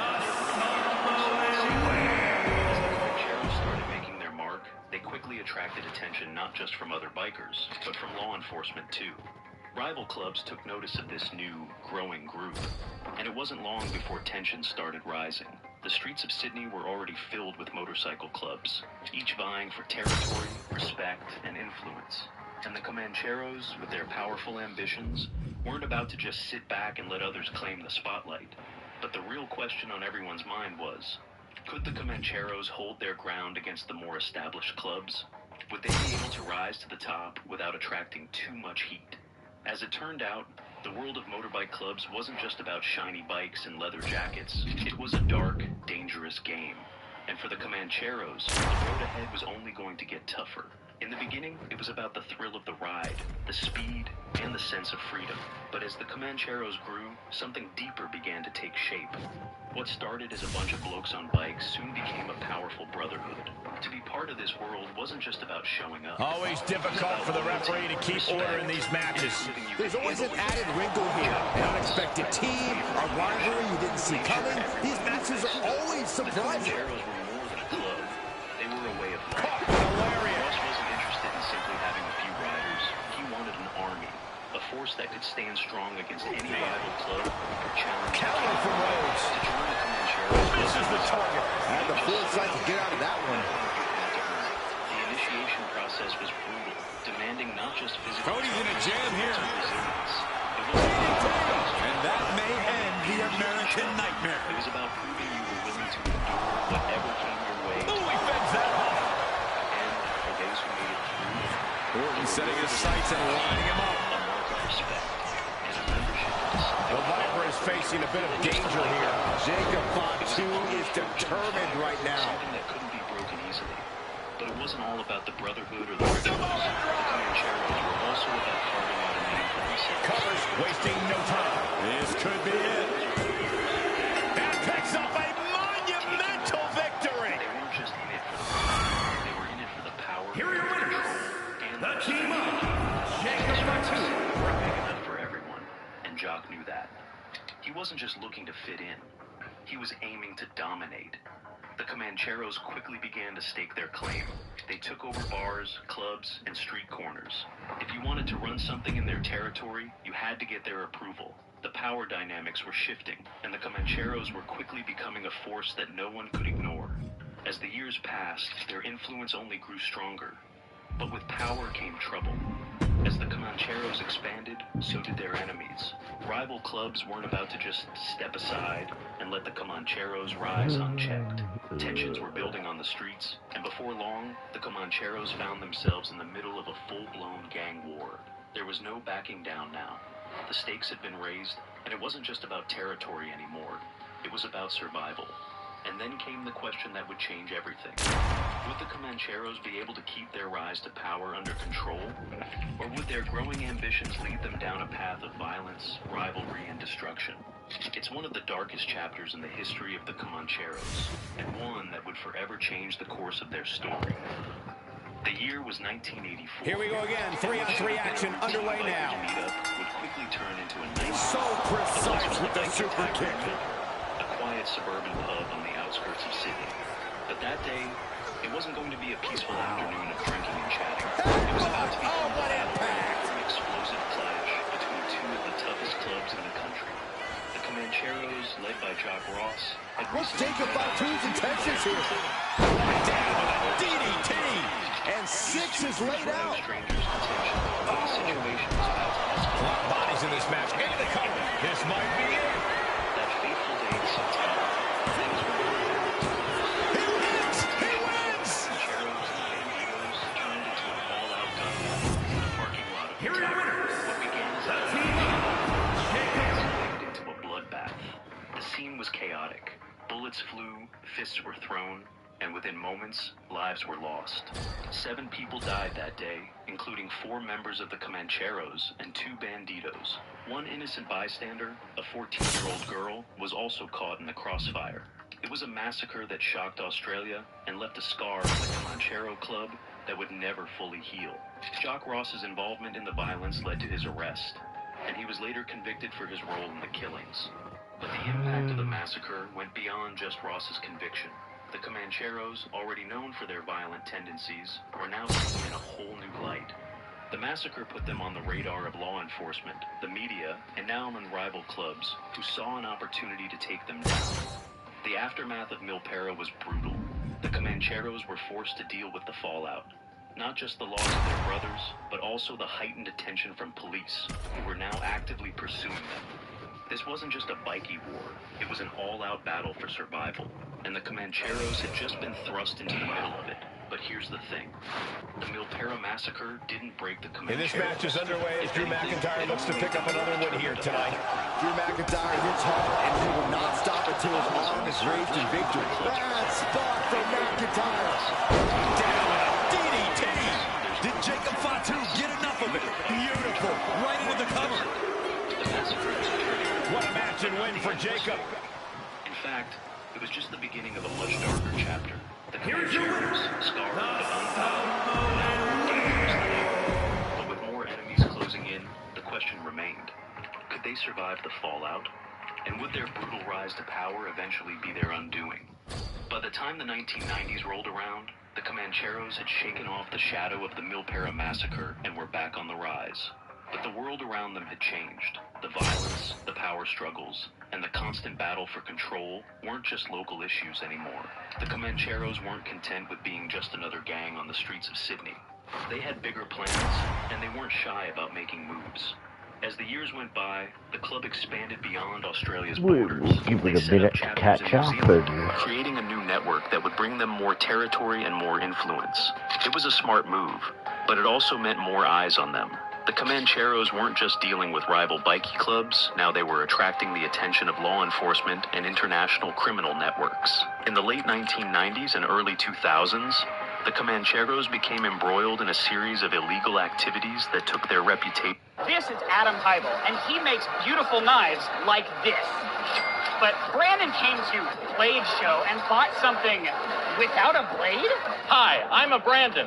Clone. And naturally, because I like really weird things, like making a butter knife balisong, a balisong that doesn't even have a blade and therefore maybe isn't even actually classified as a balisong, is really, really dumb. And I really, really like it, and it's actually really well made. It's made of aluminum. It's really weird because you can kind of do some tricks with it. You can't chaplain, you can't do anything that involves the blade, but you can do some rollovers, you can do aerials, but it actually has the same design as a really, really, really cool balisong like the Invictus, and then you expect to deploy something, and nothing happens, and you can just do this endlessly. And it's not even a channel design, because it doesn't...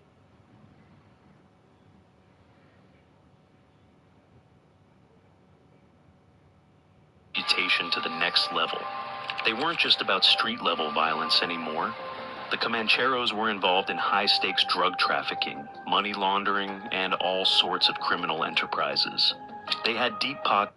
Let's talk about the things that you've seen. The three that I think are probably the most noteworthy on your podcast. It's like this school bus-shaped rectangle thing, hovering like kind of right above the treetops. We were 5 minutes into our... Fellas, Rock and these teams are ready for action here. This is a match that takes a lot of cooperation with your teammates. One weak link in your chain, and your team is in serious risk of losing. We see two silvery orbs, and one's hovering above him, one's hovering above me, and they're both sort of like... Headbutt right to the shoulder. That's using your noggin. Third sighting is right across the small of the back. UFO whistleblower, and Jacob Fatu cuts him off. Sort of crazy science stuff. And Jacob's planning something here. We see Did Jacob Fatu get enough of it? And right away to the pin. He comes to the rescue for his team.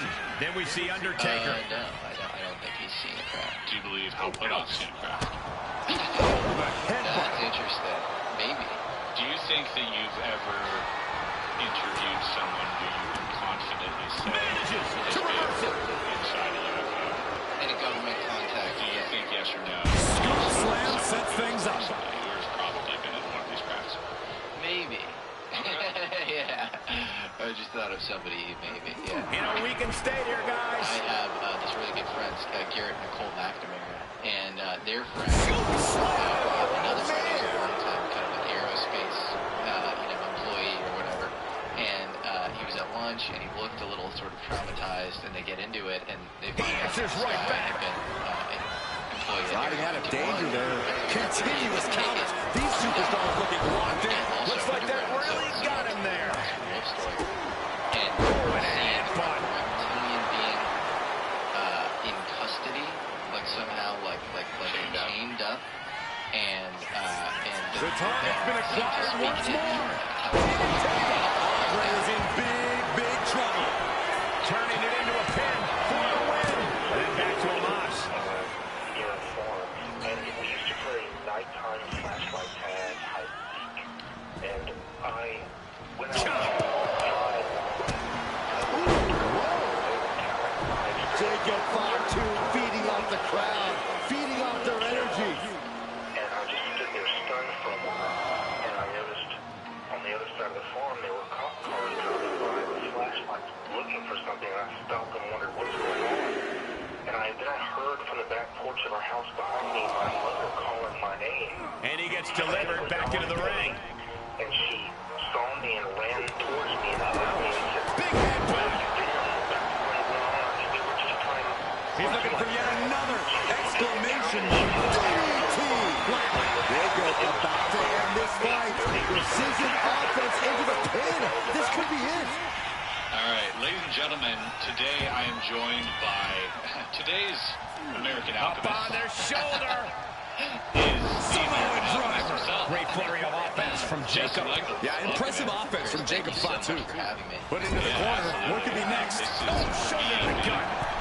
Really launching into a hip attack for a long time. Tag into the action. We've been hanging out quite a bit too, and chatting and working on different Breaker projects. in position. Breaker. Does that pull it out of the breaker? Cover. But now it's also weird. He's got the victory. We're clearly friends on the podcast. This is more for like people out there, because like people watching videos. Dude, you should have Jesse in a skit. You know? Well, I'm honored, man, and I'm grateful to just know you as a friend, and you've been so awesome to me. And this set is so cool to see in real life, because it's kind of surreal because I've been watching it so much digitally. Yeah. And yeah, man, I love our weird phone calls that always last like 2 hours longer than they're supposed to. We go down these crazy rabbit holes. So yeah, I'm grateful for you, man, and I'm happy to be here. Thanks. And I'm the American Alchemist. My guests are, but thank you. Yeah. Well, today you are. Area 52er today. Yeah. Okay. Yeah, dude, you've been probably the most inspirational person in this space for creators like myself, but also for people who are looking to create and talk about this stuff, and for people who are just looking for a good story. As you know, like, a lot of my channel is based on story, and I love telling a good story, and I love when people come on here and tell great stories. But you have this amazing ability to draw good stories out of people. The bell is tolled and this match is now official.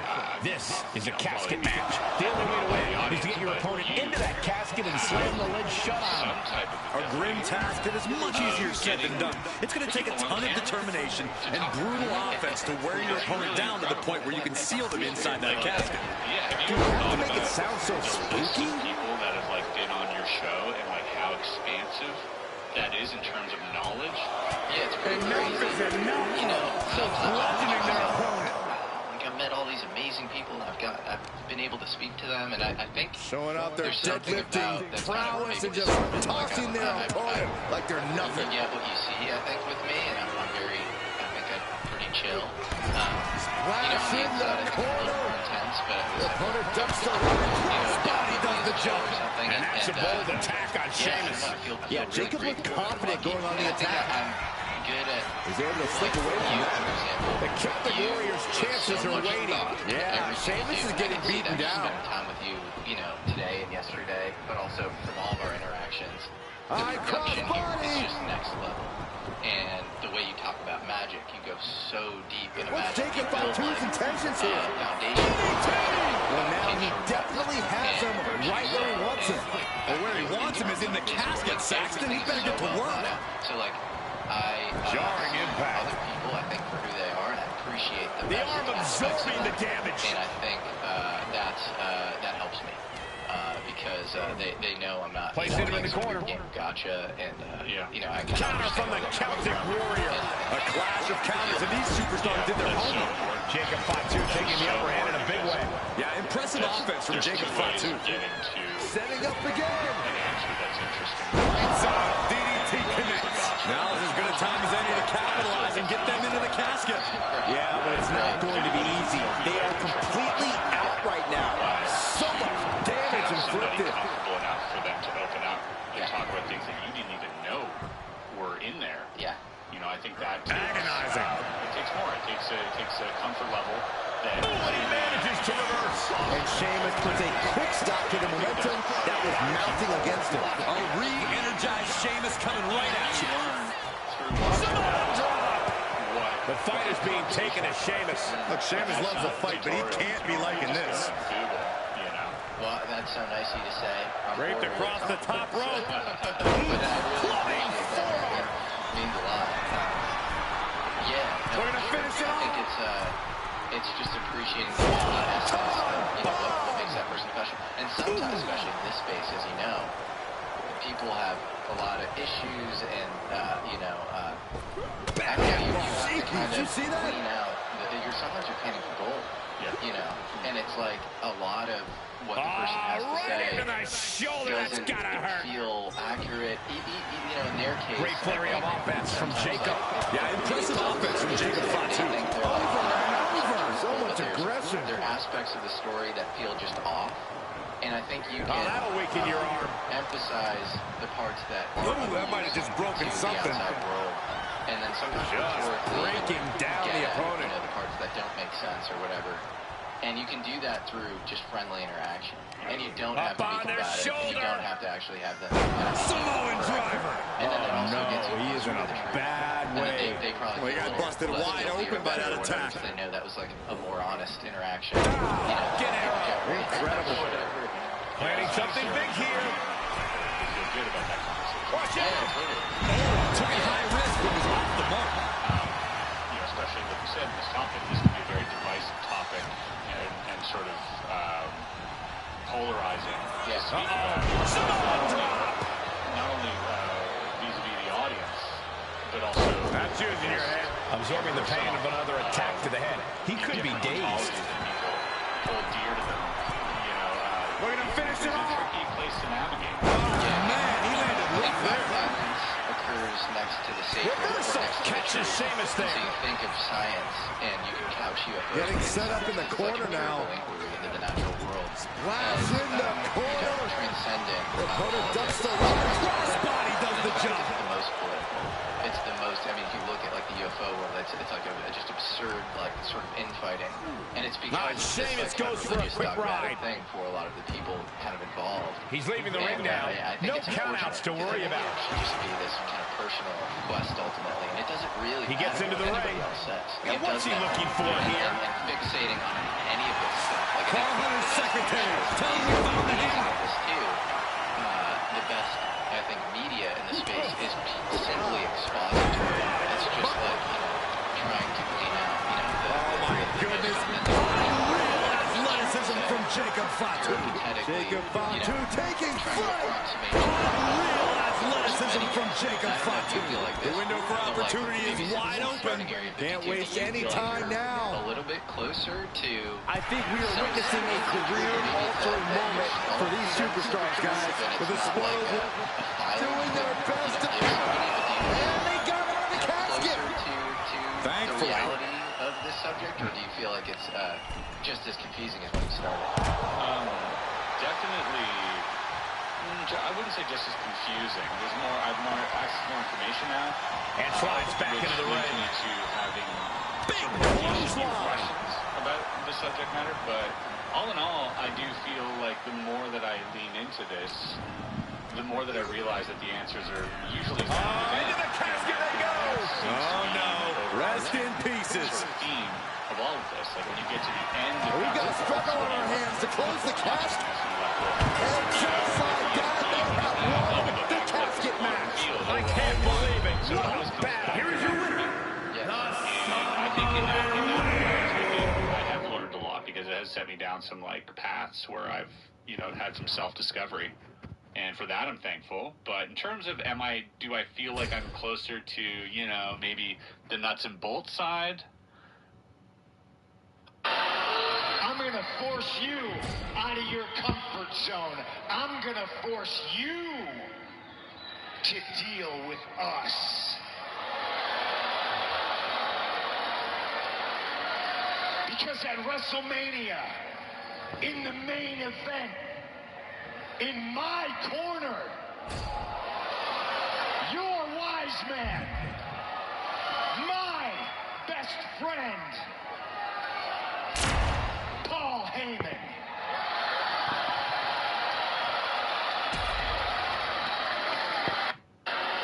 I'm gonna force. Hard to say.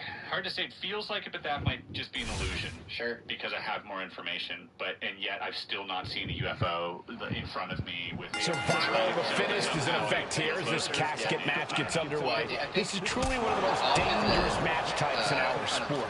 Yeah, anything and everything goes, but the goal remains the same. Shove your opponent into that box and shut the lid tight to finally end this all. And one of my... He can be enjoying the moment too much, giving his opponent a lot of room to recover. All knowledge is recollection. Targeting a body part, working the arm. I think it's like Socrates and Phaedrus, and they're like... Just bludgeoning their opponent. Just never had a chance to block any of those. Knows how to like draw a triangle, and it's purely Look out below! The anti, the fearlessness. What a ridiculous maneuver to the outside. Well, Vader is certainly being tested now, and Vader is being taken apart here. Jacob Fatu is determined right now. Someone's final resting place looming ringside. Corey, what's going through the mind of these superstars? Well, there has to be a certain level of fear setting in up now, Cole. A fight-or-flight feeling.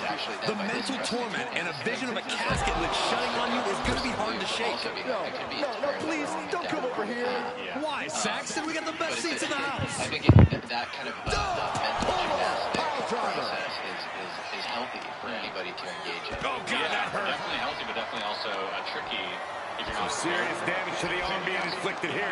Great flurry of offense from Jacob. Yeah, Vader's in search of an opening. This whole subject matter is anomalous, right? Over. So much aggression. This is an outlier. It's an anomaly that we're studying, right? Just kind of Talk about dismantling your opponent. And an anomaly is so much damage inflicted. Two options there. You can study the anomaly, or ignore the anomaly, call it brutality, the model, and move on. Yeah. And because we choose to focus on the anomaly, making his way to the top here. Cannot dismiss. We're gonna finish it off through the air. Soaring through the sky and crashing onto their opponent. And actually try and make senton from the apron. Consecutive high-risk maneuvers, and the pace of this match has certainly picked up. I've heard stories of Dan Buresh, and I was like, headed out to ringside now. What does he have planned? And then I get Danny Sheehan, and he's like, well, there's an alien S4. He gets back into the ring. And I'm like, God, do I have to go watch J-Rod again? Do I have to... And now Vader is under immense pressure. Yeah, impressive offense from Jacob Fatu. Vader's finally able to slow all that incoming offense. You can't take down a mastodon with a kitchen knife. Vader just proved that. Because we're with your good friend, my new friend. Oh, just deadlifting their opponent. Tossing their opponent like they're nothing. He has all this amazing evidence that Bob Lazar stuff. He's probably at Area 51 at S4. Oh, quick way to respond with the reversal. Involves S4. Got him where he wants it. Area 51. He gets to study at Stony Brook. He's just like microscopy expert at UNLV or whatever. And so it has the exact same pattern as the Lazar story. And so I think the top rope. It's an epistemological paradigm shift studying this stuff. It's not just a scientific paradigm shift. And the reason I say that is because and into the corner he goes. The advent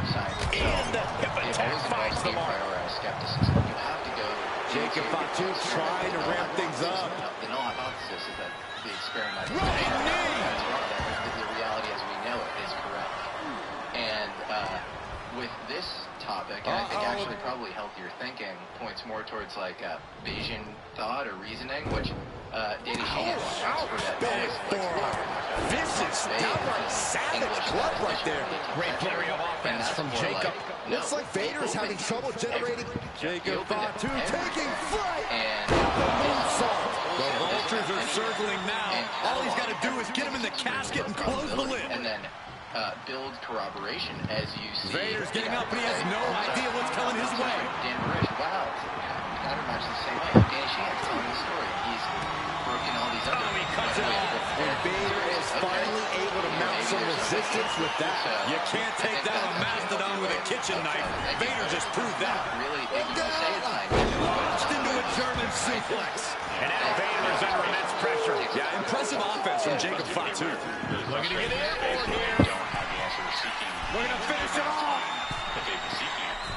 34 years, whether it's 1 year, whatever it is, like you can sense people's frustration with, you know, trust me, bro, and all this Jacob stuff. Fatu taking flight. The moonsault. A golden opportunity here to seal them in that casket. Interesting story. It's fun to find those puzzle pieces and sort of, you know, connect them together and be like, Close the lid and it's over. I guess if you force it a little bit, it kind of fits in this. Desperately trying to force the casket closed. You know, Their opponent showing massive resistance. I agree. I think it is healthy, but it's hard. It's hard, but I also think it leads Close to call for that superstar. How the hell did they survive? Anomalies always lead to the next. Like the next theory. Taking the action to the outside. Might be taking a breather here. Whether it's black body radiation before the quantum revolution, or you know. He gets back into the ring. Absolutely no telling what's underneath the ring tonight. Leaving nothing to chance here with a baseball bat in hand. Jacob Fatu taking the upper hand in a big way. Yeah, Vader's in search of an opening. It's an anomaly, and that's what a UFO is. So I think if you actually look, the more historically predictable thing to say is that we are probably going to have some working theory. Drives his opponent down with a young in the future. And so it's just an epic. Terrific crack in the back. Just a ghastly shot. Exciting to think which theory that will end up Anticipate being. that. Or, you know, will it be a brand new theory? Not looking good. In this position. Power slam. Setting up again. Humility that Down by the DDT. You can say he's on life support already. Just got to get him in the casket theory now. is never going to be the end of history. And No love lost between these superstars right now, really trying to prove who the better man truly is. The way we've modeled our reality Trying to force the casket closed to end this so thing. like everything has to be Shot. vector calculus, IP. vector psychology, you know, all these Here's your winner. and then like in academic, there's actually like a lot of data around that. We just don't really know how to like make it repeatable or turn it into math. And so that's because of these a priori heuristics that we have around vector calculus or whatever. And maybe in the future it's like, you know, you have these Wolfram guys where it's like a computational understanding of the universe. Or maybe it's like Plato comes back and it's like we're in the cave and who knows, but they're all just mental models. Mm-hmm. And it's really hard. It's the problem of the eye seeing the eye. Like it's very hard to, you can't really audit your own measurement sensor. You know, right? It's like it's ultimately this like kind of epistemic impasse. Yeah. I almost like to think that it might be something that Douglas Adams would dream up, and it's just like the dolphins are the most intelligent species in the universe, or the second most, and they just leave the planet. Thanks for all the fish. And, you know, some silly thing. Because at the end of the day, I mean, even this whole subject matter is kind of silly. I say that a lot. I'm like, this is silly. And look where we're sitting. We're in a skip. This is silly. They call themselves outlaws, branded by The others. teams are in place, and this match can now get underway. That is a lot of bodies. Should be really interesting to see how the action unfolds here. Yeah, I'm curious to see what strategies both of these teams might employ. This could go either way. Drug dealing, gun smuggling, prostitution, and extortion have earned gang members millions of dollars around the globe. To law enforcement agents, agencies, outlaw motorcycle clubs are highly organized. God, what an elbow! They're selling drugs. They're beating people up. They're killing people. And they're known. And he gets directed into the corner. They are the last bastion of outlaws in America. Perfect kick.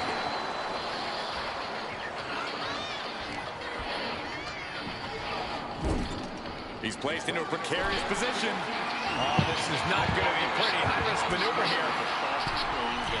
Grabbing their opponent, taking them up to the top rope. Avalanche Hurricane Rana. The agonizing impact. That may well be a turning point in this match. That's using your head. Reigns can't yield any attack coming his way. Reigns has to turn the tide quickly. Regardless of what anybody thinks. Oh, just deadlifting their opponent and tossing them aside. It couldn't have felt good being chucked around like that. You know, all I wanted to do was ride, fight. Splash in the corner. The opponent dumps the right. Crossbody does the job. Hell's Angels, Pagans, Outlaws, using the cranium. Banditos. And Roman fights back. Finally, Roman's able to interrupt these attacks for a moment. Yeah, Roman was able to momentarily stop the bleeding, but can he take control of this match? Insulting. A shot like that to the ego could really shake you up mentally. But when people call us a gang, I find that very offensive. You know, Step ahead there. A gang. We're not a gang. We're a motorcycle club. They're very dangerous. Oh, caught by the back elbow. Outlaw motorcycle clubs first emerged in the 1940s. Leaning on the turnbuckle here. And that definitely made solid impact. And here's the cover. Socialize and ride motorcycles. He makes the save.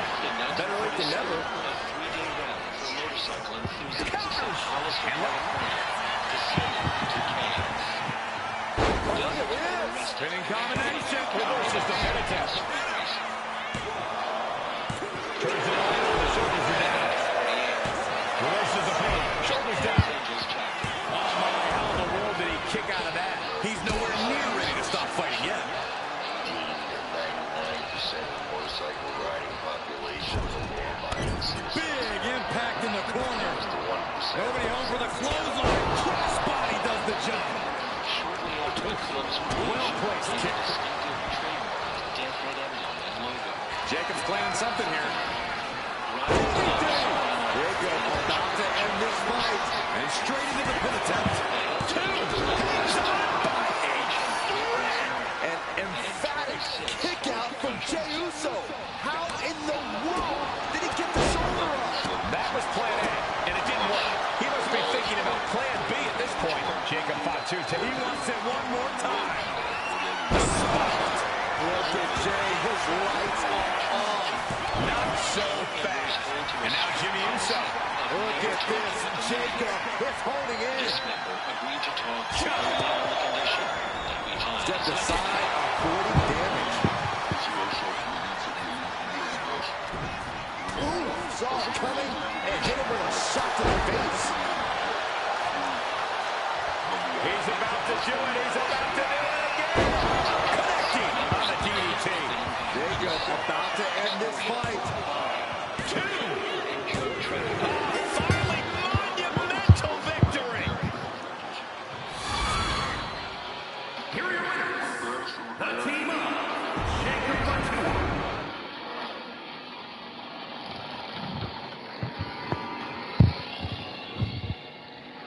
Those who show a willingness to join outlaw biker gangs start off as a prospect and are not allowed to wear the full club logo. You got an initiation period of 12 or 16 months, which consists of watching the bikes, you go out to bars and stuff, watching clubhouse, doing duties around the clubhouse, stocking the bar, cleaning up, stuff like that. To become a Hell's Angel, you have to commit. Your life revolves around the club. The more you put into it, the more you'll get out of it.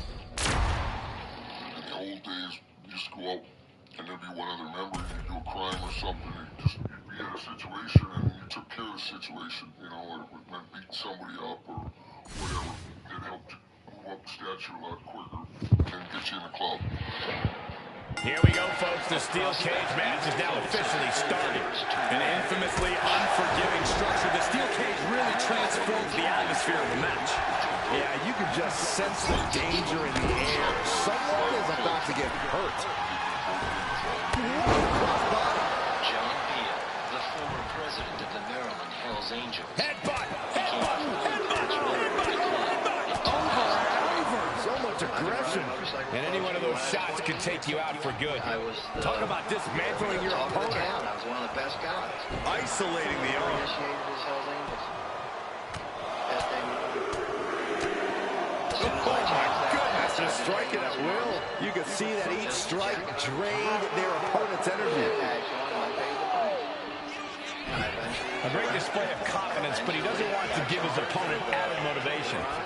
And I eventually did time. I eventually lost almost everything. Look at this, launched into the cage. But I would do it again tomorrow. Oh, scattered that one. Sheamus doing what he can do to stop the beatdown. Yeah, Sheamus able to momentarily stop the bleeding, but will he also gain control? He stays close to the culture. Crossbody does the job. The Celtic Warrior in bad shape here. Yeah, impressive offense from Jacob Fatu. Anytime you put your ass on. Just bludgeoning their opponent. You can't get caught in a hailstorm like that if you want to win. Ouch. Oh, vicious headbutt. Catches, piercings, and tattoos of allegiance. Boom, boom, persistent barrage. Trademarked winged death head. 1%, glorifying the tradition of the 1%er. Getting him right into the corner.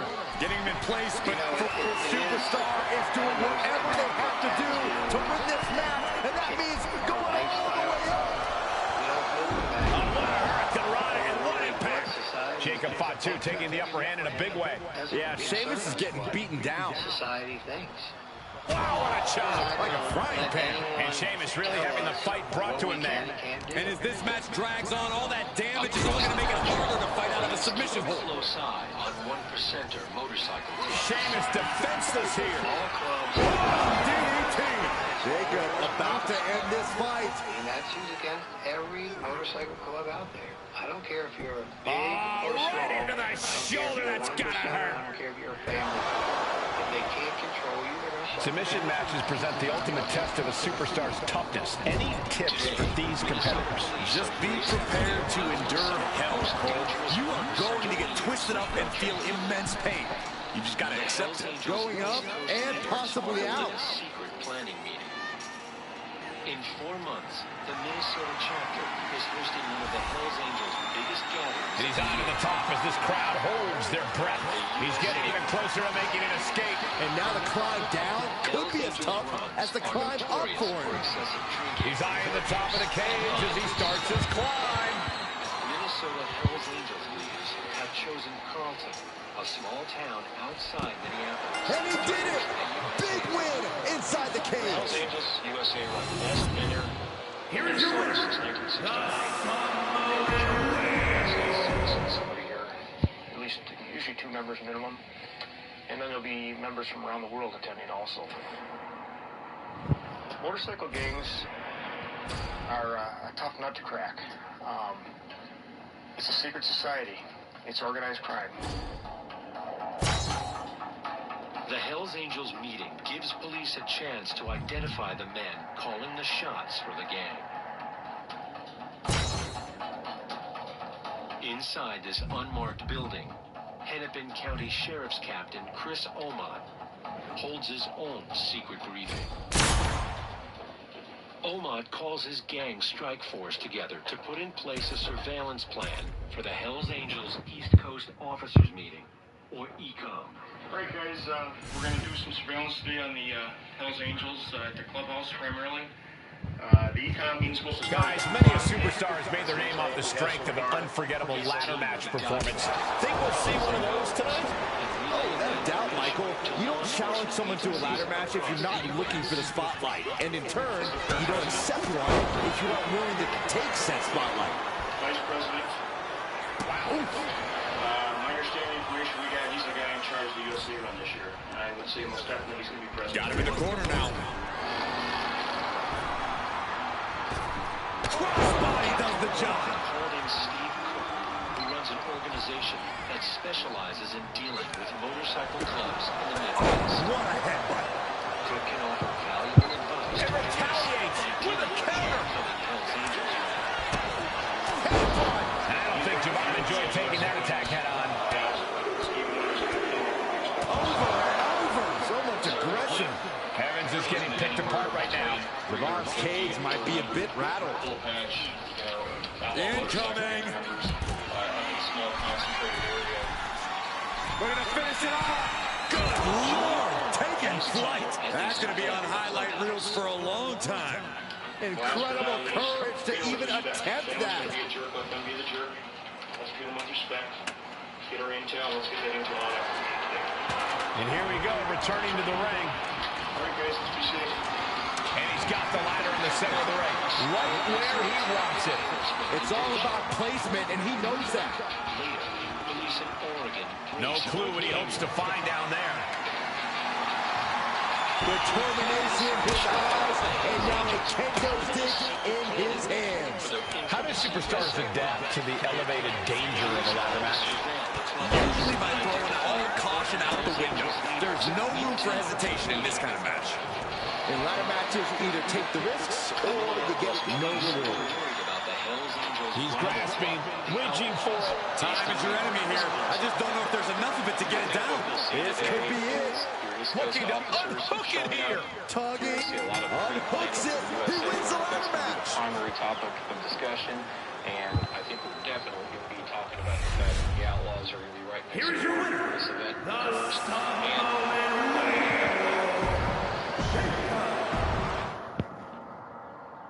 Beaumont and Cook start by canvassing the area to determine how many bikers are in town. Yeah, go ahead. They get a tip that a group of Hell's Angels have been spotted outside a local funeral home. How many HAs came up here, any idea? 35. The two are surprised at the number of bikers in town. Outlaw motorcycle clubs in the U.S. are on the rise. One group targeted for recruitment is the U.S. military. Anytime you have And here we go, a lot of superstars involved in this matchup. Each team is going to look for their competition's weakness. The weakest link on a team will certainly be exposed. A team would be smart to identify their own weaknesses and keep that superstar out of the fight. Oh, vicious headbutt. Deployed overseas, that gives them an excellent opportunity to fill people out, to be around them in combat situations potentially, and to see if they have what it takes. Oh, here it comes! According to police, absolutely spiked DDT. Does that finish Rhodes for good? Just because they're at a funeral doesn't mean Draped that across the top they're rope. not armed. Shoulders down, Jacob going to end it here. Or using drugs. It's pretty commonplace for them to have at least a vehicle. And there's the win! Huge win here tonight! So that the other members know where to go if they need access. The team up, Jacob Fatu, Brown Breaker. Neighbors across town report that a large group of bikers are having a party at a private residence. We got little bikes lined up there. What do you see down there, Steve? I know I saw Los Fuentes, and obviously the Freeman just pulled up. The Hells Angels don't treat all biker clubs as sworn enemies. Groups of clubs who work with the Hells Angels are showing up around the city. In the Minneapolis-St. Paul area, because this is Hells Angels territory, they run the show up here, so everybody's subordinate to them, but they're all equally involved in criminal activities. Predominantly drug trafficking. There's at least 3 biker clubs here. The Hells Angels use gangs like these to let them know what's going on in the area. That way, if a rival gang's trying to make an inroad, these are the guys that are going to tip you off. These guys are also people that they're going to use to run their drugs, to commit some of their criminal activities for them, because again, it insulates the Hells Angels. If these guys get jammed up, that doesn't have any direct reflection back on the Hells Angels. They're out in front of the clubhouse right now. talking at the clubhouse. It's getting a lot of activity buzzing there now again. Yeah, we're rolling now from Omot and Cook head to the clubhouse.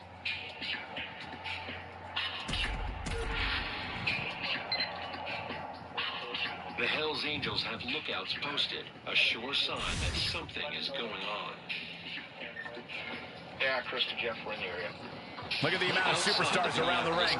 This one is to be a real spectacle. Yeah, just look at the determined look on each superstar's face. There's going to be no shortage of excitement watching these teams battle it out. Wow! That was one of those power bombs that would shorten someone's career. You got the vice president standing out on the street. He seems a little odd. Muscling up there. Captain Chris What a gut-wrench powerbomb. Oh, this is just flat-out punishment. And feels compelled to break cover to find out what's going on. In a situation like this, I don't have to let them know. Jacob Fatu feeding off the crowd, feeding off their energy. If there was any issues to give me a call, and he said he wouldn't do that. Send it to the corner. The reason he wouldn't do that is because Flash in the corner. The opponent dumps the right across body.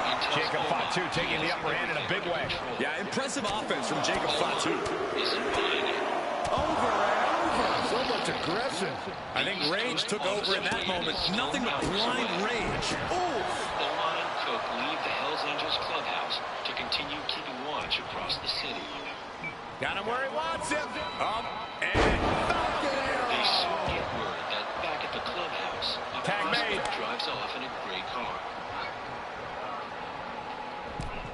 Omot suspects he's en route to pick up one of the leaders who's arrived from out of town. there's the Megan right there. And there's a technology, yeah. Braun Breaker identifying the top stage. That is what it takes to topple waves. Arm extended, tags his teammate in. This is one of the hotels that the out-of-state members are staying at. What's he got planned for Reigns? We're just trying to figure out. DDT. Did Jacob Fatu get enough of it?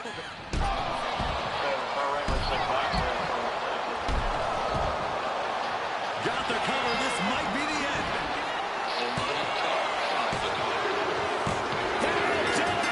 The victory time.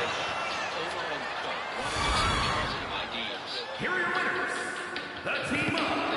Jacob Fatu, Braun Breaker, and King. Turn gives them the chance. An officer in Omot's team pulls over the Hells Angels. Well, they got to stop that for me. They got to stop over there. There's another familiar face. Bald-headed guy we had him stop in Branson. He's usually got a pretty good attitude problem. Just photograph these guys for you. But just take a picture real quick, sir. I know you're from New York. You run my license, you can check all my you don't need my photo. You guys got your own database, you got everything. Okay. All right? I mean, be fair. You know, you're pulling us over, you're stopping us from just, being here. So if you want to, give us tickets or do what you got to do, then give us tickets. Okay. You guys are, dragging us out like, with some kind of, I don't know what. What I'm trying to say is we're going to do what we're going to do. Right, I'm going to take some pictures while I'm out here. Take a picture real quick, sir. One member was definitely a sergeant-at-arms. I did note that the sergeant-at-arms had a Tequila patch, which means that, he has assaulted a law enforcement officer before. He also had a Filthy Few patch, which, a Filthy Few patch is known to be given to members who've killed for the club. So, obviously, a mover and shaker, definitely, somebody of note, and the exact kind of person that they would be sending to a meeting like this. I swear, Jeff, I thought he had this in the door handle when he reached his license and fell out. And here we go with this tag team matchup. Competitors set for action as we see Jacob Fatu, Braun Breaker, and Braun Breaker. They will be facing some fierce tag team action with Tim Burr, Heta, and Jake Xanadu. And trust is key to victory in a match like this. If you don't have a tag partner you can rely on, you might as well pack it in now. 50 delegates come and go. But there's no trouble. And what's in store for Burr? No.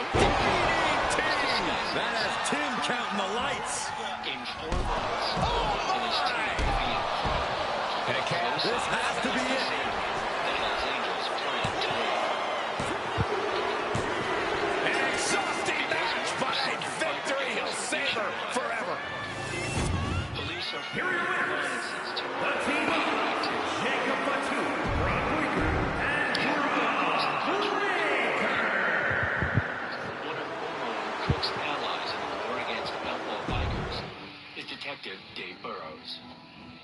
MFP is battling a sudden influx of Mongols into Eugene, Oregon. Burroughs is an undercover officer and cannot be seen on camera. The Outlaws, the Mongols, have allied themselves in a war against the Hells Angels. The Hells Angels throughout the world, we believe, is somewhere right around 3,500 members. The Mongols have approximately 500 to 600 members. Their logo is a Mongol warrior wearing sunglasses and astride a chopper. The motorcycle club was established in 1969 in Montebello, California. Like the first outlaw motorcycle clubs in the 1940s, most Mongols were former U.S. servicemen. This time, veterans of the Vietnam War. Like the Hells Angels, the Mongols have their own patches and symbols. This is the Mongol skull and crossbones. I've been told by a Mongols member that this means that person took care of business for the club. And what that means is they committed some kind of act of violence on behalf of the club, either against another club or against law enforcement. The 1%er Mongol forever, forever Mongol. It's a 1% diamond. That means they consider themselves to be 1% of the motorcyclists who live outside the law. Coming up, federal law enforcement agencies infiltrate the Mongols Motorcycle Club. The Hells Angels target a Mongol leader. And this is sure to be a hard-hitting tag team battle. Competitors set for action as we see Jacob Fatu, Ron Breaker, and King Baka. And they'll have their work cooperating cut out for them here, dealing with Cody Rhodes, Randy Orton, Dominic Mysterio, and Solo Sikoa. These teams have scouted each other very well. They probably identified the weak link in their opposition. We're about to see implanted by the DDT. Serious jeopardy for Rhodes. What a reversal. Vaulting plancha, incredible. A roll of the dice and it pays off in full. Led to the deaths of several Hells Angels and Mongols. The clubs eventually reached a now propped up in the corner. From the second row. Intent on preventing another 1% A right hand stops it. There's reason. It looks like Cody will face another hard test. Yeah, Jacob looked confident going on the attack. He wants it one more time. For the DDT. Jacob about to end this fight. Solo must be getting phased by this attack. Solo needs to start reacting quicker. Ooh, man. Cody's being covered. This could be it. That will end it. Members can no longer wear it. The club has redesigned their colors. The team up. Jacob Fatu, Braun Breaker, and King.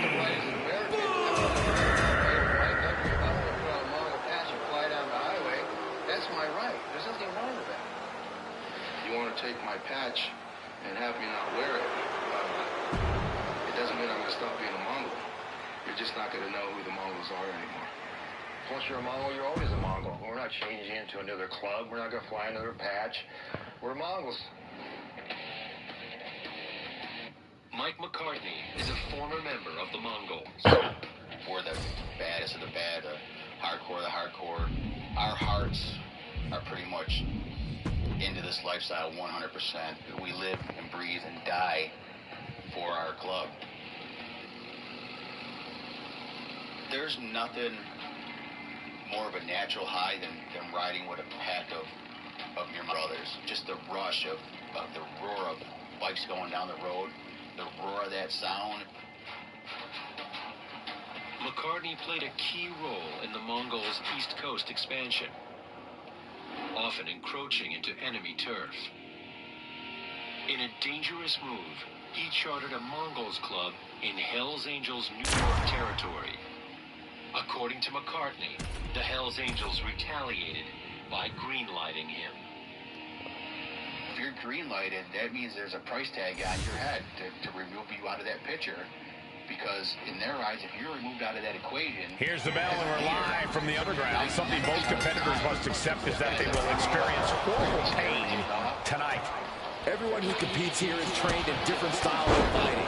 You never know what discipline you'll have to go up against. Fellow superstars holding court around the ring, and with no rules, it'll be best to expect the unexpected, gentlemen. We're going to finish it off. Whoa, what a landing. Coming down on their opponent like a sack of bricks. Great reaction from JD. Both superstars countering one move after another. Quickly slips behind. German suit. And wearing the state rocker without the permission of Oregon's existing biker gangs could provoke turf wars.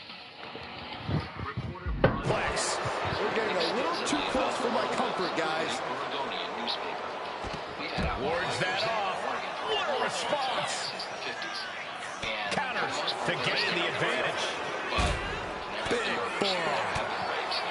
Corey, what's the better strategy in Underground to try and get this all over with? Could this be it? DDT. Jacob about to end this fight. There are 5 1%er outlaw fighters. What a headbutt. Ooh. The new Mongol chapters are set up for a second time. Other 1%er clubs. That's it. Calling it by knockout. They tend to take over wherever they go. Sees these guys out. Here is your winner. Mongols patch means, but the police certainly know. In Eugene, Oregon, police plan to deter violence between the 1%er clubs. Detective Dave Burrows works undercover and cannot be seen on camera. Tonight we're going to go out and try and gather some intelligence from the Free Souls church meeting.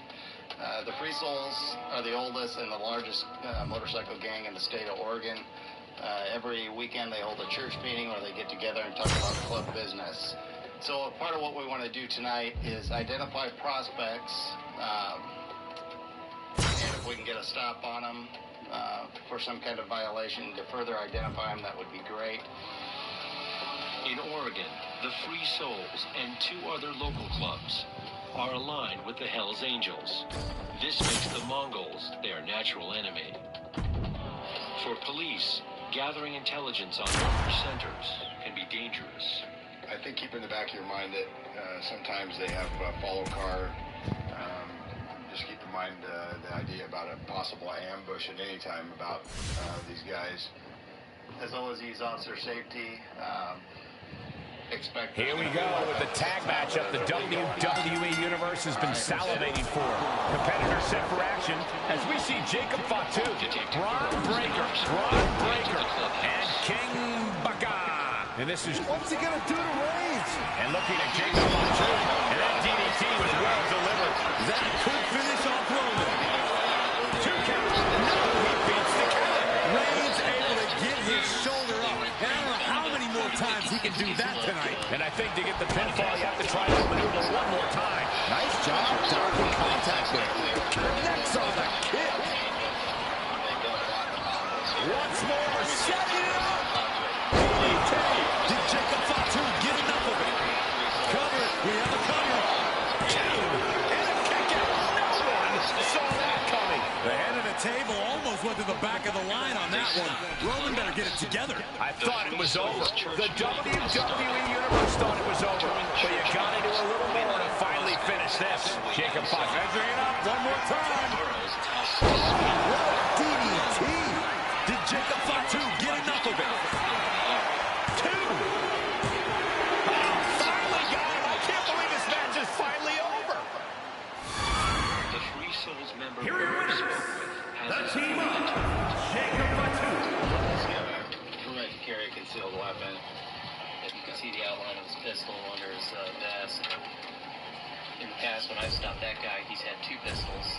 And so you end up with is, you get a guy who's a felon, and he won't have a pistol or a restricted weapon, but his buddy that's sitting right next to him has 2. So there's always guns around the club. What way we going? Later that Burrow's team patrols the area around the Free Souls clubhouse to gather intelligence. That's fine, but if we do that, we've got to deal with a heap of matches.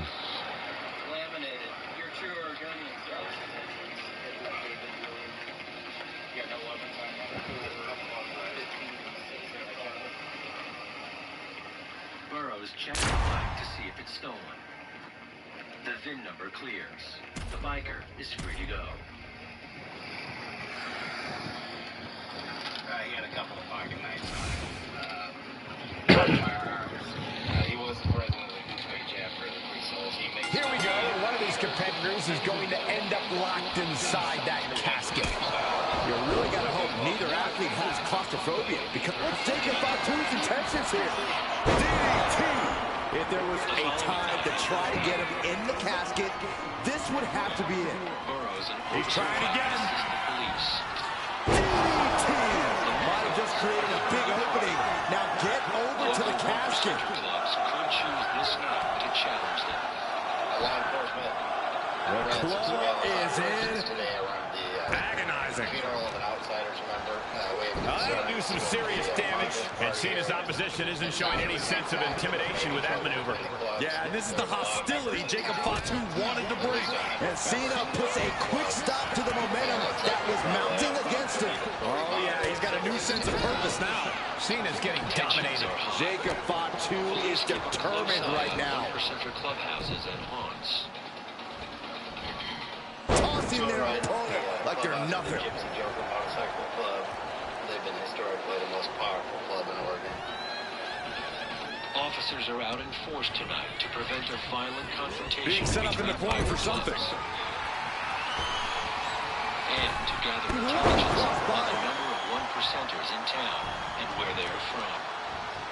Just breaking down the opponent. 20 motorcycles out there. I also saw numerous vehicles out Just bludgeoning their opponent. Jacob Fatu taking the upper hand in a big way.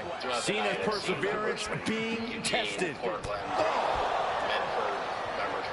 Jacob Fatu feeding off the crowd, feeding off their energy. All right, the shoulder tackle forces this superstar to bounce off the top of the casket. See their new colors. A couple of Gypsy Joker members hanging out. He's headed out to the ringside area. That's how they talk to all law enforcement if they can. He's heading back to the ring. Their motto is respect you, fear none. Clothesline! Off with their head. The Mongols and local one-percenter clubs coexist. And Cena's starting to falter here. Yeah, impressive offense from Jacob Fatu. At this stage, there has to be some concern. Taking on so much offense. You got to worry about the lingering effects. There's some power behind that punch. Doesn't necessarily mean they're allies. Doesn't mean they're friends. We don't know. Brutal impact into the corner. Looks like Portland has things under control. We're going to go muscling up their opponent. Way up and down hard. Coming up, the Mongols and Hell's Turns that back on Cena. He's looking for yet another exclamation mark. DDT! He's got him on the brink of defeat. Put him in the casket and shut the lid. Jarring impact. Great flurry of offense from Jacob. Cena needs to find some energy fast. Targeting the arm to great effect. There is always the risk of violent confrontation. Oh, shoulder to the gut. Nice counter by Cena. He's finally able to slow down all those incoming attacks. He's able to stop that on rush. Now looking to capitalize. Showing out their deadlifting prowess and just tossing their opponent like they're nothing. Oh, God, that hurt. Oh, putting focus on the arm here. And the arm was the clear focus of that attack. Counter right when it was needed.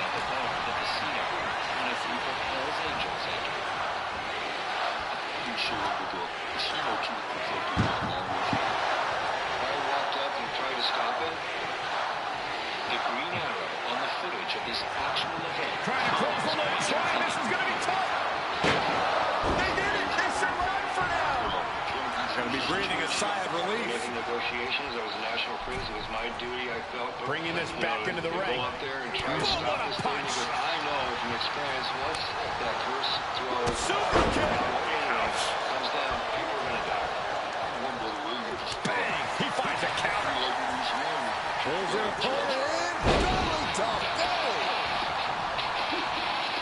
From that on, it just was no stopping anything. Caught in a bad spot.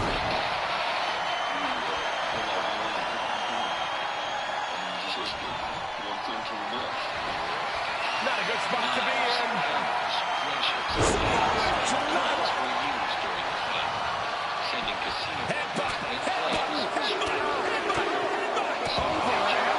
So much aggression. And it seems like his head might be the target here. Jacob Fatu sending a clear message here. Okay, he should really focus on the match now. You just love seeing him get knocked out of pain. Up the rope he goes. I think we know what he's thinking, and it's not going to be nice. Up high. Hold on. Things turn around quickly. Looks like he's coming back in. Reputation.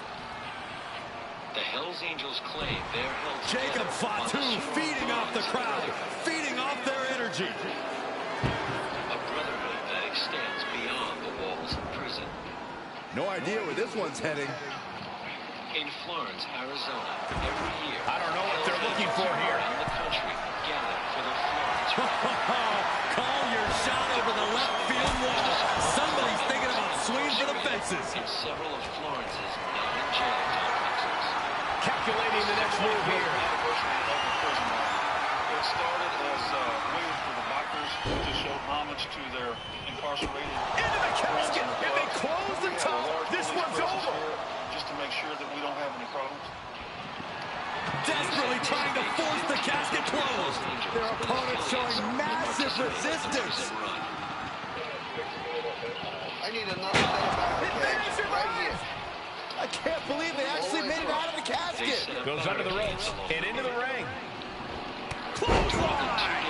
Cena has no control here. Yeah, impressive offense from Jacob Fatu. For police and Hells Angels, the run went as planned. Oh, he had the wherewithal to counter Jacob. Historically, the Florence prison run has gone smoothly. Can they close the casket? And they're able to fight their way out of the casket. They can't be human. That's ridiculous. Scrambling up the top turnbuckle now. Up high. And the year before, Throwing all caution to the wind. involved knives and baseball bats and left 4 people seriously wounded. Placed into the corner here. Several reversals. Neither superstar able to penetrate their opponent's defense. State, local, and federal authorities are prepared for the coming Shoulder right to the midsection. Great flurry of offense from Jacob. Cena's just trying to weather the storm. The Hells Angels USA run nears. I don't know how there's anything left in these superstars' bodies. Yeah, the tank is being emptied tonight. Potentially their allies, the Mongols, are threatening to cause Trying to force the casket closed to end this thing. There's no way they're going to prevent Doomsday.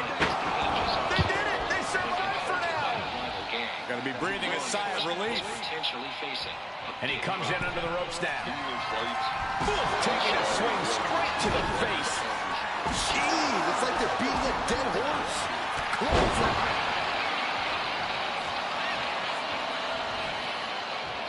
July 30th, Carlton, Minnesota. Tossed into the casket. It's about to get very dark in there. We've got a struggle on our hands to close the casket. They may survive. They're slamming the leg shut, and there's the winner. What an unbelievable battle. Here is your winner, the Samoan. Agents from the Bureau of Alcohol, Tobacco, and Firearms are on the ground. ICE, U.S. Immigration and Customs Enforcement, lends a helicopter for aerial surveillance. Police from across the state send officers. And the media arrives. Everyone is watching for a potential confrontation between the Hells Angels and one of their rivals, the Outlaws. They are a club located in a neighboring state. But so far, driving rain has seen most of the Angels spend their first day in the casino, bar, and hotel. I think it'd be very accurate to say that the Hells Angels have been locked down since they've gotten here between law enforcement and the weather not cooperating.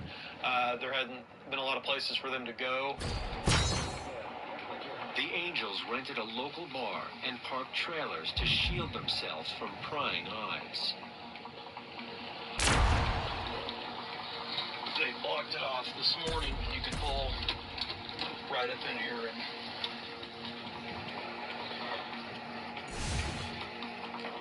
word arrives from police conducting surveillance in Wisconsin. And if you want to see who can play well with others, put them in a tag match. It's true. Teamwork needs to be on point to win one of these. You know, I always think of us as a three-man team. Oh, shut up, Saxton. I'd switch sides just to pin you. Counter after counter. Neither superstar getting the clear advantage. Has him set up in the corner of the ring.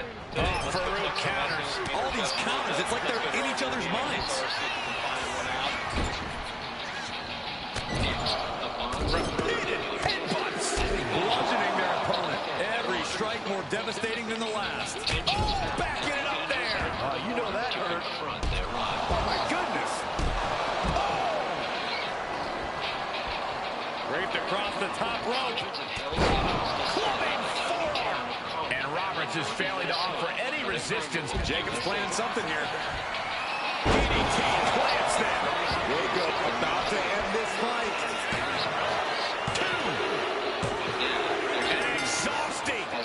Victory, but a win nonetheless. Have been pouring into the neighboring state of Wisconsin. The team up.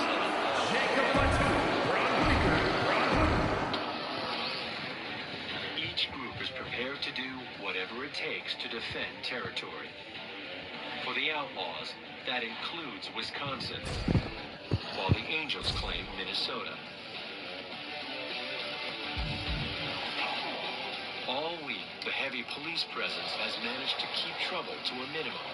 And so far, their sworn enemies, the Outlaws, have not crossed from nearby Wisconsin. Law enforcement is working around the clock to try and keep the two clubs apart. They fear a clash in Carlton could have national implications. It's the last day of the USA run. Many Angels will be heading for an even bigger rally at Sturgis, South Dakota, when they ride out of town in a matter of hours.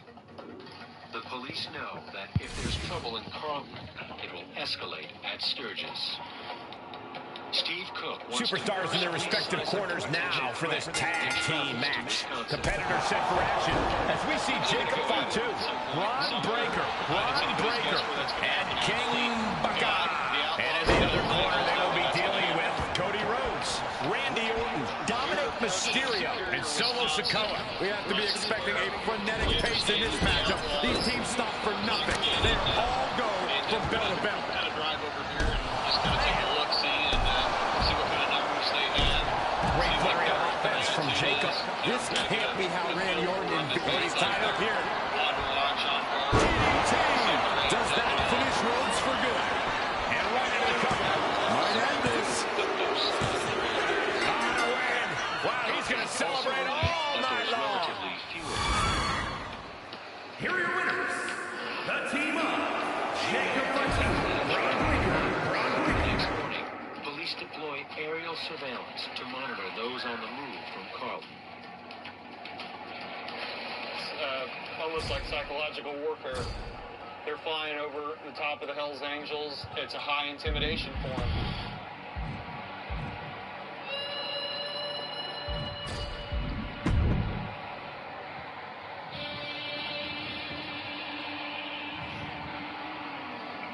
On Interstate 35, a group of Angels are spotted making a run for the border just 2 miles ahead. They are allowed to cross it and encounter the Outlaws. A violent altercation seems certain. It's a race against time as the police attempt to surround them.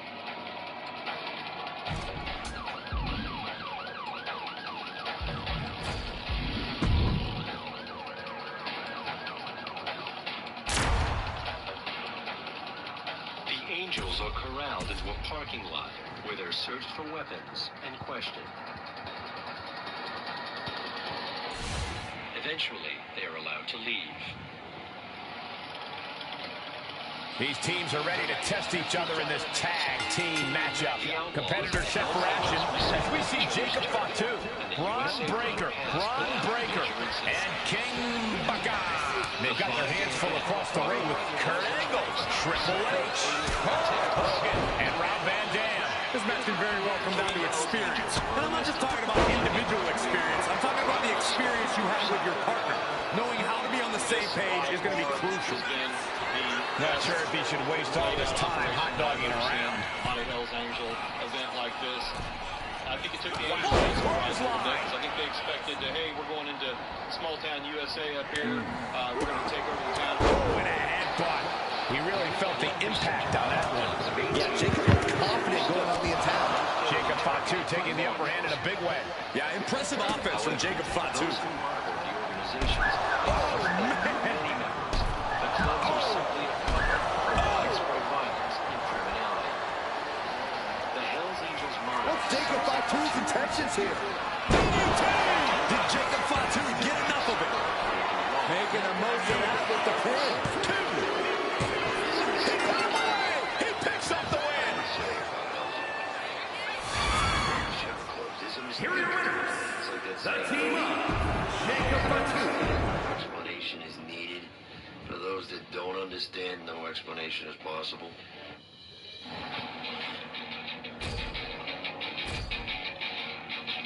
Police know 1%er biker gangs aren't going anywhere. We're going to do what we have to do to get the bad guys. Obviously, within the law, we kind of view it as if we, don't get you today, we'll get you tomorrow. I think in this country they'd have to change the Constitution first before they could outlaw Hells Angels. The club has always been very good at overcoming and adapting. Hasn't been around this long by accident, that's for sure.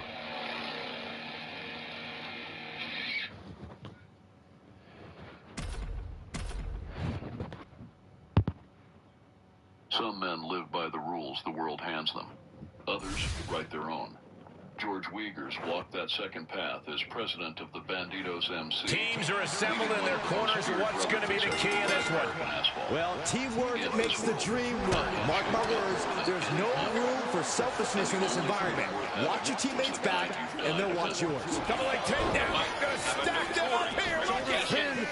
Countered into a new cover. Gets the shoulder. Wow. What's it going to take? Still in it.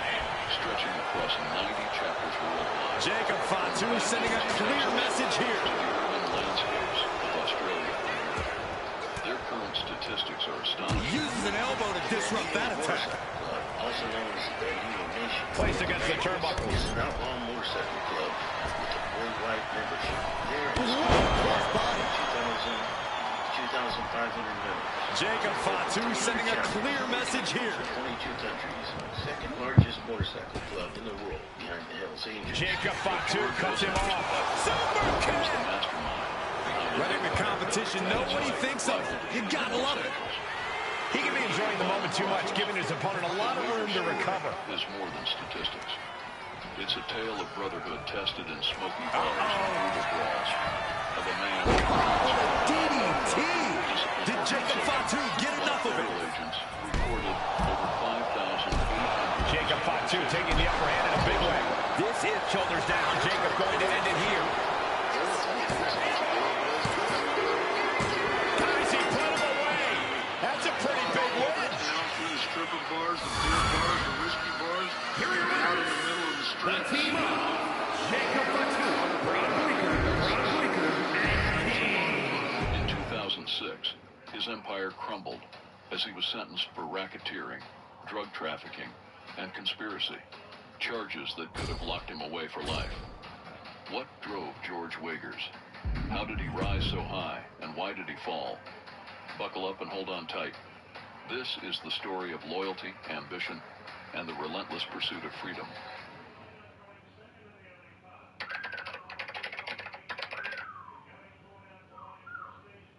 The year was 1972. In the sleepy town of Bellingham, Washington, a young man named George Wiegers stood at a crossroads. Just 20 years old, he had already weathered the storm of a divorce, leaving him yearning for something more than the monotony of everyday life. Craving freedom and adventure, George found himself drawn to the allure of the Banditos Motorcycle Club. The open road and the promise of brotherhood. The fight is on with Jacob Fatu, and this beast is as bloodthirsty as they come. When the Samoan roller flocks in, you can't do a damn thing about it. Just seeing this guy makes me fear for my safety. Jacob Fatu tears people apart like he's possessed. There's no doubt that Fatu is a dangerous man. He's unhinged, and right now the Samoan rebel looks ready to feast.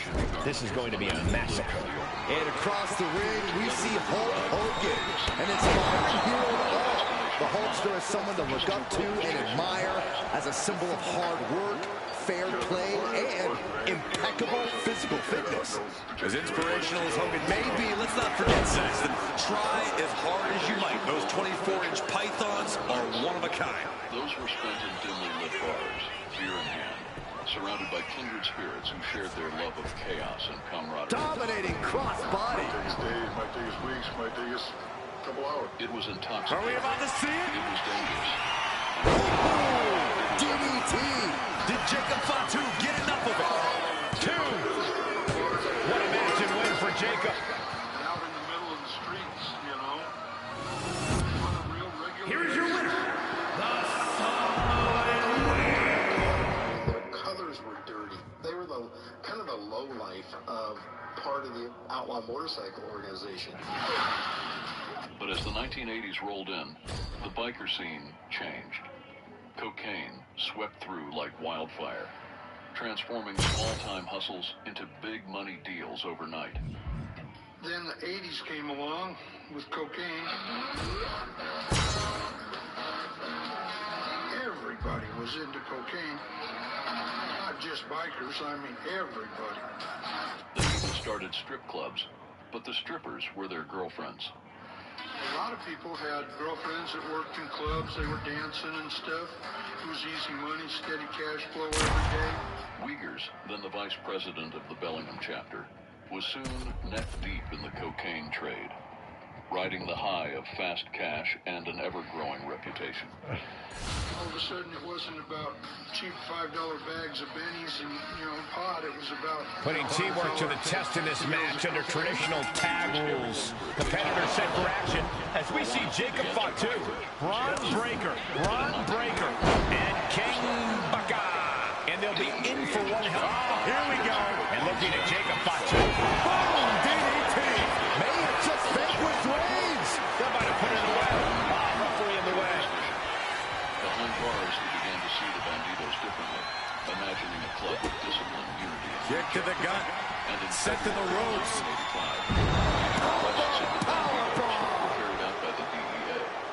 A major federal crackdown today on the self-described Banditos He motorcycle. manages to slip out of the way. Touching the cranium. Not speeding on the highways. Manufacturing Here we go again. drug users. Did Jacob Fatu get enough of it? Today marks the biggest arrest effort ever against an American motorcycle gang, the Banditos. By 1987, when he walked out of prison, the Washington Banditos were Man, jarring headbutt. many had either been locked up or left the club. My plans when I got out of jail in 87 was to come back home and everything would be the same, but everything wasn't the same. Are we about to see it again? Did Jacob Fatu get enough of it? Oh, who makes the biggest save of the night? Think about it. What would you do if you had to relive What's Jacob Fatu's intentions here? What a DDT! Jacob about to end this fight. 2 count. Oh, he got it. What a win. He demanded clean appearances, real jobs, and respect for discipline. Here are your winners, the team of Jacob Fatu, Bron Breakker. We needed to change that. You can't ride your motorcycle in jail. The old-timers balked, but Wiegers wasn't backing down. Was he selling out or leveling up? The results spoke for themselves. Membership skyrocketed. New chapters sprouted across Washington state, and even law enforcement took note. The club grew. The Club Drew, motorcycle clubs need to stop arguing, fighting, and bickering among themselves. We need to get into unison, or we'll find ourselves going the way of the American Indian. You know, the federal government will just completely take us over. Arrests dropped, and for the first time, the Banditos had a reputation for something other than mayhem. By 1998, George had transformed the Banditos from a band of renegades into a powerful, organized brotherhood. Some called it reform. Others called it a revolution. But everyone agreed. George Wiegers had changed the game forever. George really did encourage people to clean up their acts and quit going to prison and quit getting killed and be a little more respectable.